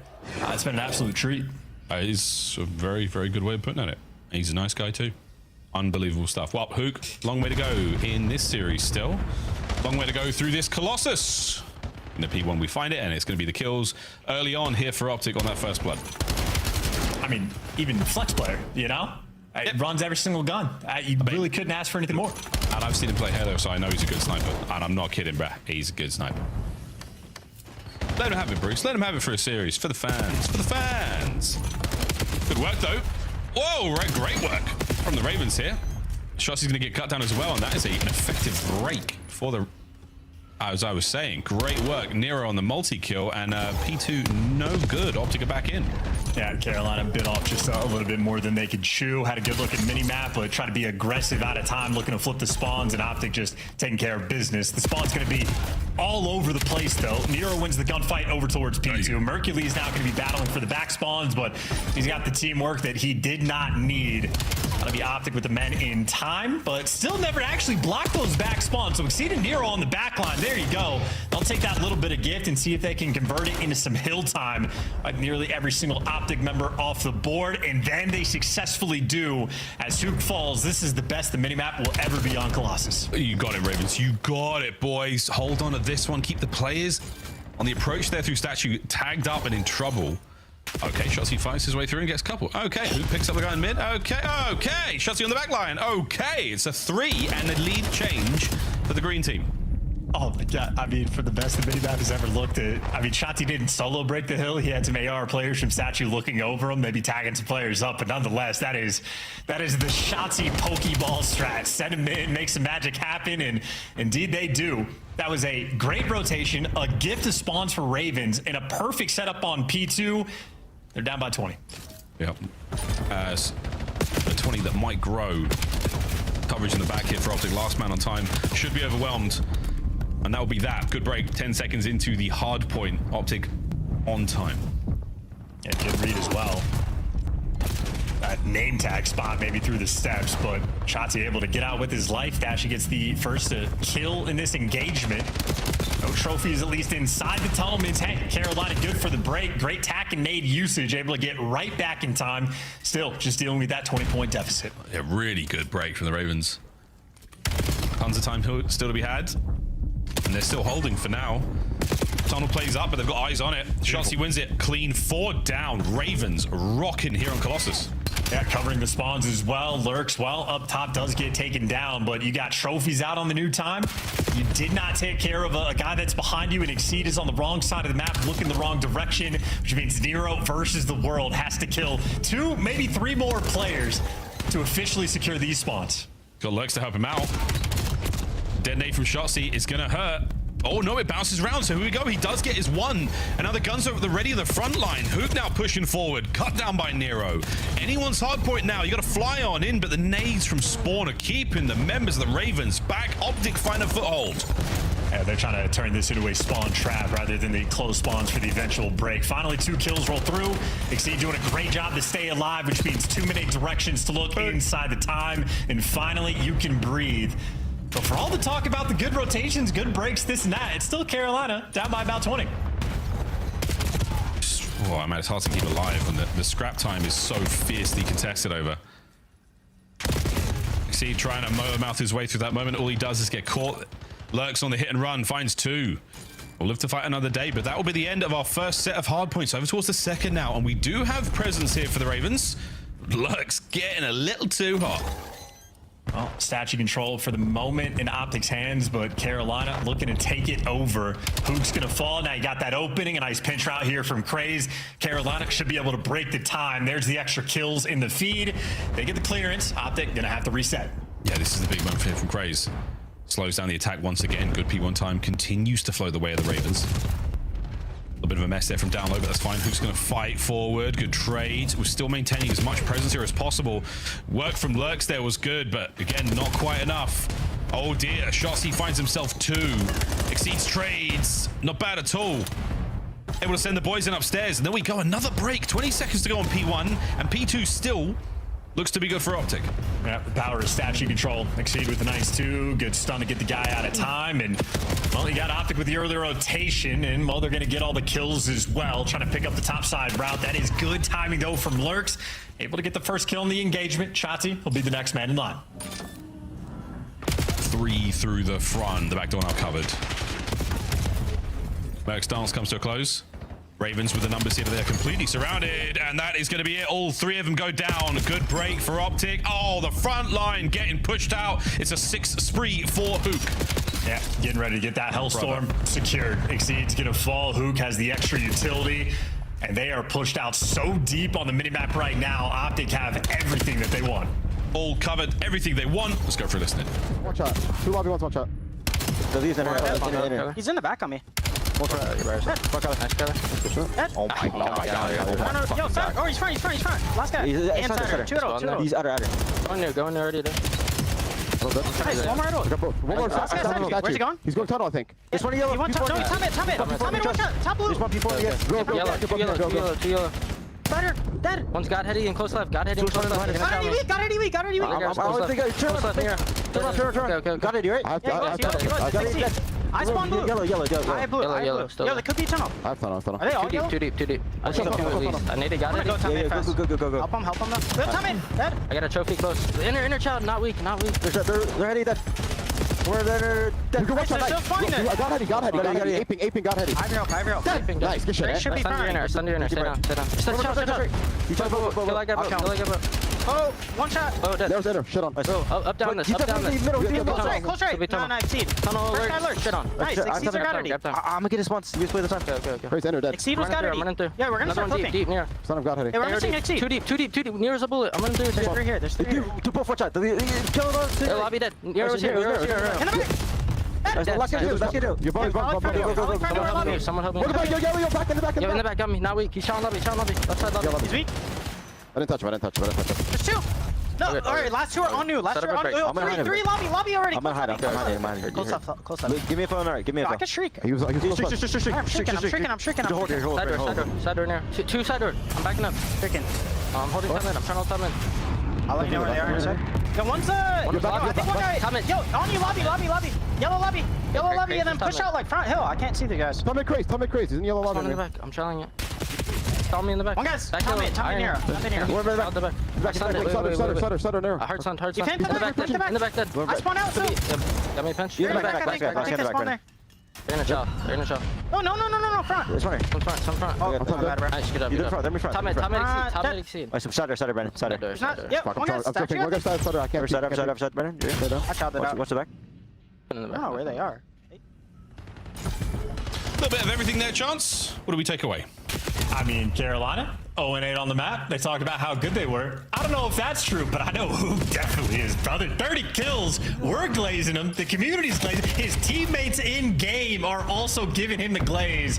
And for absolutely good reason. He has been feasting this entire time. They're almost expecting him to win the impossible gunfights, but even as he doesn't, his teammates so quick to be there. Hercules the dropping in hand. Last man in line was Nero, and hey, Nero trying to keep things active. Problem is, it's a 100-point difference right now between these teams. Yeah, it's tough. The gameplay is crispy. It's creamy. There are no holes in it, but we're still going nuts for those donuts. And right now, it's a matter of time. Well, unless Ravens can turn it around, and gunfights like those don't help. No, they're going to be dunking on him now. Shotzi, easy pinch route through yellow. You just get a hold through the front for Carolina. No time to take any pinch routes, and it is nothing but awkwardness off spawn. Oh. And that awkwardness is good for a perfect 4-man wipe. Problem is, you're still down by 100. Still down by 100, and they've only just identified all 4 members. The entire roster is in lobby. They're all coming at me right now. That's right, two through top.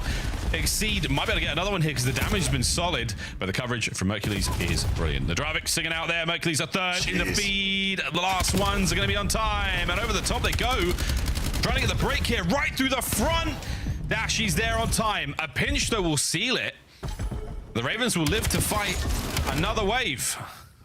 Always fun when you are spawning literally right on time. I think Carolina at the moment feeling overwhelmed. They're spawning up and just tweaking, looking every direction. Good reads though for Nero, and well, Lurks is there for the help. So okay, stable on P2. That 100-point deficit cut down all the way to 75. Good P2 so far. Carolina surviving. Still holding. One player on the back. Oh, and it was a knife fight. Crazy for the fists. Over the top though. Hercules gets it done. A big win, but not the end of our map. Close enough. Rotation's on already. The Shotzi loses the fight to Exceed, and the battle for the scrap time is so far so good. As Dash only gets 1, but that's the rotation, and Nu is open for business. Well, huge wins though by Hook. He was in a pinch, still drags one to the grave. Now you got one, maybe a 2v2 over towards this new time. And you got Shotzi going on the route. He is looking to call game. Here's the route. Good reads. The back now, good reads through the front door. They have to go to the headbutt. Great work from Craze and Exceed. An errant nade is going to get on the board. Exceed with the damage. Worrying about the flank, but it's through the front. It's all 4 members now flying in, trying to find those kills. 1 man on the flank dealt with, and again, the Ravens have held this. Hercules on the slow peak. Gets them out of time for a second longer. Craze keeps the kills going as the Ravens are holding it together. Oh, those are huge wins, and they flip the map on its head still, though. You got to be worried about the old time if you're Carolina. Right now, it's Exceed by his lonesome. He gives you a 5 spree and survives. The next man in line is Dashy, and Optic do win it here. If you're Carolina, you still have to go and chow old, and nobody's home. The attempt would have been fun, but it is too much, too little, too late. Everything happening right now is Optic, another 3-1 victory. 8 teams have stepped up to try to bring Optic down, and no one has quite found the magic formula for victory. 3-1, the final score. 8 series now for Optic, undefeated in their run towards the Birmingham Major. And I mean, all the talks about different teams, what's been happening across the league, everybody talks about how unpredictable online is. Yeah, Optic not making any excuses for anything. They are just utterly dominant through and through.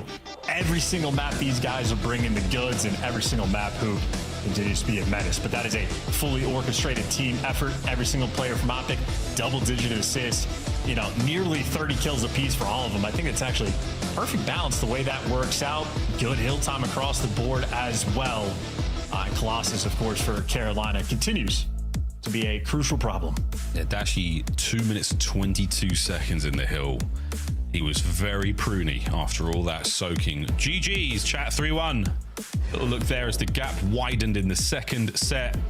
No Scar today, no game 5. 3 straight for Optic Texas there in the series. Blackheart definitely needs to work, but again, they played a tight game, and they played a couple of the first 2 hard points very, very clean from them, but Ravens, very, very good at the mode. Very, very good at the mode. We'll see more of that later another time. But hey, Desk, you guessed right. Who'd have thought?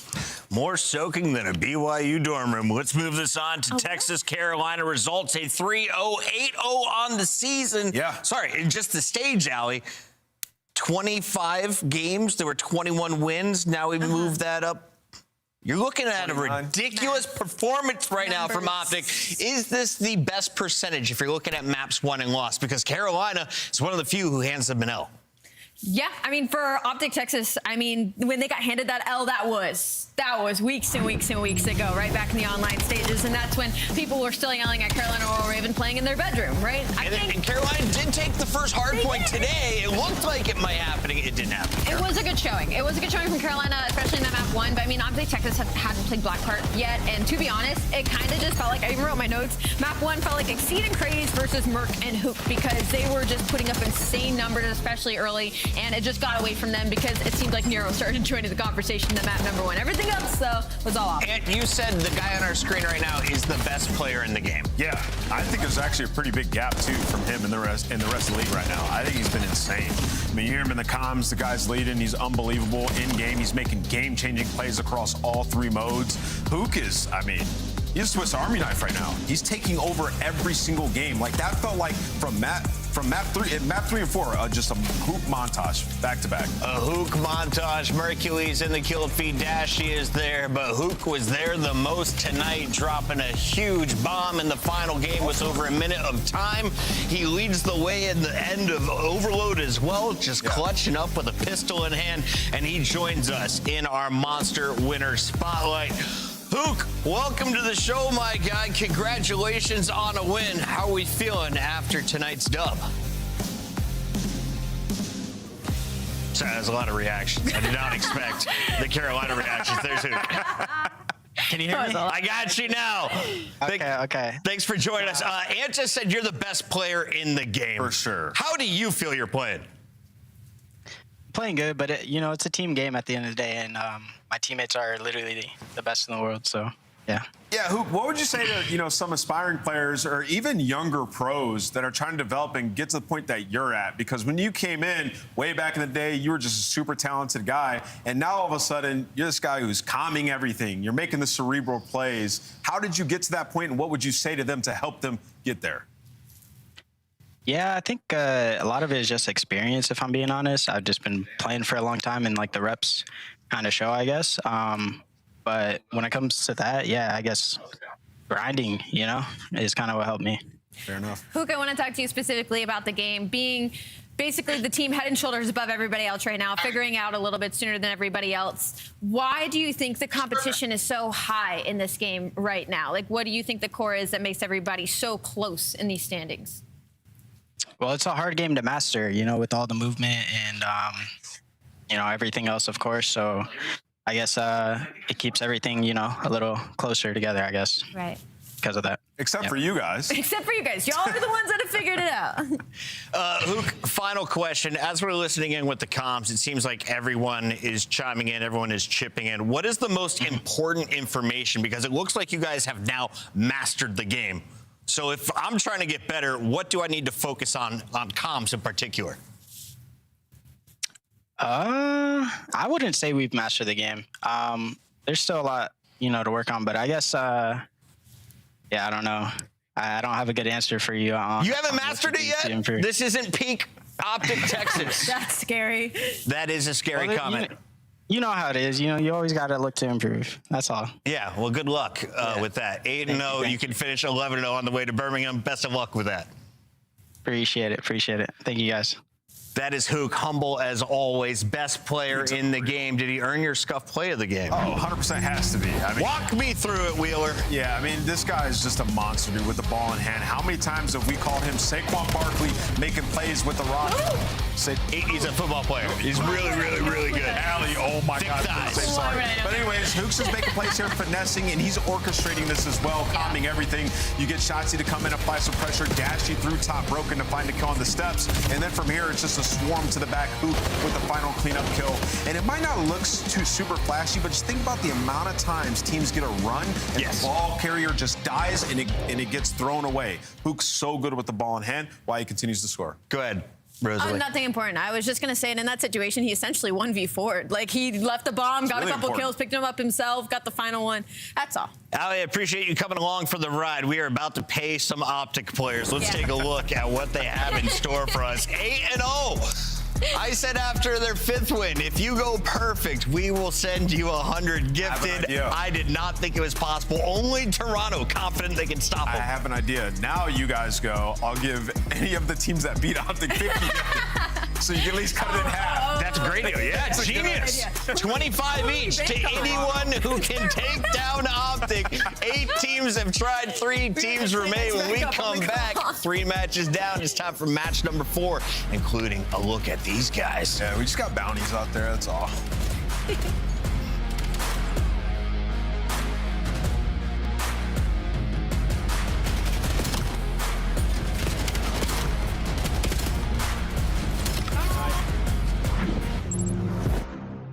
Black Ops 7 returns to the Esports World Cup in Riyadh this summer. Scan the QR code to be notified when tickets go live later this month. Start the season strong with the 2026 Call of Duty League Pack. Grab yourself the CDL operator by scanning the QR code on screen or check it out in the Call of Duty store in-game now. Scuff, official controller of the CDL.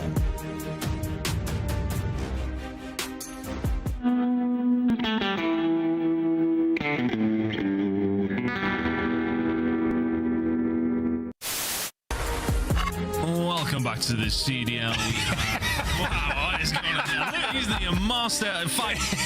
This guy is just, that's unbelievable. Okay. I coming back to him. This is not what I was expecting. I'm gonna go A. I need you to just watch my middle. All right, well, I got A. I'm gonna ninja defuse him. Okay, I'm gonna ninja defuse him. Just stay alive, Hostiles are setting the device. Disarming the bomb. Ninja defuse. Ninja defuse, told you.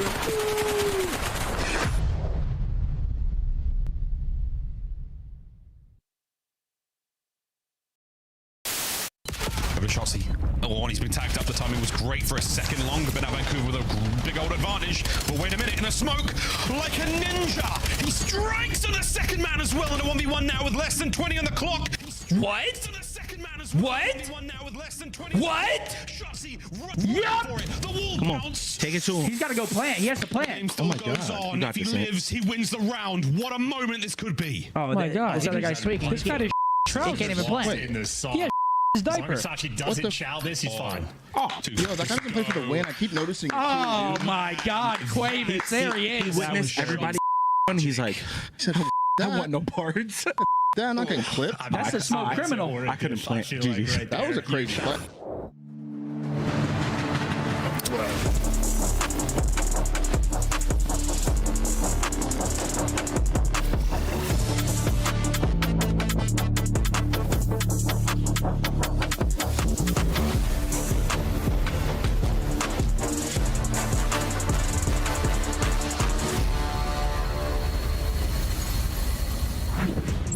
Welcome back, one and all. We're getting into the 4th and final fight of the weekend. We've got a good one for you. Surge taking on Paris Gentlemates. I say a good one. Statistically, that's not true. But if you've been watching the recent storylines, it could be because Paris, you're on a 3-match drought. And on the other side, Vancouver looking stronger than they have in the past. Nameless, let's start with you. What do we feel about these teams? I mean, I feel like Gentlemates should stalk this team. Yeah. It should be a straight-up 3-0. But you look at the last 3 Gentlemates series, they're 2-9 map count. That's against C9. You lose in a game 5, which started all of this, and then you lose to Toronto and then Minnesota. And you can see 0-5 in SD outside of Colossus this stage. A lot of things have changed. Ghosty went from a 1.12 to a 0.77. These guys in Search and Destroy are 10th in opening duels. They don't get the bomb down. There's a lot of things going wrong from the fundamental side of things, which is a stark difference because you look at that grand final and fundamentally in Search, that's the reason they were able to beat Optic. So either that's a practice thing, a shift in focus, or a lack of focus. Al, you don't have to be higher than gold to see that you're getting outslayed if you're a Gentlemates player right now. How do you get back to being a dominant squad like you were just 3 weeks ago? Go back to whatever system system was working 3 weeks ago. No, I'm just kidding. For Paris Gentlemates, it's a weird one because you can't really pinpoint exactly what's going wrong. It's not just like, oh, okay, on hardpoint, you're not rotating in time. Like, oh, in search and destroy, like, oh, you're just getting picked. Like, yeah, they're not winning their opening duels, but it's like you go back into some of these series and it's just a lot of clutch situations. They're just getting clutched on, which usually was the other way around, right? We got time. Go ahead, Ann. So, Allie's right. And they were dominant at hardpoint in stage 1. A lot of teams have caught up in HP, right? So you don't have that super edge you used to have. And then they were never great at overload. Right. So that's going to be difficult for them. And then now the gap's just closing. So, they look like LA Thieves or some of these FaZe Vegas, these teams that are just kind of all in limbo. That's where they're at. Let's take a look at some of the numbers. I'm told we have a graphic, and this one is beautiful. 2-4 versus 3-3. It is a meaningful match for Vancouver. If you want to make it to Birmingham, you need at least 3 wins. Paris is at the weakest we have seen them yet. You've got similar map counts when it comes to S&D. You both have sucked when it comes to Overload, though. That has been the biggest weakness for Vancouver. So if you want to beat Paris Gentlemates, you got to take them out in what used to be their best game mode in hardpoint. You look at the roster. Can Capsule be that guy to give them life? We expect him to come in fast and furious like the old Capsule. He played kind of stoically, a little bit slow and steady, but it got the dub over Cloud9. I think the dangerous thing, though, is that we all know that he can play like that, right? And that's probably going to be the biggest edge for Vancouver Surge to lean on going into this series because they have Capsule. LA Thieves clearly are not going to have any idea of how he's going to play, what's going to do that dynamic. Because the last time these two teams matched up was the previous roster. Gentlemates handled them in the way that they should in 3-0 sessions. So this is more of like uncharted territory. Can we exploit the situation with Gentlemates for Vancouver Surge? The first time Surge from the start of the year have ever looked comfortable on the map, just making the mundane, easy plays, was the series with Capsule in it. I understand that they played C9, but it was controlled. So you have that to look forward to if you're a Surge fan. And then also, hopefully, you get some SMG maps. Let's take a look at your maps and modes for this one. We got Scar, Colossus, Scar, Dead, Raid. Blackheart is out thanks to the Gentlemates, and Exposure was removed by Surge. How do we feel the coaches did on the banning side? I think they did well. To see Exposure across all 3 game modes get banned for side Vancouver Surge, to me that just says they are not comfortable on that at all, and their front line's not comfortable on it at all. So it'll be interesting. They're kind of playing to the woes of Gentlemates right now. Yeah, Gentlemates are happy with this. Through the first 4 maps, I mean, they only have, 1 loss on maps 2, 3, and 4 in the last 60 days. So feeling good to close this out before you even get to 5. Look at that man in the top left corner. He's There's a monster ready to take down the Gentlemates. He's locked in. It is TJ Haley. He's got Capsule from Bush alongside him, Lunars and Gwen ready to go. What do you got? Sib smiling. They're going to win, bro. Sib smiling? That means Ever seen him smile? That means the opposite. Really? There's no way. That guy's always locked in. He's always nonchalant. You should probably pick Vancouver then in these scuff pickings. No, I'm going Gentlemates. Yeah, I'm going Gentlemates, for sure. I, too, will join the Gentlemates on this voyage. TJ, best of luck. Shift and study. It's all yours. Appreciate that, friends. Yeah, I mean, hey, Capsule has definitely given this Vancouver team a little bit of a tempo change, which they needed pretty desperately, but it does feel like Paris is kind of in no-nonsense mode anymore after these last 3 losses, 6 map losses in the last 2 series, again, not having won a single map, and it's not even like we can sit here and say that they're trying to expand map pool. Like, they're winning on maps, or losing rather on maps that they have at one point in time been really solid on, so definitely a figure-it-out type series right now, it feels like for Paris, Jay. Yeah, without question, just to get on back on that winning track, like for a team who was unbelievable at hardpoint, you're starting to bleed in hardpoint, and now your S&D and Overload struggles are coming to fruition. It's just been a bad couple of weeks so far for the Gentlemates ever since that loss to Cloud9, but on the opposite side of Vancouver, you definitely have opportunities to capitalize off of that, because with Capsule into the mix, you played a couple maps that you're going to have in this series. Like Wheeler said, they definitely look a lot more consistent with their gameplay and the decision making, and with just the form that Paris have found themselves as of recent, even though they are our Major 1 champions, Vancouver have a chance here. Yeah, absolutely they do, and I think in particular, like, they're Major 1 champions by way of their search and destroy, both in the, the grand finals as well as prior to that. I mean, they were flawless in search, and so far they have been really struggling to get things going. So let's see, maybe an opportunity for Vancouver. We had the Cloud9 Paris game, and we were surprised what we got there. So not going to rule anybody out at this point. Paris, a solid start, though, as Ghosty's found himself an SMG to get into the hardpoint with. Yeah, also not on the preferred side as well. You want to be dominating this P1 from blue side. That's what Vancouver aren't really sweating as of now, because you hold the power side of the map, you just need kills to go your way, and they find 3 at the right time to get the break and basically hold down the rest of this map control, which is going to lead to all this time. Only 10 seconds remaining at the P1. You have 2 players early off the rotation as well. So ahead of the game right now is Surge. Yep, looking good, but a couple of gunfights need to come through here as now Paris are on rotation. Sib able to clear out the backside of the box and has a really good idea that Neptune has kept him safe from blue. Now they don't know that Lunars is still in position here, at least not as of yet. No trade there as Envoy was caught swapping weapons, so now you can get back to the hill, and the pinch is perfect. Vancouver established control early. Yeah, now all of Paris trying to break from blue side. 2 players gonna work a deep route through the middle of the map. Everybody else right to the front side of blue, but Lunars and Capsule are making your front approach very easy. The crossfire is set up for the easy double. Vancouver currently have the lead. Now everyone's focus is on the pinch, but you don't spot Ghosty, who still is the solo player to spawn over towards blue. So he has a natural pinch that makes the most of it for at least getting out Surge on a time. Yeah, but Vancouver quickly back with the blue spawns are able to deal with Neptune and Envoy quickly before the rest of the hit from Paris could really get itself established. Ghosty and Sib trying to fight back the 2v4 have done well to catch 3 to this point.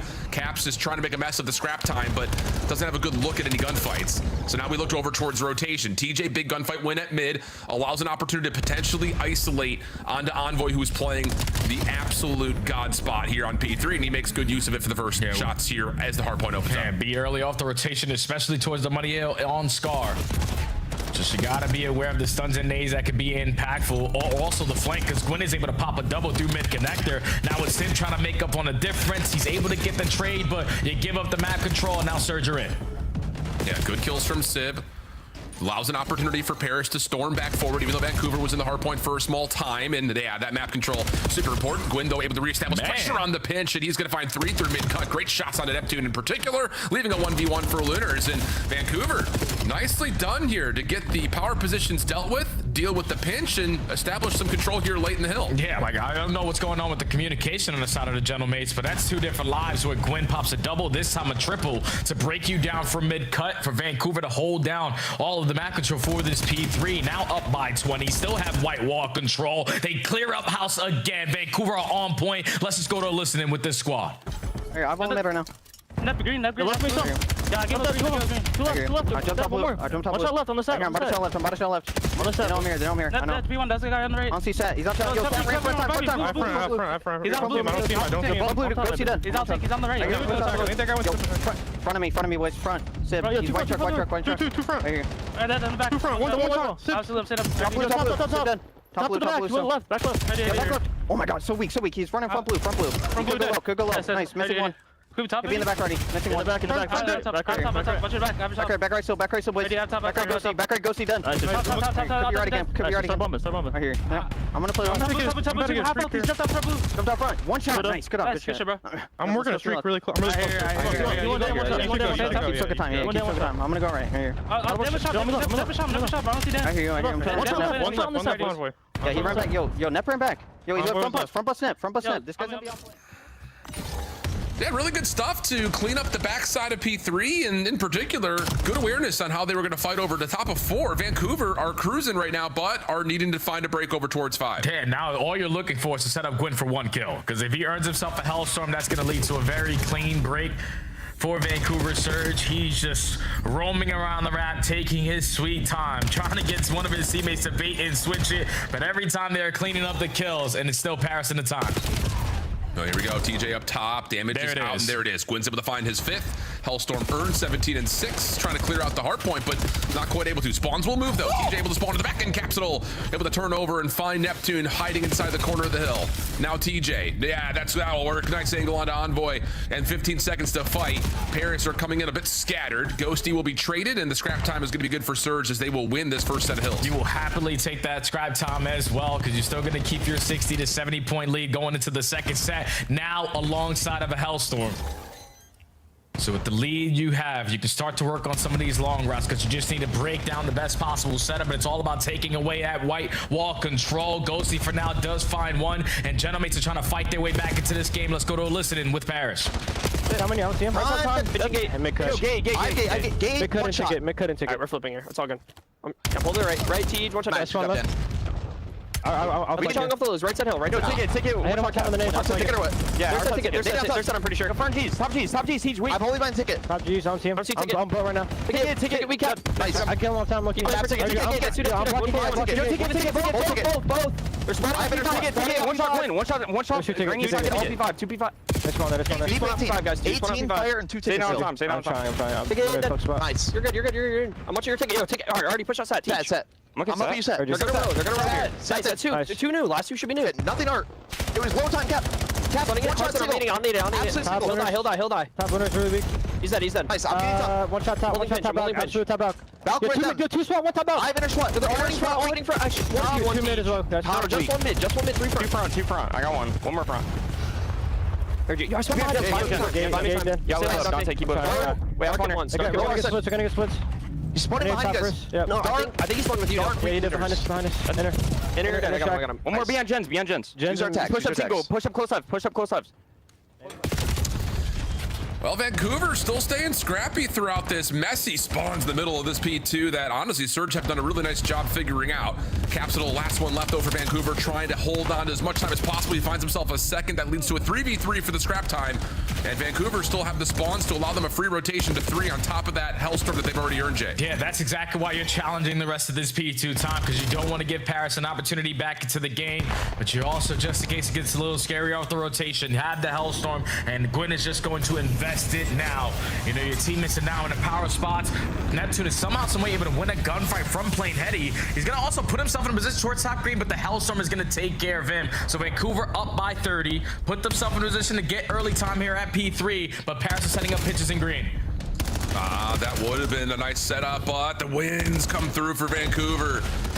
Decent idea for Paris, trying to avoid the impact of the Hellstorm, but Vancouver pick it up, and now they've got a lot of time in front of them here at P3, especially with Gwyn finding another double on top of the hard point. TJ now tucked inside the hill, has shots onto Neptune, who tries to double chow that, and TJ puts him down. Now looking for space, trying to get the exit over to 4. Can't quite get the pistol shots to land, and with 3 eliminations, Paris can now move forward for some scrap and still hold on to the P4 side of the map. Vancouver are going to try to settle for this chunk time. No, they don't have the spawns that they want for the P4, and the last time that they were at the P4, it was basically a perfect hold, but Gentlemates still in to right the wrongs here.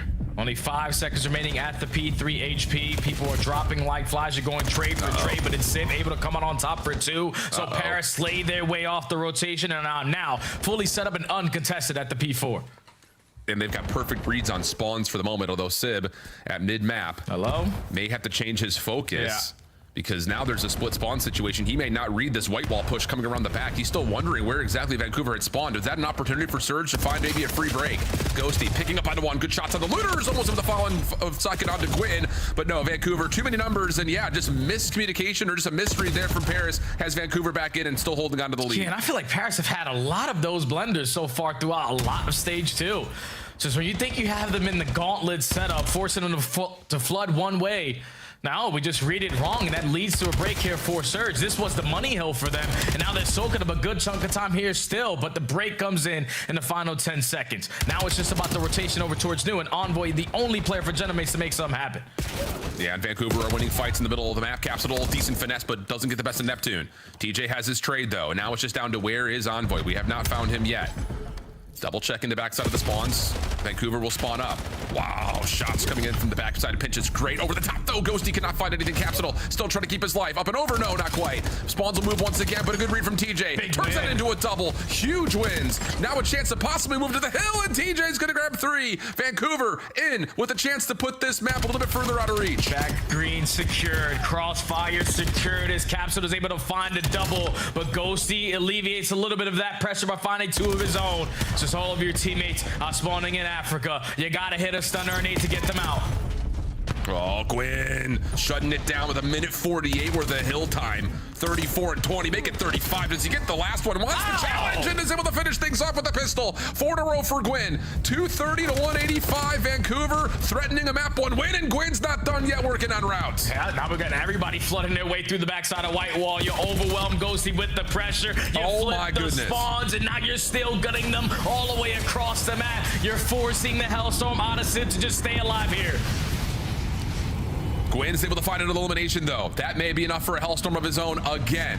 Staying tucked inside of shops. Hellstorm does not hit anything. Hardpoint still open. Moment of panic here for Paris. Neptune dropping off a red. Shut down by TJ. And Gwyn's streak is still going. 9 in a row. 41 and 20. And Vancouver are in the time and can win it here. And now they have Paris in the hellhole. Just one player is going to spawn behind him at White Wall, so you still give Genomates an opportunity.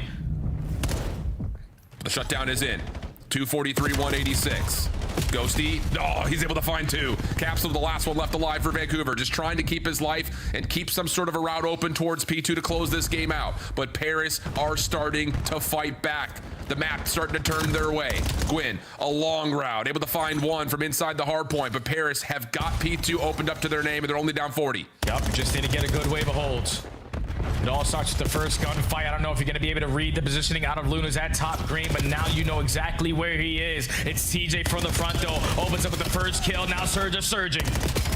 Oh, but Ghosty's able to find 2 pistol out, almost able to get the third. TJ in the hard point. Last seconds. You got to get there. You got to try to get him out. Is there a chance for Envoy to contest? Yes, but he gets shut down, and TJ. A slow start, but an electric finish had Vancouver stealing away map 1 from Paris, and the map blue streak continues for the Gentlemates. Yeah, and I don't know what's going on with Paris. They used to be unbelievable on map number 1s, but that's so far 5 losses in map number 1 in this stage alone. And sometimes the airs are shooting, sometimes the SMGs are shooting, but when you're losing some of these key gunfights off rotation, or when you're off the rotation set up properly and then just getting gunned down because we're leaving an opening, that's where Gwyn and Lunars consistently were picking you apart. Paris continue to bleed. Vancouver riding the high of the honeymoon stage with Capsule in the mix, but the ARs just called game. 35 non-traded out of Gwyn. He earned himself 2 Hellstorms. Didn't even have to invest the second one, but that was AR takeover on the side of Surge, and Envoy again, another blender and a respawn. And how about the hard point time for Gwyn? 2 minutes plus, and he was the guy who was in early and in often. 15 objective kills. I know there's often been a lot of criticism about, are his kills impactful on the map for whatever team he plays on? This map, you can definitely say they were without question. Yeah, and I feel like Gwyn doesn't really have a lot of those kind of maps the way that he has over the last couple of years. But ever since Capsule has entered the building, just the way that him and TJ are working hand by hand, the aggression is key. You're setting up your ARs to just dominate lanes. And this is where Gwyn can have fun. He's never been a guy who has struggled at finding kills. But when he's able to just look at one lane and get all the kills he needs to, yeah, that's when the game is very easy for the young man. Like I said, 40 kills in the opening map. Not a single AR on the opposite side could touch him. And just him and Lunars dominating off the rotation. Paris couldn't get anything going. Yeah, and that's another kind of impact we talk about it. If Lunars is shooting like this, Vancouver has chances to win. Not to just put a pure focus on him, but we've seen that happen in the past with Lunars.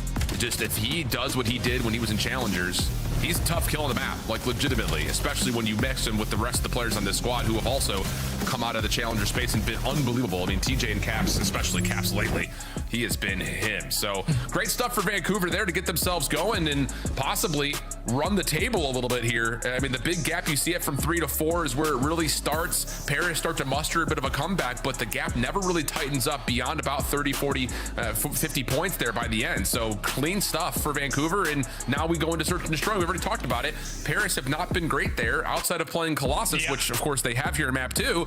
They've been 0-5 on it. So now it feels like a must-win map for Paris all of a sudden. Yeah, it's definitely a must-win map for Paris because as a team of that caliber, you're expecting to walk through some of the non-top 4s that we have in the league. And for Vancouver just making a roster change, this would be a pretty easy series for you. But now you find yourself down 0-1. You're banking on a Search and Destroy that has obviously been your best so far throughout this stage and your best so far in the season. But it's just like the way that you guys have been working as a team so far in this stage, it looks like that's completely out of the window, man. They have to put it together right here, right now. And I think the main guy that I'm looking at is Envoy. This is Mr. Playmaker, the guy that's always getting loose on the map, and he hasn't figured it out in respawns. S&D, he's not winning his one-on-ones, has a lot of first steps. That can't happen here in Colossus. Yeah, man, it's really just interesting because it just feels like the entire mojo from Paris after the Major 1 championship run, plus the opening that they were able to put together here in the Stage 2 qualifiers, it's just not there anymore. And it's just hard to say, like, and I don't know, Jay, maybe you have more experience talking about this than most, but for Paris, it's like, how much did that loss to Cloud9 New York, the first win for that team, that roster, affect them mentally? Because again, across Search and Destroy, yeah, the Colossus has been good, but everywhere else has been absolutely miserable. Yeah, I think the biggest thing you take away from that C9 map is the Search and Destroys without question. Like, even for a young amateur team going up against the team who just won the last major, you outclass them in not only one, but 2 different Search and Destroys on ones that they like to play. So I think without question, that forced Paris Gentlemates to just be uncomfortable and put themselves in a position where they have to figure this out very, very quickly, because to lose to a team of that caliber and 2 Search and Destroys where without question you were the better team, yeah, that definitely shows that you have a lot of like just weaknesses in your armor. And in general in Search and Destroy, if we're not finding first bloods, your playmakers aren't giving you early advantages, yeah, I don't know what's been going on for Paris, but it hasn't been working. Well, it's got to work here. Scar Overload would be map number 3. It's a map that Paris have not played a lot. They played it twice. And I'm not sitting here and saying Vancouver are going to 3-0 Paris, but you don't win this map, things start to get a little tense. Envoy able to get over through sub and into tunnel here for this opening attack. Sid playing aggressively on Statue, just looking for someone to pop a shot at, but Lunars is not interested, at least not initially. There's the sniper glint seen, and the nades over the top will push Sid back just a touch. Do get info. Sib is committed to the sniper on this round. You can already see Capsule tries to take advantage because he spots them work through tunnel, but Ghosty keeping the back line safe, finds the first blood. Yeah, just a little sleight of hand right there. Hey, look at us go tunnel. Never mind, no, we're not. Sib, yeah, just swapping back and forth between an SMG he's found and the scope. Neptune able to find one more, leaving TJ by himself, and he is stuck in a corner. A couple of tags are out, no exit anywhere to go, and Paris will strike first with that little bait and switch on the fake rotation. Yeah, you find that first blood. Sib still knows that they have to be in this position trying to watch over this site. Set up the second one with the boomstick and then picks up a Dravik to close out the round. It's just easy on Colossus when you find first bloods, because then you know the opposing team has to try to make up for it, and then when you're pre-aiming and they walk right into you, yeah, that's just how easy the round is. Yeah. Clean. So first blood converted. Paris start us off hot. See if the response is going to be for Vancouver. Going to go for some early contact and maybe a little bit of confusion as Capsidal is going to go back and pick up the bomb. Lunar's just kind of very passively staying away from Sib, who does make the same wall bounce action that Lunar's did, and they will see each other. Maybe the same happens here between Envoy and TJ, both kind of just checking the heady over towards the B side at the same time, and everyone's just kind of backing off and respecting each other right now. Yeah, the way that they both reacted over towards that B side, they must have saw each other off of a shoulder, and now you're trying to set up with that frag to get the first blood onto Gwyn, but Sib's not able to hit the shots. It's already been 40 seconds wiped off of the round, and the only on-site information now that Vancouver have is that Sib is jump spotting top mid. Yeah, it's interesting. I would have figured that Gwyn would have known that that was Sib on the other side. He does not run the sniper in this round. I'm surprised Gwyn is playing an island towards B, unless they're going to try to rewrap this through tunnel. It should be a free angle for Gwyn to dominate. Oh no, Sib is sniping, so maybe there's a hit marker through the wall there. So now all of a sudden TJ's got first blood. Time is starting to run out though, and Paris are looking to get aggressive back through mid. Envoy gets you 2. The bomb is now down 20 seconds. You've got to find a way to manifest this. And Gwyn only has a pistol, comes up from behind but can't find Envoy in time. Neptune keeps him safe. So Lunars for the 1v2. Shot's not gonna land, and Paris get away with one there. Oh yeah, with the question they do, because Sib just gets caught through top mid with the sniper in hand. Usually you see Super in those angles hitting those shots, but sometimes Sib's a little bit too aggressive, causes his team. But then Vancouver don't do anything off of that. Like, you get the first blood, you know they're playing for you to push through, and instead of just committing the bomb plan on A, you try to fight these gunfights without using your numbers. And that's what give Paris a chance here to clutch on up in the round. Great plays out of Envoy. Yeah. to find a double there, and Paris to now go up 2-0. Yeah, my mistake on that. I thought when Sib initially saw Gwyn at mid, it was shots out of an AR. I didn't see the sniper glint come through, but scope was out. So, oh, here we go. Battle of the sniper. Speaking of, over towards B, and once again, both players respecting one another for a moment. And oh, Sib just a little bit off, but gets a second chance. Is able to connect on to Gwyn for first blood at B. Fool me once, shame on you. Fool me twice, shame on me. And let me just find another kill alongside my teammate. So technically, Sib has 3 on the round. Still man advantage for Paris. Both players from Vancouver trying to make up for it by taking space over towards Statue. You're able to isolate Ghosty. Capsule wins the trade. Now it's a 1v1. I like the call for Vancouver. And he gets a read on to Sib. Oh, Capsule, instant impact. Able to find the final 3 and a technical 1v2.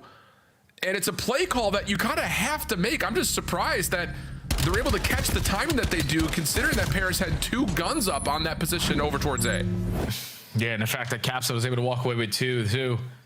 We got to take a look at the replay again, because he shot 3 different bullets and found 3 different kills. It's the hit marker, still leads to the first blood, and then the collat onto your teammate and TJ. Still did not lead to a round win, because the new guy in the block said, Capsule got it done. And now Vancouver, early trophy down, looking to get aggressive over towards A. Paris are here to meet them with 3 guns up. Trophy system seen by Caps. Not deleting it though at the moment, as TJ is just going to hold a kite corner and find the opening trade. Nade does land late, but Envoy's quick pinch over through tunnel has us in an early 2v2. TJ looking to find him on the timing back, and will. Good read. Is there a trade? No, Ghosty doesn't have the angle, and now he's in the 1v2 quickly. Oh yeah, and TJ with that shoulder gets the info. So now him and Luna's going to run side by side. Gonna scout for info before they even commit on the objective play. There's 50 seconds left to go. Ghosty is more than willing to just get with the bomb plan at B.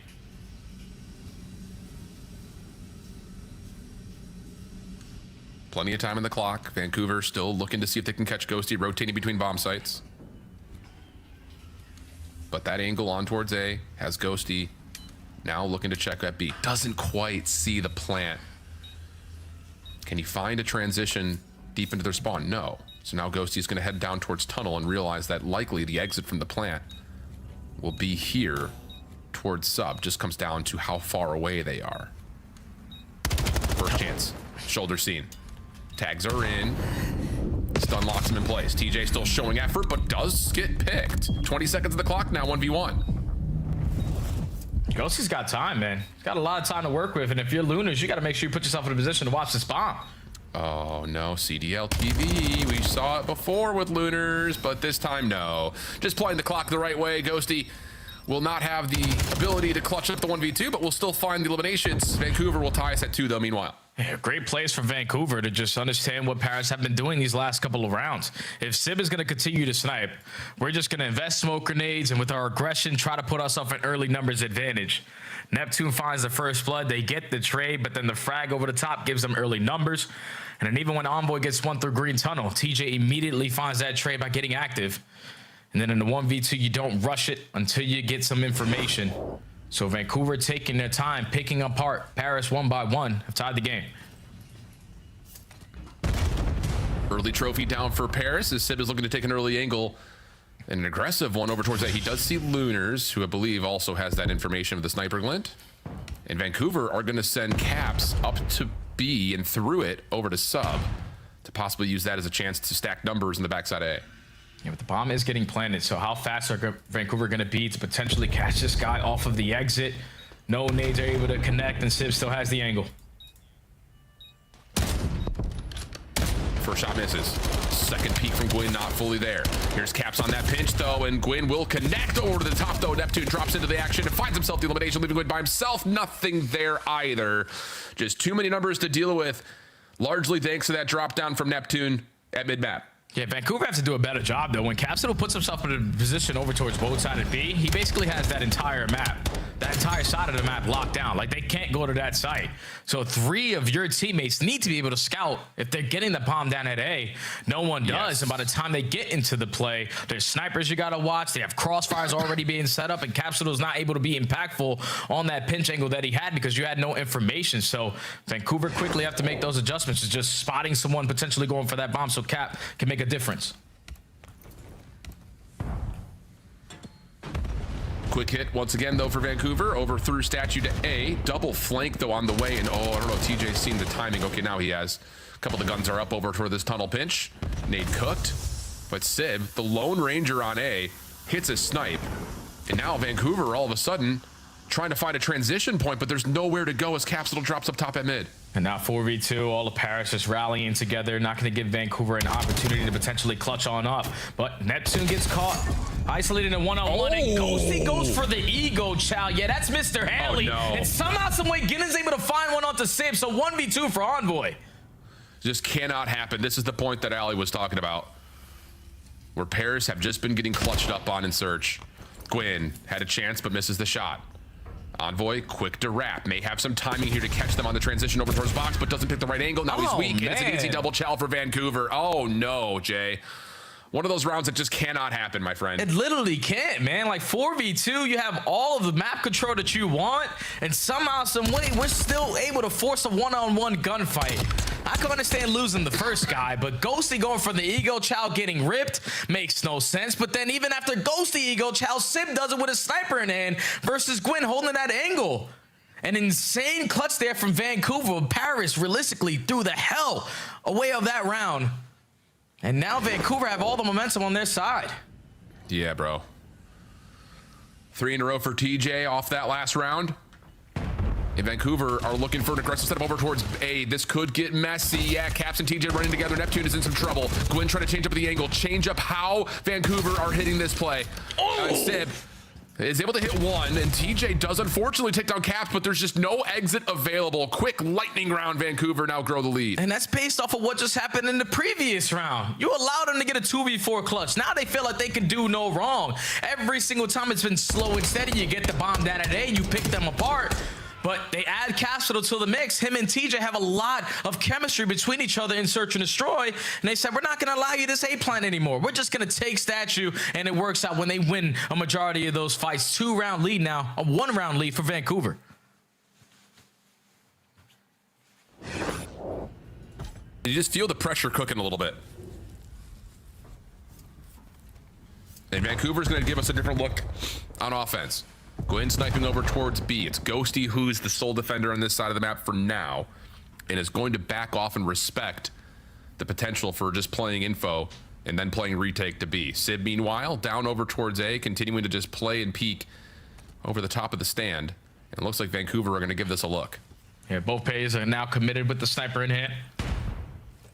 He knows Sib loves to go for these jump spots on the backside of A. No nades are able to connect, but you look at the glare and he makes you pay for it. First blood for Sib, but Gwyn quickly with the response, and TJ with one extra man advantage surge. And it just feels like another moment where Sib gives you the first blood. We really don't need to retake mid right there if you're Paris. You still have the numbers.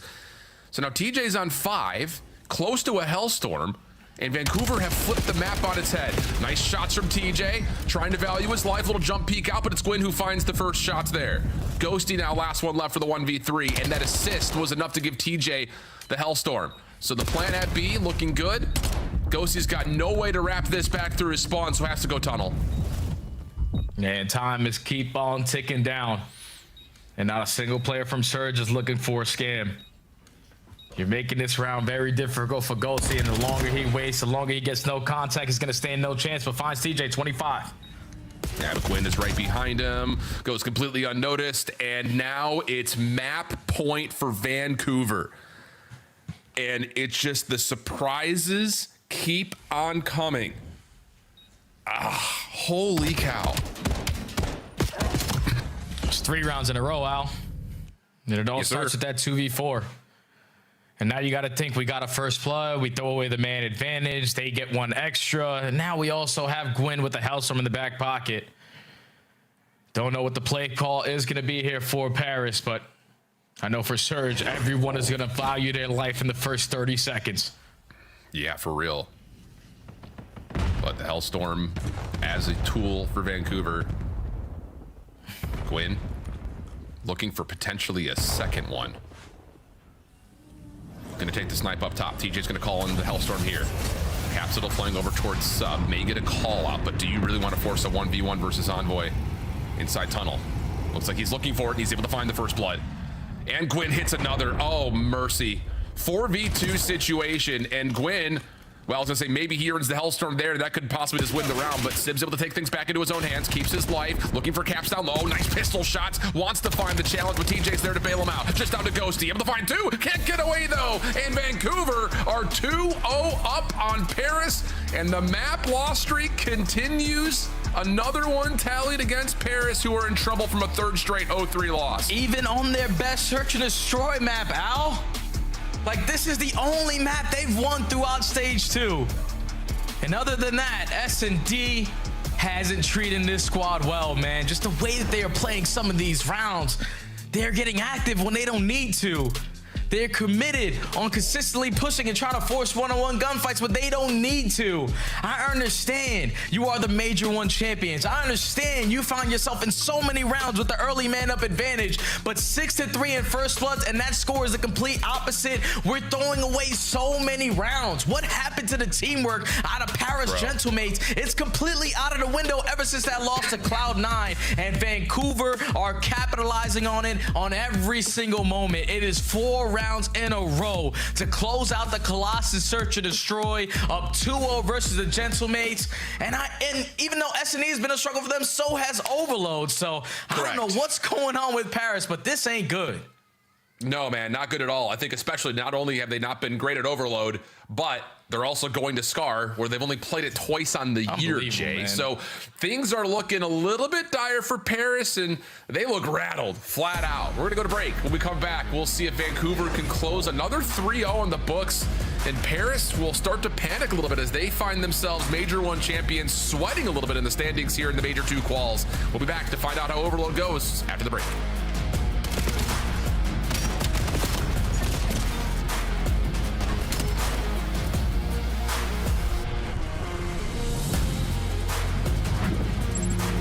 Scuff, official controller of the CDL. Monster Energy, the official energy drink of the CDL. COD Champs tickets are on sale now. Come see the best teams lock in for this season's grand finale in fabulous Las Vegas. All 4-day passes come with early venue access. Head to FazeVegas.com or scan the QR code to get your tickets now. 3 titans in the French esports scene came together in 2023, forming the Gentlemates, Brox, Squeezy, and Godiga. If that's a name you recognize, well, that's not a surprise. After all, Conton starred in the COD space from as early as 2009 all the way till 2016. He was on Vitality's roster for more than a moment and made big waves as the French monster. Once the sun had set, it was time to launch the Gentlemates org. And it was only a matter of time until he returned to a space where he once called home. He brought his family along for the ride, the green suits. This organized chorus first revealed itself at Major 1 Madrid in the 2025 season, bringing an impressive show of force and an electrifying energy to the arena. Despite the struggles, they never wavered in their support. With the org moving to Paris and a rebrand in the works, it was time to build a championship-capable roster. Together, they assembled a misfits crew: Ghosty, Envoy, Neptune, and Sib.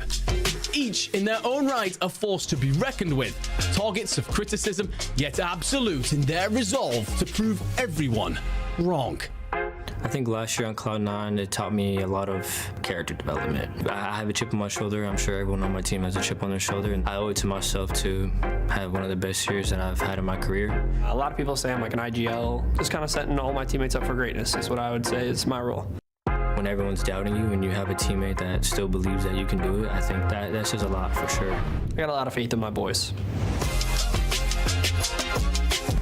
A title-ready team, an unbendingly loyal support, and all the potential in the world. Paris Gentlemates are one to watch in 2026.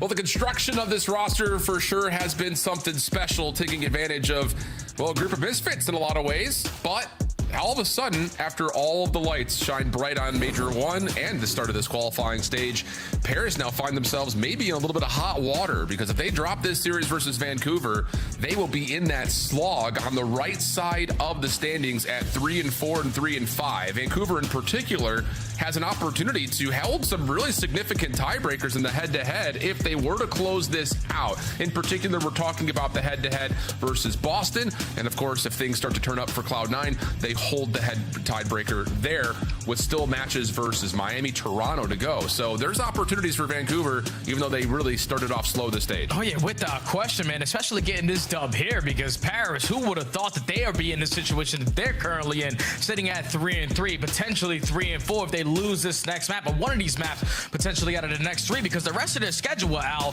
isn't easy. You're coming in next week, you gotta play Optic. All right, that one's tough. Best team in the game. Then you play Boston. Okay, we understand that one. But then you end out your final week with FaZe, Vegas, and LAT. So if you are Paris, a team who's supposed to be taking care of all these guys on the bottom side of the 4, you might potentially be on the back burner of not making it to Birmingham after winning Major 1. So they gotta be feeling the pressure. They gotta know what's at stake here, and they cannot afford to go down 0-3 and lose this series. So you gotta fight. You gotta do everything you can to try to extend this series here. Dude, even talking about the idea of them having to play into the play-in would be a shock, considering. But the fact of the matter remains that you're right. It's a tough final schedule. It feels like 4 wins will get you into one of the play-in spots, but that may not be a guarantee with how tight everything has been across the league right now. So let's see if Vancouver can close out a quick 3-0, improve their chances at getting out of the bottom 2, and seeing if this roster move with Capitol may be a recipe for success. Again, here's a look back at this series. If you thought this was going to be one that you could skip and you're starting to see all the buzz on Twitter, welcome back. 250-214. Vancouver really solid in the opening hard point. Better on the search, though, than we've seen in a long time. And now they go into a Scar overload, which Paris has not played a ton of. Just 2 separate instances, whereas Vancouver played it recently versus Cloud9. They lost it 2-3, looking to improve. Yeah, and we have Team KD 11 versus Team KD number 8. Both teams are tending to struggle in the slaying department in overload. So who's gonna right the wrongs here? As Envoy, we upside of net 15, already finds himself in a power position over towards right wall, but Vancouver cleared out house, go trade for trade, stabilize on the map. Yep, Sib trying to take a long-range fight versus TJ. Pushed off his angle, now trying to rotate over to Red. Sees Lunars in that little slide, and what a prediction that is. Neptune, meanwhile, in the middle of the map, clearing space for Envoy to reestablish some control over towards blue, or at least some contest. Lunars off spawn. Shot at, tagged at, but Vancouver still find a couple of kills to largely stop this initial push attempt. Envoy still dancing, though, continues to allow free reinforcements for Paris through mid. Yeah, I love the way that Surge played that, man. You know that Envoy is causing mayhem behind you, but as long as we keep the EMP right in front of us, we're gonna be A-okay. Once we cleared out house, then we focus Envoy. We still have the map control, and now we are in the driver's seat as 3 go down in the feed. You just gotta locate one more player. It's gonna be Mr. McLeod. You take care of him. Now you have a pinch, and this should lead to a score. Well, hey, it's just down to can Gwyn beat the timing of the defense? No, not quite. So close from that little jump slide off the P5 roofs, but not quite. TJ filling the gaps, playing over top of P3. Ghosty's nade, tagging him up, but TJ still wins the gunfight. But look at this quick transition. Hold on a second. The EMP is moving rapidly through Motel. The only player watching this right now is Gwyn on the cross until finally Lunar spawns up. Yeah, and it was 2 players from Paris who spawned out over towards the backside of green, 2 towards Motel, so that still allows Vancouver to be in control of the map. EMP back in their possession. Working their way through Motel. Lunars, your job is to just win the one-on-one on the pinch side, but the frag leads to the opening kill. You also take care of the guy on the pinch. You go 3 for 1. Last guy is Ghosty, but he just needs to value his life. He stalls enough time. Yeah, just enough time. Neptune able to fill the gap, and Sib up top will provide a little bit of oversight on what's happening at mid. Big win there for Envoy. Opens up some space at Motel. Lunar's quick to trade. Neptune trying to hold this position at mid shops, but may have missed the timing on Gwyn, and Lunars is able to wall bang him out of position. So hold on a second. Now you got Vancouver swarming forward. Can anyone get into position to actually grab the EMP, though? Gwyn's got a key spot top green, but you need to pick this up and get through Envoy. Oh, and they're able to bait and switch him with ease, but you do lose your lead blocker in Gwyn. So even though Surge have the possession, they don't have the map controls as they want, but they do find the opening kill. So now Paris on the back foot. Need to ice on up, get a kill. Clutch up, hit a stun or a nade, because everyone is just being stacked in the spawn, and Lunars finds a double. Here's a pinch though on the way. Can Sim find the angle to stop the EMP carrier? No, it's Ghosty instead. But Lunars has a chance to grab. He's stunned up. Can he get there to score? Yes, just barely able to slide past Sib's pistol. So the first points on the board for Vancouver. The follow-up is Sib's on 3 in a row. Make it 4 through mid. Has now all of a sudden Paris looking for a counter. They have plane control.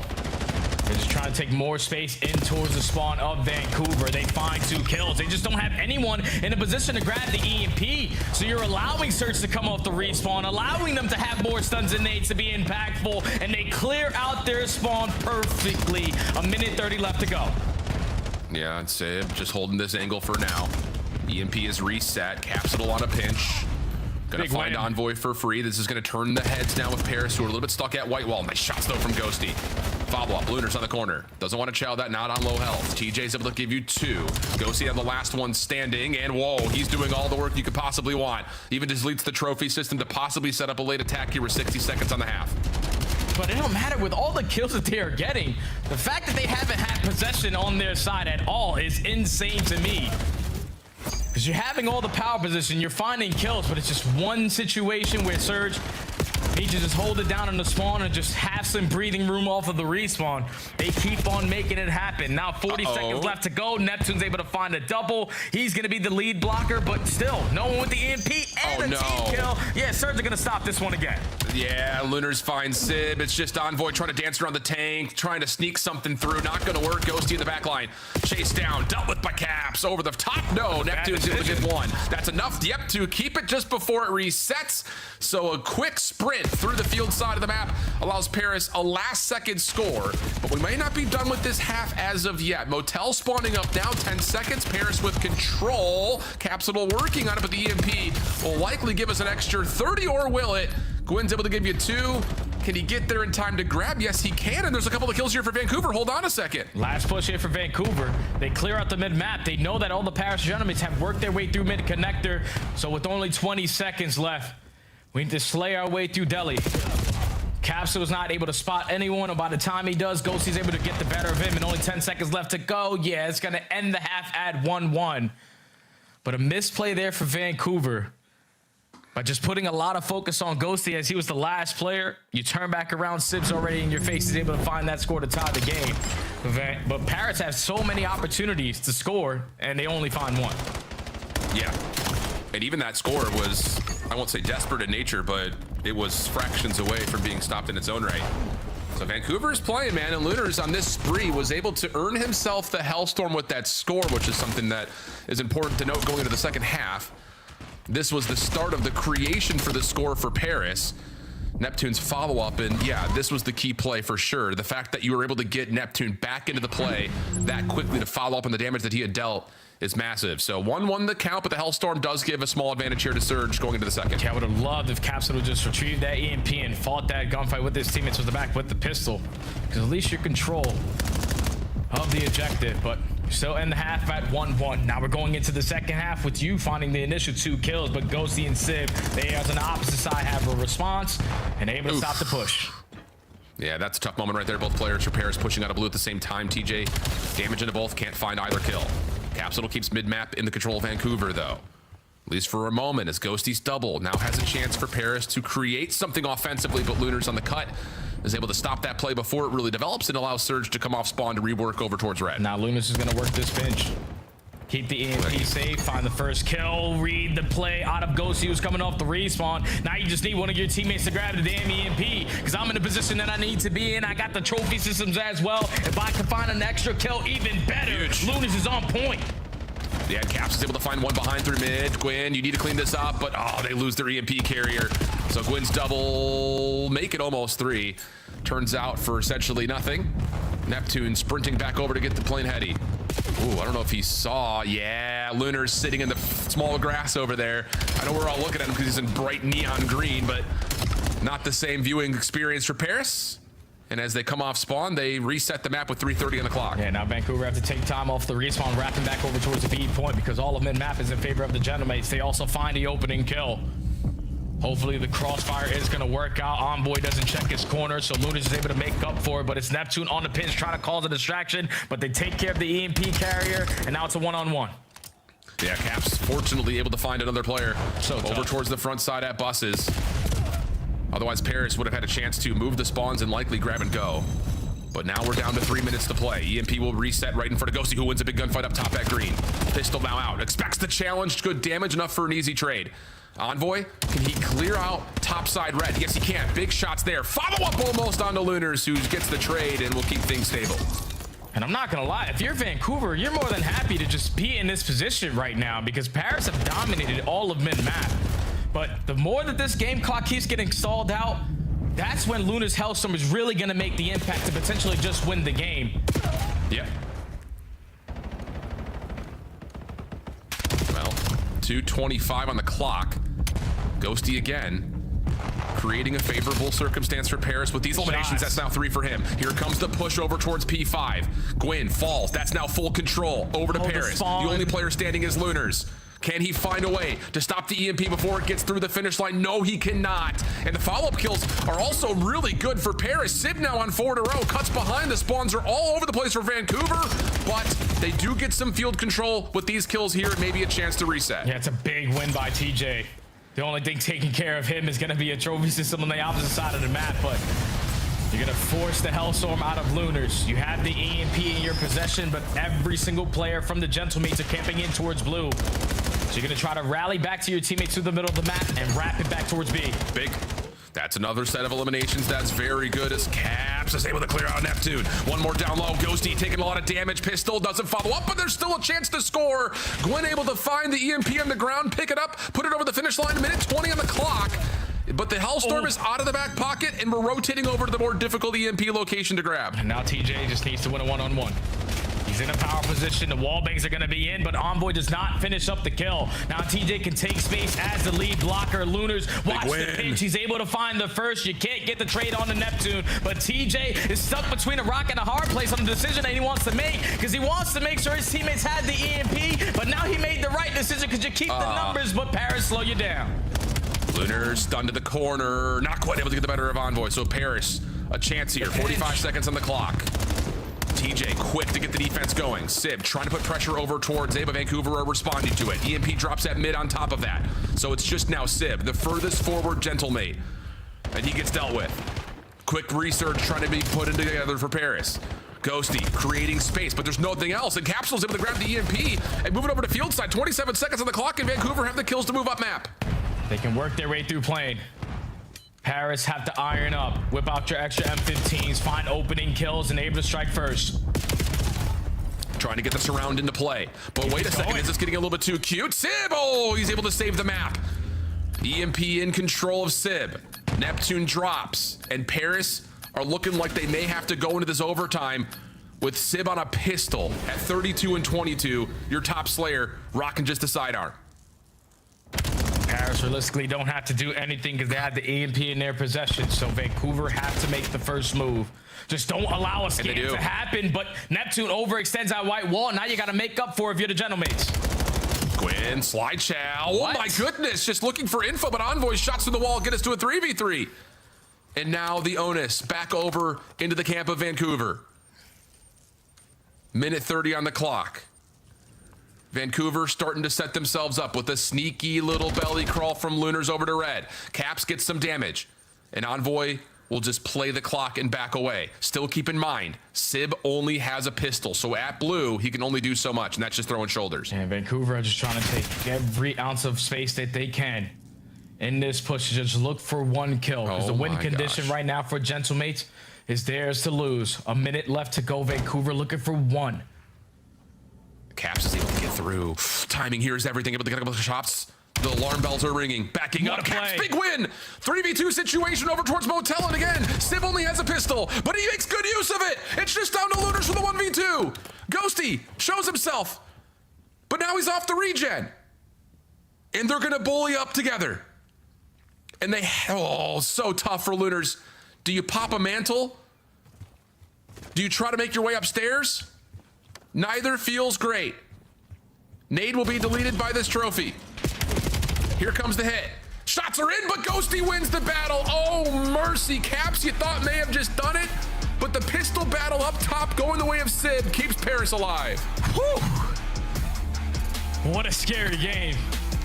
I know if you are Vancouver, you're going to be beating yourself up after that, because once you find that first blood onto Neptune, you don't have to do anything. Win, for some reason, is throwing shoulders at Deli. He gets picked off. You turn it into a 3v3. Then Capsule sneaks. He finds one, tries to get out, but gets traded. But then it was the pistol kill out of Sib, the top slayer on the map. Just needed one one-on-one gunfight to close this one out. And he's able to get it done. Not as clean as you wanted it to be, but just a big shout out to Ghosty, because in the first half, he wasn't slaying. He wasn't bringing his AR presence. But then when he started to get a couple kills, so the ending of that first half, he takes over on the second half. Him and Sib combined for 64 kills in total. They locked down the map. They didn't give Vancouver a lot of opportunities, and every time that they had an opportunity, it was those two guys consistently shutting it down. So Paris extend the series a little bit longer. Finally, a breath of fresh air. I mean, but it's a tense one. I mean, even you look over the course of how Paris score, both of the routes that they take were last second, and this battle, you thought for a moment, was going to be an opportunity for Vancouver. The 3-0, but you called it, and you called it absolutely perfectly. Every time you needed someone to show up for Paris, it's Sib, it's Ghosty, both come through massively to keep Paris alive and extend the series into map 4. And now you're feeling happy if you're Paris, because we should be happy that we're going into another hard point on our best hard point on Den. I know your last matchup, versus G2, and they were able to sneak their way out of a couple misplays. But this is a map where you have rolled the confidence all season long, try to get you to a game number 5. And the thing that you couldn't keep up with in the map number 1 was the slaying out of Lunars and Gwyn. But you saw it there in the overload. Ghosty and Sib were activated. So ARs need to show their presence here on Den, but Envoy also can't go double neck. He needs to be better here. Yes.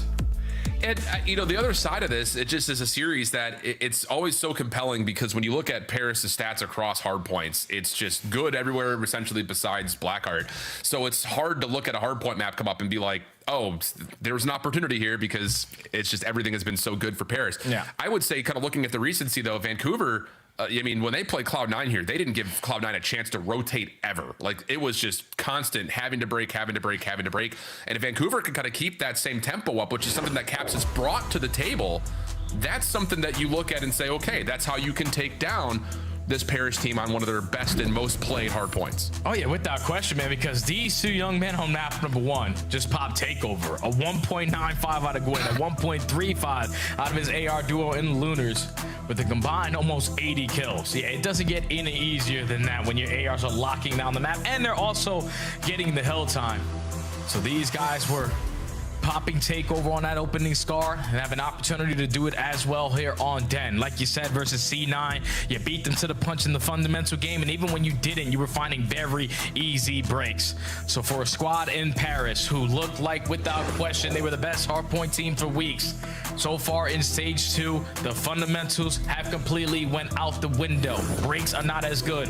Hardpoint rotation aren't as good. And when you took a look at the road to the major, their results haven't been good. So Paris have to make sure that they're doing the easy part correctly and just beating Vancouver to the punch. Yeah, it really is. You look at that matchup right there in the middle, that map 5 loss to Cloud9, losing both Search and Destroy convincingly. Just feels like it just shattered everything that Gentlemates were banking on, and that lack of confidence getting rattled a little bit led to the 0-3 losses to both Toronto and G2. To be fair, both those series close, really outside the overloads. So these pairs have that going for them here in this one. Den hardpoint. Vancouver, can you replicate what you did versus Cloud9 against Paris on one of their strongest hardpoints? That is the question. We saw Toronto was able to do it, but it sometimes feels like Paris wakes up a little bit differently when Sib shoots like he just did on that map 3. Yeah, Toronto's been the only team able to take this squad down on Den. So can Vancouver make sure to do the same exact thing that Koi did? Just beat him to the fundamentals. As we get early into the P1, Vancouver on the preferred side to try to chain that P1 to the P2. But look at how fast Envoy is to the middle of the map. The ironing movement, the wall bends leads to the first blood, but Vancouver are in somehow. Yeah, very quick response. A lot of that marginally assisted to TJ finding that pick over towards mid-cut, allowing Gwyn to just keep his focus on the front. Three players from Paris here. Hello. Just fish in a barrel right there, but Sib over the top, able to give you two. Leaves Lunars and TJ by themselves, but that was odd, to say it plainly, but Paris will still recover. Yeah, so 20 seconds to play with here at the P1. They have the mid-map control, but Gwyn right now is just having another hot start to a hard point, 6-1, locking down all of the mid-map, but most importantly, trying to lock down this side of the map for his teammates. You're not going to expect that route though out of Sim, so back spawns are going to be secure for Paris. Rotation for Paris, and they should be able to drive the early score up unless TJ just breaks them down from the front. Yeah, Ghosty was just trying to move spawns around, was deep over towards top mid window. So you get a free wrap and a free hit from the front here for Vancouver. Now this need to receive this hit through garage. TJ in the corner, able to get himself onto 3 in a row. Gwyn following up behind that. Up and over. Gwyn, the damage is in, and Lunars will capitalize with the credit for the kills. One more player still spawning in the back as Envoy. Stunned up, but Lunars not in a position for the immediate trade, but Caps is. And so now Vancouver in control with 28 till the fight for. Yeah, you trade Envoy at the right time. TJ spawns up right towards the back. Everyone turn your focus through the front. As Gwyn is just locking down all these cut angles. 15 seconds remaining here at the P2. You're basically forcing the hand of Paris. You gotta be early off the rotations. Lunars, a big one-on-one versus Ghosty. Has some assistance there from Capsule. Now you're in a man down off the roto. And look at the rotation out of TJ. I thought maybe he was going to try to push all the way back around through Dojo. Instead, he moves one player to spawn out. That's Ghosty.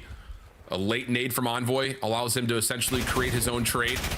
TJ getting shot at from behind, turns to find Sib low, but can't win the gunfight. But Capsule and Lunars are able to keep Vancouver in a position to continue to challenge over the top of the hill, and Paris are still stuck on only 11 points. Yeah, you only have Sibs trying to single-handedly get a break from Dojo, but he's just going to commit towards the push and get taken care of. So now all of Surge has got to put their focus over towards Cobble's side. Trade. It's still Vancouver around the time for now. As there's only 25 seconds left, and Paris is just running right into Gunnies. I mean, it's just a lot of disjointed gunfights right now for Paris on a number of moments where they're just getting stacked on top of themselves. 12 and 6 from Gwyn, soaking up as much as possibly can. Still holding over towards 10. Sid gives you one, but not a second. Lunars, 3 in a row, now 10 and 5. Quick to recover on the Dojo split spawn, and Capsule is in position to try to keep Envoy at bay. What a beautiful life there from Cap. Wins the one-on-one off the rotation. You throw a shoulder, isolate the player towards the back, and Paris have yet to get a point in quite some time. It's a one-on-one from the front. You're able to lose it, but now it's Capsule last man standing. Not gonna win the gunfight though, so Paris will get spawns and the hill. 40 seconds. If you get all of this, it essentially forgives your sins of the first 3 hills. Vancouver looking to set up a split hit.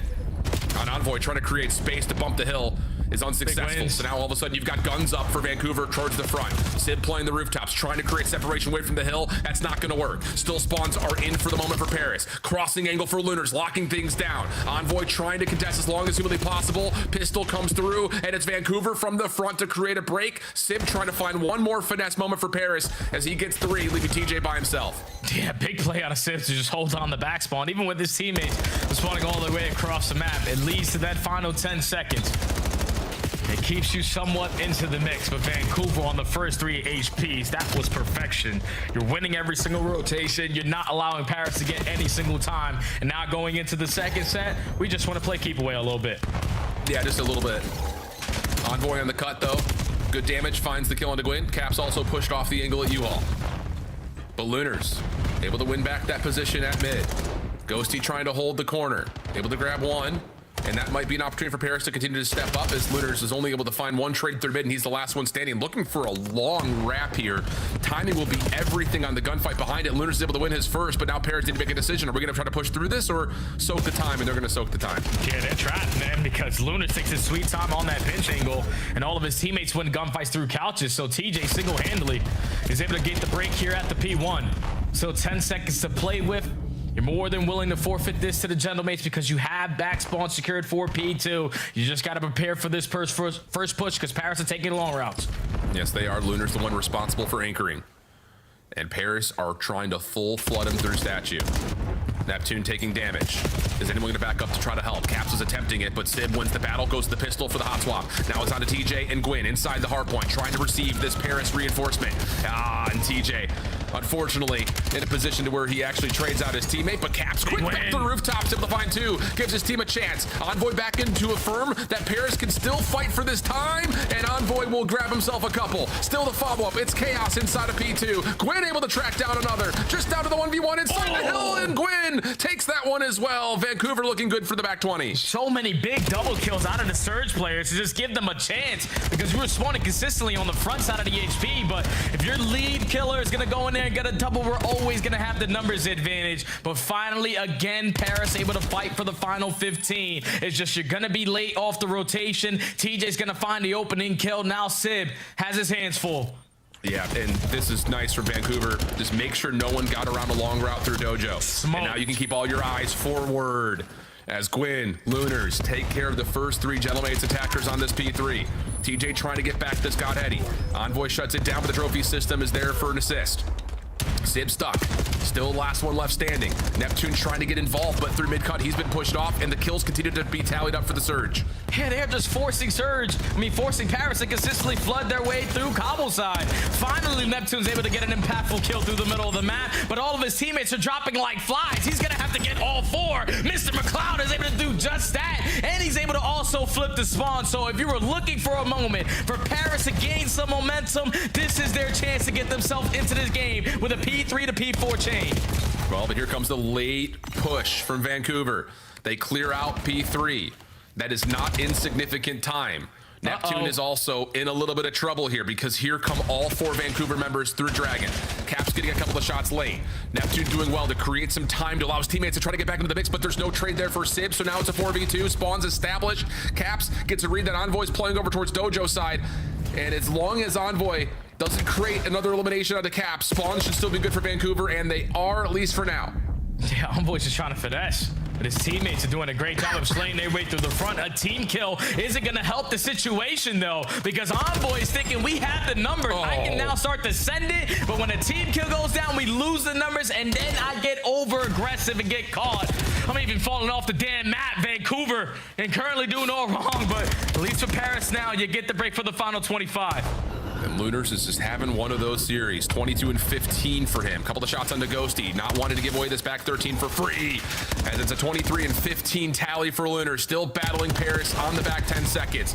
Pistol out. That's enough for Capsule to take down two. And there will be numbers on rotation for Vancouver. But TJ about to get blindsided here by Envoy, has Paris reflooding back over to P1 quickly. Yeah, but they have to fight their way strictly through Dragon side, and you whip out an extra AR to make sure you have all the crossfires being set up. Gwyn, do not fall. Your teammates got you safe. Lunars and TJ locking it down with the M15s. Now you're forcing the Gentlemates to break their way through mid-cut. Envoy last man standing. Trying to keep his life. Help is on the way from the front. Good damage. What? And eventually they take care of Lunars. Neptune still stepping up as Sib is able to find two, but the trade is even as Vancouver battle back. Paris in the hard point for now. 25 seconds to fight, and they need to not just win this time. They also need to flip spawns, otherwise Vancouver can just win this outright at P2. Yeah, you need all this time. And you know that Vancouver know exactly what you need to do to get yourself in it, so they're just going to commit every single one of their reinforcements to get you off of that P1, turn it into a one-on-one between TJ and Envoy off the rotation, and you lock down again the P2 spawns to potentially call game. Unreal. Looking good for it, at least as of now. Good read from TJ. Envoy, last one up and around. Couple of the tags are in, and Capsule's got the trade of only just barely. Spawns now stabilizing for Vancouver. Paris have to flood through the front, and Neptune's going to give you the opening double. TJ playing backstairs. Nade is well found. Last one in the hill was Envoy. Team Nade may have an opportunity here for Paris, and they're gonna flip spawns out of nowhere, but Ghosty drops too early. Gwyn gets the read, and he's gonna turn that into 3 in a row for Vancouver to possibly still close the map here. The fact that they're able to manage that, it just takes one player to spawn over towards window, everyone turns around, and it's Gwyn able to find now 4 in a row, still locking down the backside of the steps. You could no longer win it here, but you pretty much did enough to guarantee you this map. You're going to be early off the rotation, or at least attempt to be, as Capson and Lunars combine for 2. And now Paris have to commit everyone through Cobble. Oh, what a read here from Caps, but may have missed his window. Sib, quick to battle back. Paris need to win these fights up front and up close through Cobble side. Gwyn will drop. Vancouver trying to reflood back in to reinforce through mid-cut, and Lunars gives you another double. Man. TJ right there for the 3rd. That could be it. Last pinch opportunity for Neptune. Able to find the 1st, but everyone's just staying away from him for the moment. But Neptune gets a 2nd, able to contest that 249. But can anyone else still stay alive on the hard point? No. And Paris drop another series, this time to the hands of the Vancouver Surge, who sit in the bottom 2 of the standings. Yeah, Vancouver Surge ain't no pushovers no more, man. The way that they attack both of those hard points, the way that the teamwork made the dream work in the Search and Destroy, they are without question a new and improved roster that can catch anyone on any given day off guard. What a series from Vancouver. What a series from the ARs on the side of Surge. Gwyn and Lunars went bonkers, and every single one of those respawns. You're talking about potentially the best hardpoint team in the game. We're beating them to every single punch. They can't even set up proper breaks right now with the form that they have looked themselves in. Vancouver with a better team on the day, with a better team in respawn. And another tough loss for Paris, leads to 4 in a row. And now, without question, they are feeling the pressure to potentially make it to Birmingham. Oh my goodness. And it's another chart where the big spikes happen on the big money hills. 3 to 4 for Vancouver early. And then a gradual rise, just continuing to win rotation, like you said, and only allow like 20 seconds worth of contest at the end of hills. Unbelievable. It just continues to feel not real.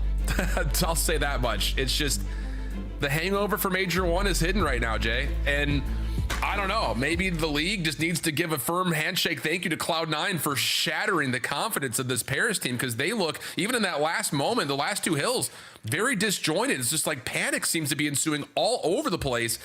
And teams are taking advantage of that in the hard points. Oh, yeah, without question, man. I don't even think it's only in the hard points. It's every single mode for right now for Paris. It's not even like a Major 1 decrease. Yeah. It's like, I don't know what happened to this team. I don't know what happened to the teamwork. The fundamental plays that they brought every single series early on into the year is completely out of the window. It's looking like they got to go back to square one to figure this out.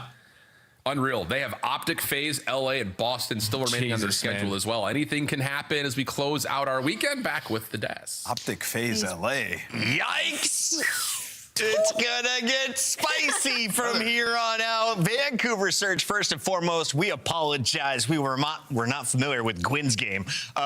2 games where they're dropping multiple minutes in the hill. You got a 40 bomb out of Gwyn. Lunars right behind him on the damage metrics as well as the kills.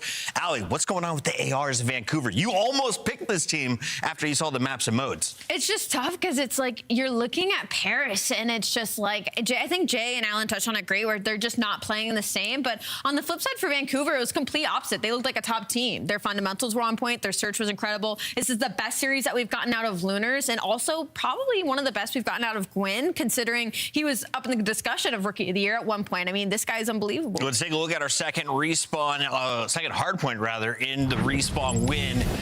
It was an impressive performance from Gwyn and Lunars, as we mentioned. Capsidal, though, popping off insane damage in his first hardpoint. What did you see from Vancouver specifically on Den? Yeah, I saw control the entire time, right? Like methodical. Early on, they got a huge lead, which kind of forced General Mates to try to bank everything on, like, okay, let's get a really solid P4 hold. Immediately, it becomes scrappy, and Surge were thriving in that moment. And from there on out, General Mates are trying to play catch-up, and Vancouver playing like a veteran squad. Like, we're just not going to allow you to come back into this game. You saw the one play over here where it's just Neptune. He just gets a 4-piece on P3, and it's like, okay, maybe General Mates are going to start to come back into this. Nope, reset. We're going to bully through Dragon, get control of P4 again, and just build a huge lead. Like, when you prioritize money hills, that's when you're going to just find success. That's exactly what Surge did. Allie, I hopped on YouTube chat, and there's a bunch of people saying negative things about Envoy's KD, but I'm looking at Dan Ghostie's numbers. Envoy wasn't the only one getting punished throughout this series. One of your top slayers from Major 1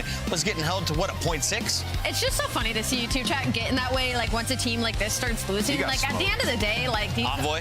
No, Ghosty got smoked. I was just going to say, Envoy set the tone, though. You know what I mean? Like, map 1, it's within 35 points, 17 and 40. I didn't mean to cut you off. I just had to point that out. Like, he's got to find some consistency, and he has a stage like this every year.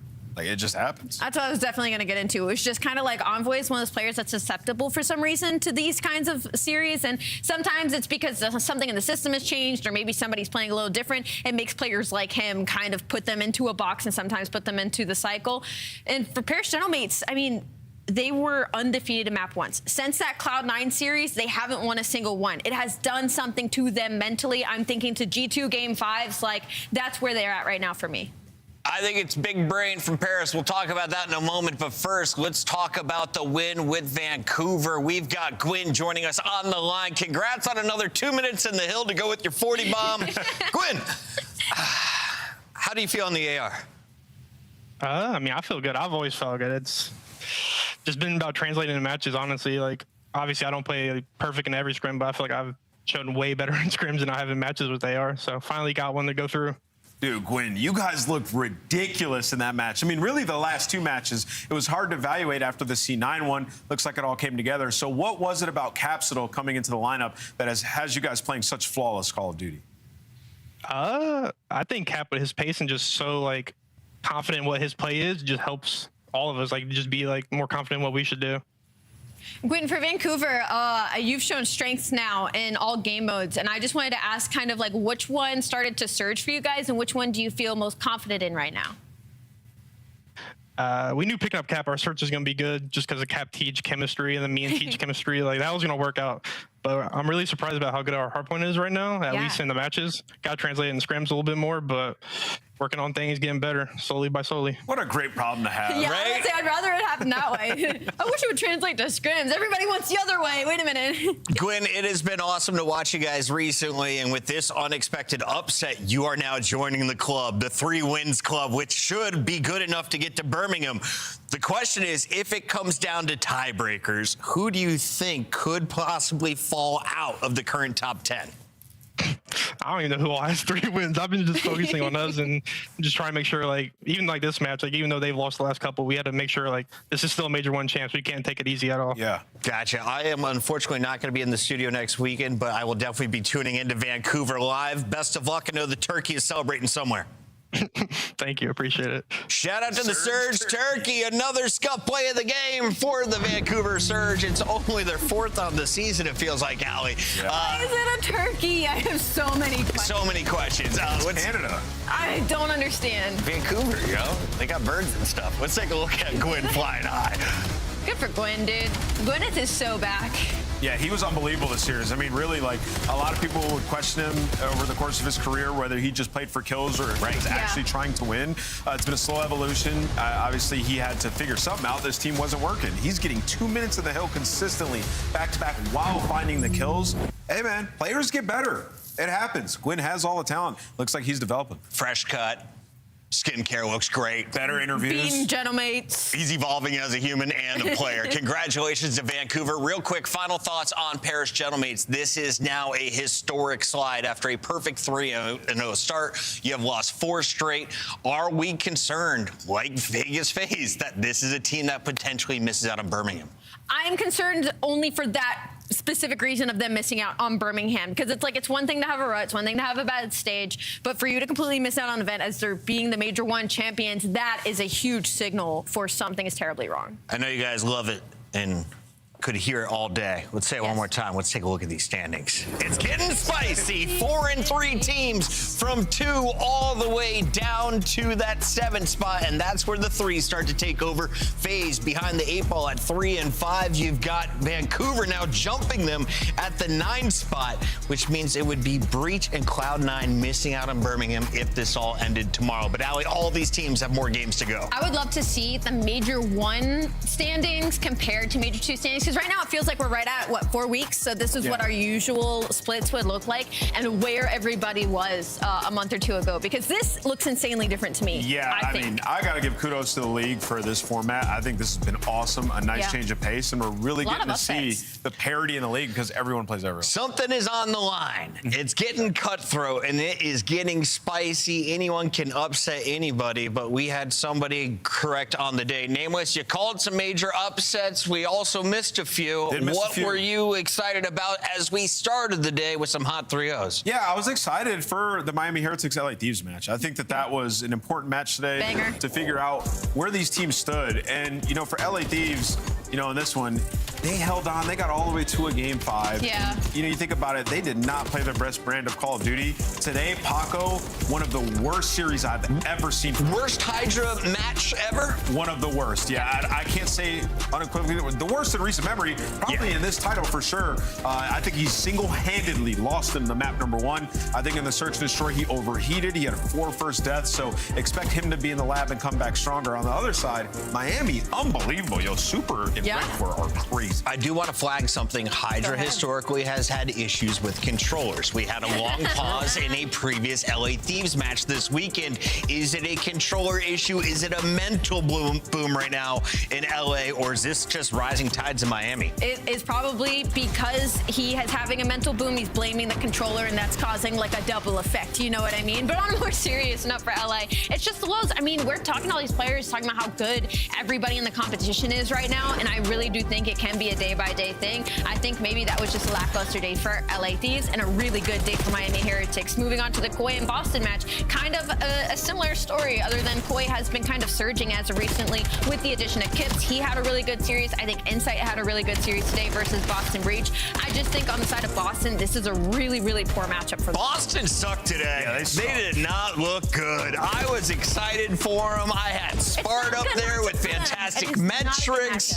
Snoopy was bowling people the day before, and they get smoked. Yeah, we'd be having some tough conversations if I was working over at Boston this week. Like, hey guys, like, what's up with this day-to-day stuff? I mean, obviously, you know, bringing in Spart and Ness, they look good. It's just too inconsistent across the board. Today was lifeless on the side of Boston.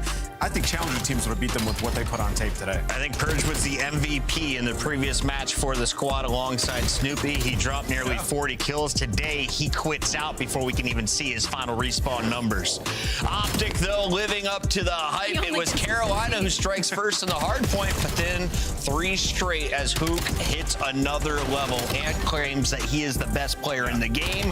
We have seen him showcase some of that, including some of the best comps for the squad. Yeah, Optic are now at a point where, like, if they don't win the major, we're sitting here like, what the hell happened? We've had this happen before, though, low-key. Yeah. I mean, like, when Optic has been just destroying everybody and unfortunately falls a little short once it comes land time. But obviously, I mean, they got 11 matches to play. They're 8-0. They better win this. Reminder, they ran perfectly through that winner's bracket at Major 1 before getting upset in the grand final. Optic looks back to their winning ways. They have now won 24 of their 29 maps being played here in Stage 2. Do you know how typical it would be to go undefeated when you play every team in the league in the stage? You just flexing on them all. Like, we have not done that. We've never done that. We've had undefeated stages, just not like this. Optic are on another planet. It has been fun. One for the records. Celium is trying to make some of his own. A 1.49 leads the league at 52 kills. But can we give a shout out to Lunars and Hook? 188 kills from Hook this weekend.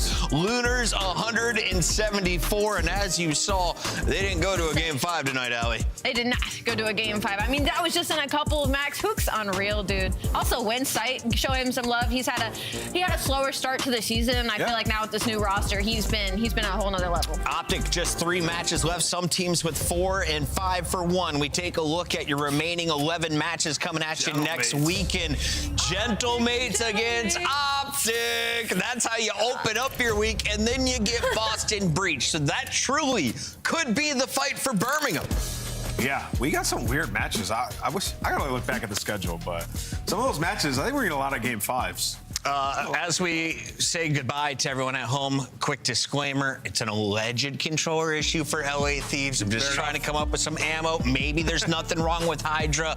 Allie, final thoughts. What did you learn here? I learned that anybody can win the major. Optic is the best team in the game, and if they don't win Birmingham, I'm gonna be really upset. And most likely squad to make a roster change before we get to LAN in Birmingham. Low-key Boston. I was thinking that. Probably, yeah, low-key Boston. Low-key. A lot of stuff could change. Plenty of time. We have at least 2 more weeks of qualifier, and we thank you all for tuning in for this week. Enjoy the watch parties. We'll see you on Ranked. Or maybe LA.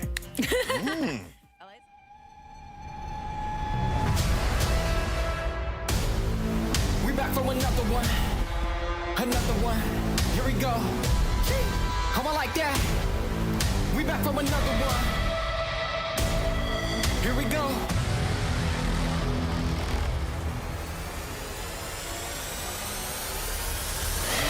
We back on the scene like we never left. Time to go put them back on the shelf. No, we do not need permission. We came in alone, now we leaving you by ourselves. Now nobody wanna play me. Everybody think I'm crazy.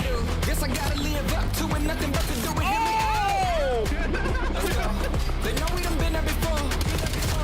They know I done been there before. We gon' do it again. I think we gon' do it. I'm ready to go for the win. Go for the win. Tell them let's do it again. Let's do it again. Do it again. Bro, man. Okay, good try. Next one. I call everyone. Do it again. Let's win. Let's do it again. Do it again. You know what we doing. Oh, I like that. Do it again. Do it again. Tell them I'm good for another one. Tell them let's do it again. Who you know got the power? To turn on the switch anytime that they want. We do. Who you know got the energy? I bet I can take it that you know who don't. Who don't? I'm on the move and better believe I stick to the plan. Stick to the plan. I got the city. Oh my goodness, great. They know we done been there before. Been there before. I think we gon' do it again. Do it again. Oh, I like that. I'm ready to go for the win. Who ready? Tell them let's go.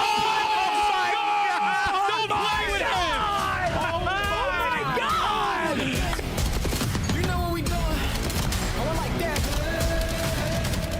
Do it again. Do it again. Tell them I'm good for another. How many times you got to go statue and get Let's do it again. Who you know got the power? To turn on the switch anytime that they want. We do. Who you know got the energy? I bet I can take it that you know who don't. Who don't? I'm on the move and better believe I stick to the plan. Stick to the plan. I got the city behind me, yeah, 'cause they know I'm the man. They know I'm the man. Hold up. They know we done been there before. Been there before. I think we gon' do it again. Do it again. Oh, I like that. I'm ready to go for the win. Who ready? Tell them let's do it again. Kai is the greatest. Let's do it again. Do it again. You know what we doing. You know what we doing. Do it again. Do it again. Tell them I'm good for another one. Let's win. Let's do it again. Do it again. You know what we doing. Oh, I like that. Do it again. Do it again. Tell them I'm good for another one. Nice. Tell them let's do it again. Hey, Bro, holy bro. Bro, I told you something felt weird. And, ooh. Oh my god. Oh my god. Bro, he is literally disgusting. Bro, this guy is a sick bastard, bro. Oh my god, you can see the glint. It's so scary. The glint.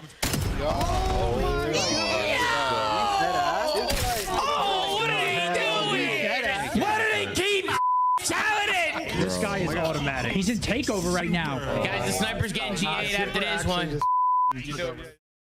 Yo, chat, I'm just letting you know we get 1v2 to turn off stream, watch it offline. Heads up. Information first. Yeah, surely sees that out, but that's not going to happen, right? Wrinkle. Oh, here they come. The timing on this is going to be unbelievable. Ah, they might have spotted him out. They haven't seen a thing. Ah, Wrinkle. Taps them in off. All right. And I mean, listen, I don't know anything. I'm just a commentator, but I'm looking at that from Rancor. Doesn't even seem like a good try. Appreciate like he just gave himself no time to pick up the bomb. Like a major pain. Feel just like a major pain.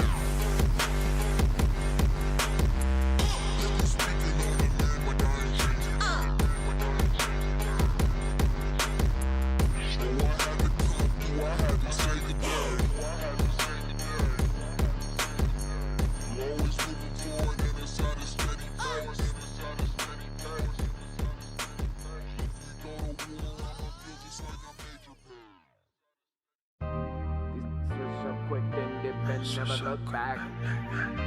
I don't take no L's, no, I don't take no. I get my chest and flip and